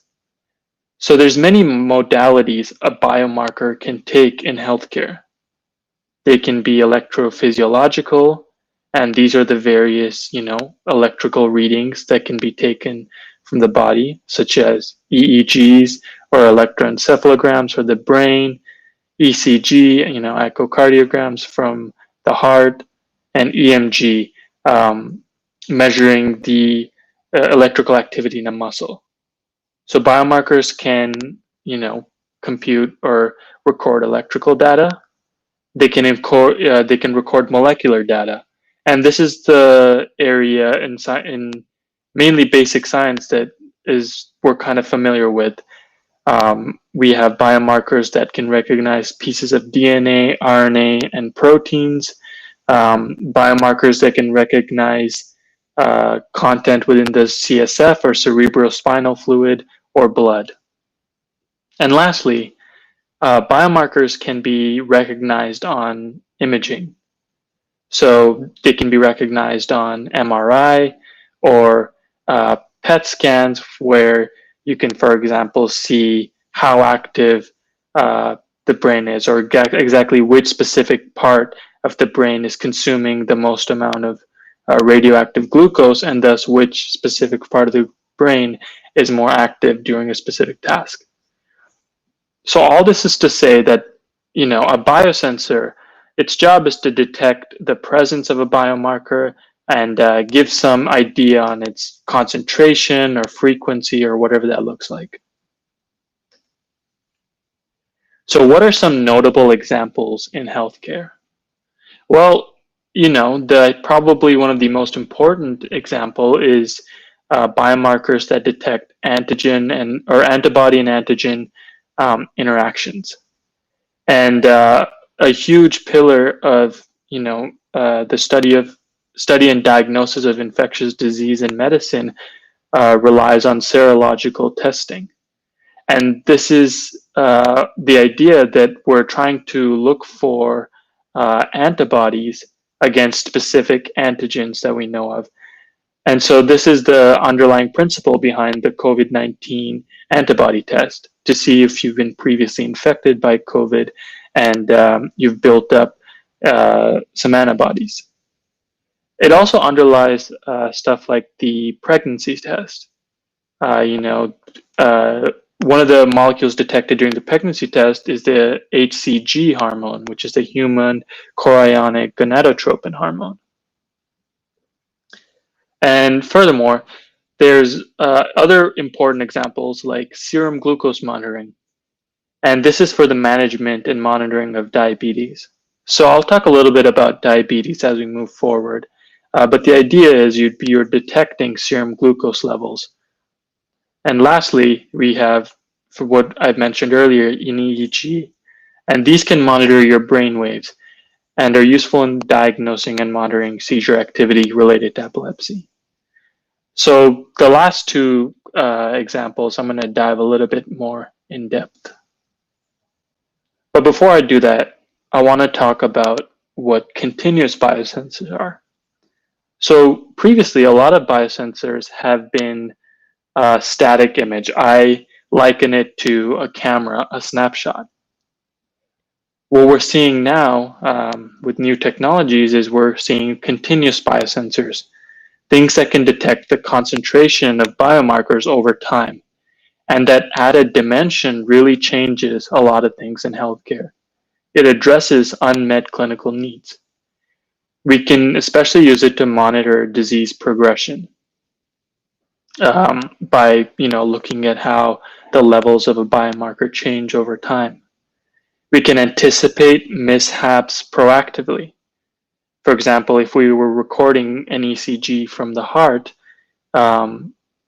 we can see if there's an onset of an arrhythmia coming, or we can see global changes over time in how the heart is beating, and take the appropriate steps doing that. And lastly, we can track the progress of therapy. And this might be the most important part of it. Oftentimes we prescribe medications or use treatments, and the idea is, we prescribe it, wait a little bit of time, and then adjust it, so on and so forth. And having a continuous biosensor that gives us the concentration or frequency of a biomarker that's relevant to the disease we're treating can go a long way in how we manage that disease. So there's very important uses for continuous biosensors in today's medicine. So I want to dive a little bit deep into some specific examples of this. So first, let's talk about diabetes. So to dive into diabetes and what goes wrong, we need to first understand what's supposed to happen. So what should happen is we eat food. I have an ice cream cone over there. And when we do that, it gets broken down by our stomach and absorbed in our small intestines. And slowly our blood sugar levels start to rise. When that happens, insulin is released by the pancreas, and that tells the body to utilize this sugar. And so your blood sugar levels start to drop. So what can go wrong? Well, there's many ways it can go wrong. The two most common ways is that, well, pancreas doesn't produce enough insulin, or the body becomes resistant to insulin. And both of these results, or both of these issues kind of lead to the same result, which is having high blood sugar levels. And so what's the big deal about having a high blood sugar level? Well, there's a couple of downsides. One, it can lead to nerve damage via the principle of osmosis. But regardless, what we see is nerve damage, and this is especially prominent in the eye. In fact, diabetes is a leading cause of blindness in the developed world. So a very debilitating condition when it isn't well managed. And second, you can have something called atherosclerosis. And all that basically means is that your blood vessels start to narrow. And the reason why is that the excess blood glucose we have irritates the lining of the blood vessel, creating a lot of inflammation there and then causing it to narrow. So what happens in the heart? So, well, if atherosclerosis happens in the heart, we call that cardiovascular disease. And if it worsens, it can progress to a heart attack. And if it happens in the limbs, we call that peripheral vascular disease. And when that happens, we can see all sorts of pain in the limbs. We can see fluid buildup in the limbs. And probably the worst scenario is you can have a non-traumatic amputation. And that's because you're basically not getting blood flow to that region of your limb. So, well, the best way to prevent all of this from happening is you monitor blood sugar levels. So your goal is to keep blood sugar in a normal range. If it's too low, it's also bad. You lose the ability to think and function, and that can, not be good for your life. And if it's too high, as we talked about, there's a lot of things that can go wrong. So you need to keep glucose controlled in this very narrow range. And so how can we do that? Well, we need to measure how much glucose is in your blood. And there's two ways to do that. We can have a blood glucose meter, which is like a camera. It tests your glucose levels at that time and tells you your blood glucose levels. Or you can have a continuous glucose monitoring, which can measure this glucose over time. So I have examples on how both of those works. Blood glucose monitoring on the left-hand side revolves around, pricking the skin on your finger for blood and measuring that blood directly using that electronic device over there. On the right-hand side, we have continuous glucose monitoring systems. So the idea is you put on a patch on the top of your skin and you're able to collect blood glucose data that way. And the cool thing about that is you can track your glucose levels by the hour and also track it over time. So we can see, there's smartphone applications, but there's a lot of applications which can utilize this and tell you your blood glucose levels over time. And so the next time you go to a doctor, or even remotely, the doctor can analyze those results and make adjustments to treatment, or they can inform the patient and who can make adjustments to lifestyle around that. So we can see two different technologies to address the same need over here. The next example I want to talk about is how they can be helpful, how continuous biosensors can be helpful with epilepsy. Well, so what is epilepsy? Epilepsy is having many unprovoked seizures. It's a disease of seizures. And so what causes a seizure? Well, you can have abnormal brain activity or circuitry that cause a brain to go in seizure. So there's many forms of seizures. There's generalized, focals, and many, many more. So symptoms can also vary broadly, but some things to include is they can cause confusion, staring spells, stiff muscles, uncontrollable jerking of the arms and legs. But again, since there's so many forms of seizures, there can be so many types of symptoms. And so epilepsy is a disease of, abnormal brain activity. And so how do we detect epilepsy how do we detect seizures? Well, you use a device that I mentioned earlier called the electroencephalogram.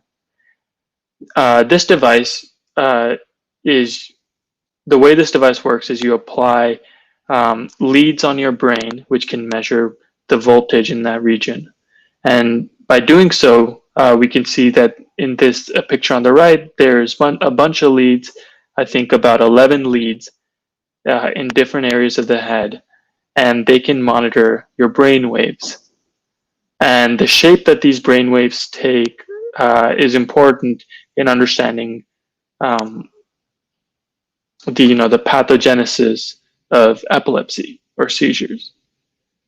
And so to kind of understand what this image on the right means is we have fairly normal brain activity before we hit this point. I'm not sure if you guys can see my cursor, but before we hit about this point, we have fairly normal seizure activity. And then we have this coordinated, rhythmic, high amplitude activity. And so this is consistent with seizure.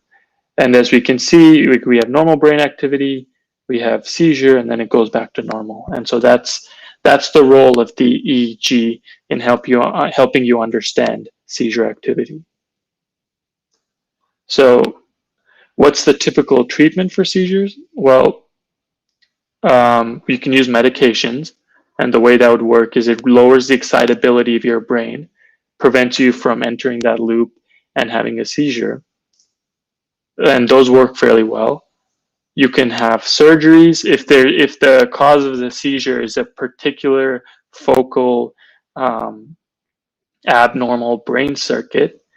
You can operate on that area, remove the source of the seizure, and that can also have tremendous benefits. Again, both of these, you can imagine, do have a lot of side effects. Surgery is not always possible, or if it is, you can affect surrounding brain structures, and that can severely impact your quality of life. With medications, there's troubles having medication enter the blood-brain barrier. It's a hard place to get medication into. And second, it's not as precise, so you can often have a lot of side effects from medications. So what's another approach? We're talking about continuous biosensors. So how could we potentially use that in the treatment of seizures? So if we know a seizure is caused by abnormal brain waves, which are electrical signals, and we know that we can continuously measure them using an EEG, the question is, could we potentially stimulate the brain electrically to prevent seizures before they occur?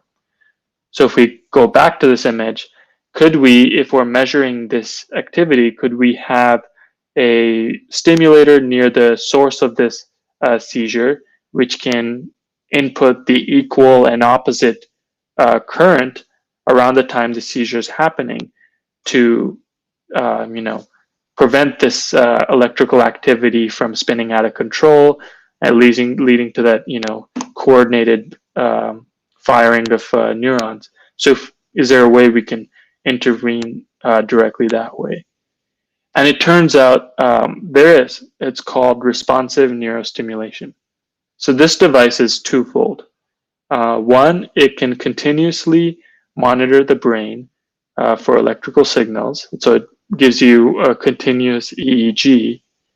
And second, it can be calibrated to detect abnormal brain activity and apply a neurostimulation to stop the seizure at its source. So the way this device works is it's implanted directly onto the brain. You have a strip which can record. You also have a wire which can send stimulation. Again, this is mainly for focal epilepsies. Again, you can have many types of epilepsy, so this can be useful in some applications. Regardless, it's a very novel and interesting idea that utilizes the principles of continuous biosensors. So now we've talked a little bit about epilepsy. We talked about diabetes, how we can use continuous biosensors. Now I want to talk about what new insights these devices can reveal. So now I want to preface some of the research I've done on this topic that utilizes these principles.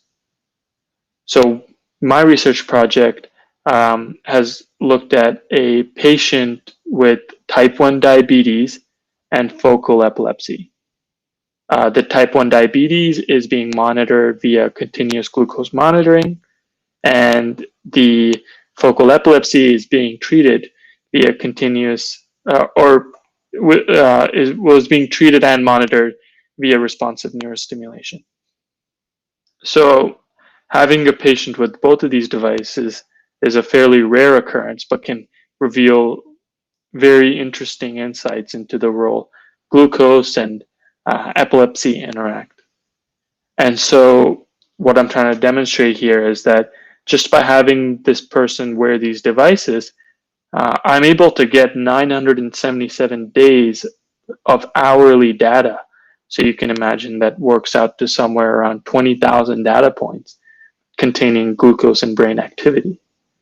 And so this is just to say that we can have a tremendous amount of data about the patient specific to their conditions and use these data to really make treatment recommendations or to learn a little bit about the disease and further our scientific investigation.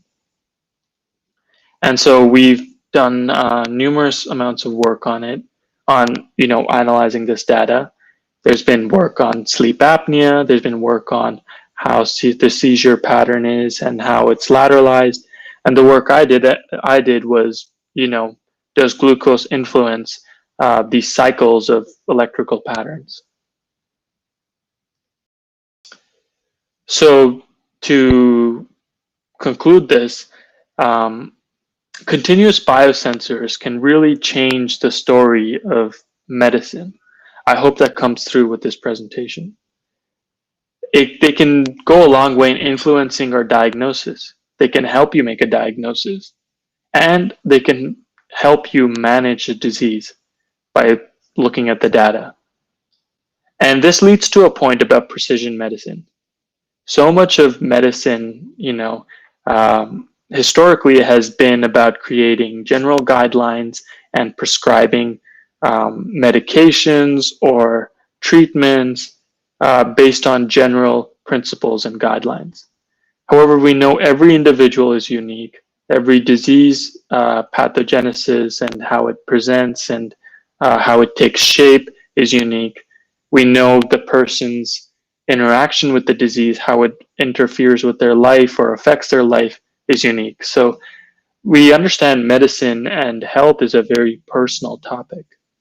And having continuous biosensors can go a long way in paving the road for precision medicine and coming up with interventions specific to the patient in front of you. And lastly, they can reveal new questions and shed light on the old ones.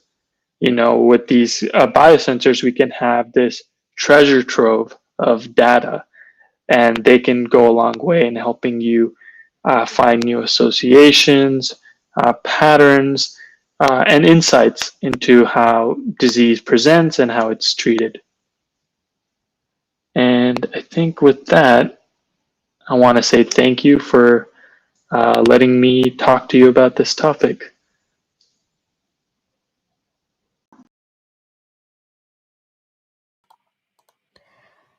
Thank you so much for that. That was really incredible, really insightful. I found 2 facts that I sort of really took away from your talk with the fact that diabetes was actually a cause of blindness, and the second one was that continuous biosensors can help with epilepsy. So those are just two things that I've taken away from this talk. So I've got 3 questions for you, and this is just a general message to everyone watching. As soon as we are finished with the questions for this talk, we'll be moving straight in to the closing session, which would include the post-presentation results, just so we can finish a little bit earlier to make it a little bit nicer for people that are ahead of us in terms of time zones. Let's make it less of a late night. But my first question is, what continuous monitoring device do you think is coming next? Yeah, I mean, that's a great question. And it's something that's, I would say, it's very hard to predict. I think what is a better point, and probably, less exciting, is the type of improvements we can make to our current continuous monitors. I talked about the responsive neurostimulation device for the treatment of epilepsy. And what we see with that is that it is FDA approved, which is, the regulating agency here in the United States. But what we're seeing is that, it can treat certain types of epilepsy, like focal epilepsies, and so on and so forth. So I think the more interesting point is, at least with me in that field, is how much better it can get, how much more sensitive it can be to brain waves, what kind of math goes behind it to determine whether this brain wave is, seizure causing, or whether this brain wave is just normal brain activity. I think that's very interesting. I also think, one of the most wide applications is, within like the Apple Watch, or like other forms of devices which can kind of monitor your sleep. I think, that's a pretty understated, important act of daily living that, takes a back burner. So having data that guides your approach in sleep and sleep patterns might be pretty important moving ahead. That is really true. And the advances that consumer level smartwatches have now is just incredible. For all Exactly. we know, in a couple of years' time, everybody might have a blood glucose monitor on their wrist. But the second question I have is there any way continuous monitoring could help with cancer, either early diagnosis, more successful treatments, or better prognosis?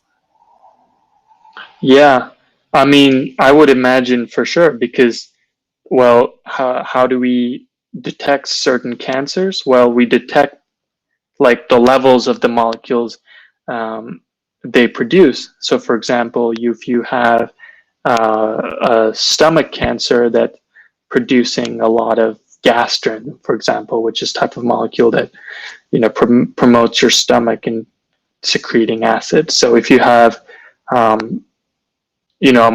tumor that produces that, or you have a insulinoma, which is a tumor of the pancreas, and all of a sudden your pancreas has a tumor that's producing a lot of insulin. We can imagine if we have a continuous monitor for biosensors that are specific to molecules produced by the most common types of cancers, that we're able to detect these a lot sooner. And I would say, more than detection, I think the most interesting part of that is they really help you in treating these cancers, right? We can watch these levels go down over time, and that tells us that whatever we're doing is working, or whatever we're doing is not working. And so it really helps you guide your clinical approach. Yeah, I agree, yeah. final question is, the best continuous monitoring seems to be devices that the Orient can control or use themselves instead of having to be monitored by going to see the doctor. Is it possible to communicate data continuously to a healthcare provider who can step in if needed, for example, via Wi-Fi or Bluetooth? Yeah, that's a great point. No, I love the connection that's made in that question is that a lot of what we, this is very much democratizing a person's health, right? When we think of continuous monitoring, or, prior to this concept, the idea was you go to a doctor, they run your tests, and they see your results, they interpret them for you and tell you the results. And, that's great. But what these continuous monitors can do is help you be more educated about your own clinical condition and help you monitor levels that that you can see yourself. For example, when we're talking about that glucose monitoring, these they can run in apps on your smartphone, and so you can check your level of glucose over time. You have that data there. It's very convenient, and it moves some of that healthcare, from the clinic into your home. So I think that democratizing part of that is very interesting. And to address your questions about how this can affect practice and whether physicians can be involved, I'm not really too sure at this stage if that kind of apparatus is set up where you have doctor's office which are monitoring, say, patients' data as they come, or they're alerted to new findings and can communicate this with their patients. So these might exist, and I might not know about them, but we can imagine that they're probably not too common. And I think they'll become common as these devices evolve and continue to revolutionize healthcare.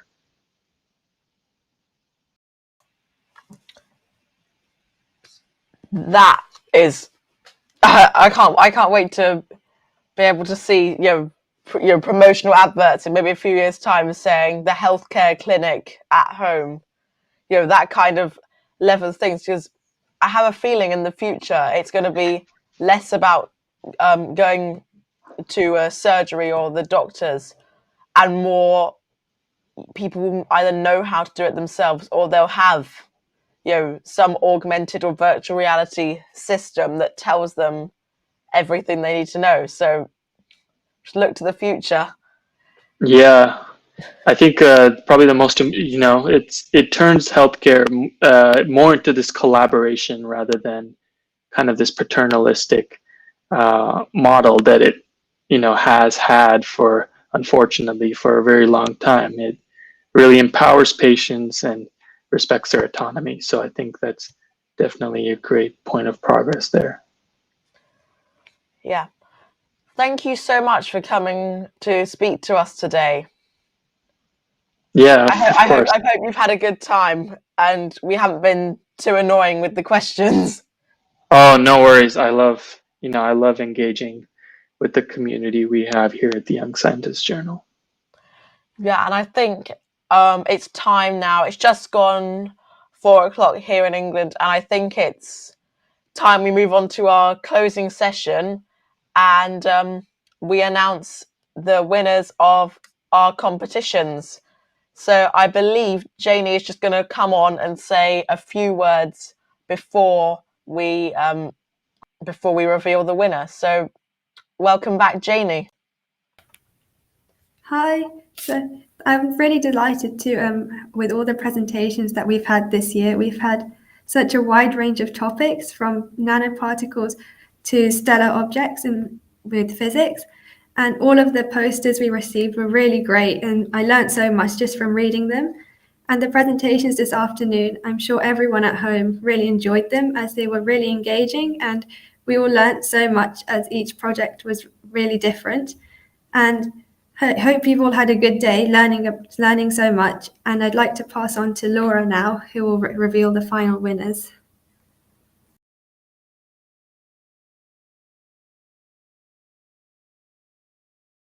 Go. Good afternoon, everyone. Laura Morby here with you, Journal Mentor, again, just to announce the results of our poster presentation competition. The submissions that we had this year were, I think, by far the highest quality submissions we have had in my 3 years as Journal Mentor. We had actually several submissions, but it was quite difficult to narrow down which of those we were actually going to accept. So in the end, we had 7 finalists. I'm going to go through each one of those in order and give you a little bit of feedback, and then I will announce the winner. So first of all, we had Addressing Crop Market Uncertainty During COVID-19 Through Remote Sensing and Machine Learning by Dhruv Pai. The judges found this to be an excellent example of the applicability of the scientific method and research project in addressing social and economic issues. STEM doesn't always have to be about STEM for STEM's sake. It can be applicable to the wider landscape as well, and we thought that this was an excellent example of that. It was very responsive to current economic conditions as we move on from the peak of the COVID crisis, and it scored very highly. The second project was an investigation of the effects of time of day on muon flocks by Catherine James. We found this to be an excellently constructed and well-explained experiment with clearly defined parameters and results. The flow of the poster worked well, and the diagrams were helpful and the background thoroughly understood. Well done, Catherine. Our third finalist was the Accessible Correlative Diagnostic Solution for Multi-Organ Dysfunction Caused by SARS-CoV-2, The Future of a Home-Based AI-Enabled Telemedicine by Gatik Trivedi. Gatik spoke to us as part of the second session of poster presentations in the afternoon, and the judges were very impressed by his work. It was a very topical project, clearly answering a need.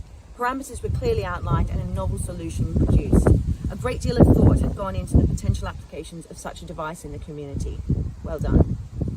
Our fourth finalist was Multifunctional Pneumatic Soft Rehabilitation Gloves by KU Wan. This was a novel solution to multiple needs. Testing was thorough and clear advantages were seen over previous models of gloves discussed. The information flow, however, on the poster required a little bit of work. Next, we had the usage of solar oven heat in electricity conduction using thermoelectric generator by Sama Yasser and Naira Mahmood.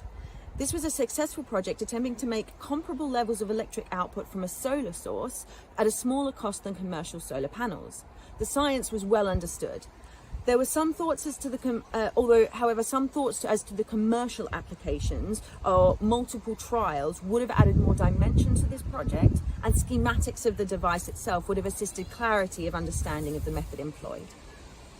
Next, we had the correlation of leadership traits and conformity of adolescence by Adiba Mukhara Islam, Fayaz Akmain, and Akila Jahin Bushra.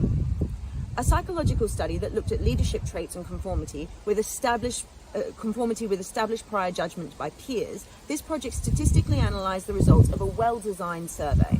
A larger sample size than 49 might have improved reliability, but the conclusions drawn did seem valid.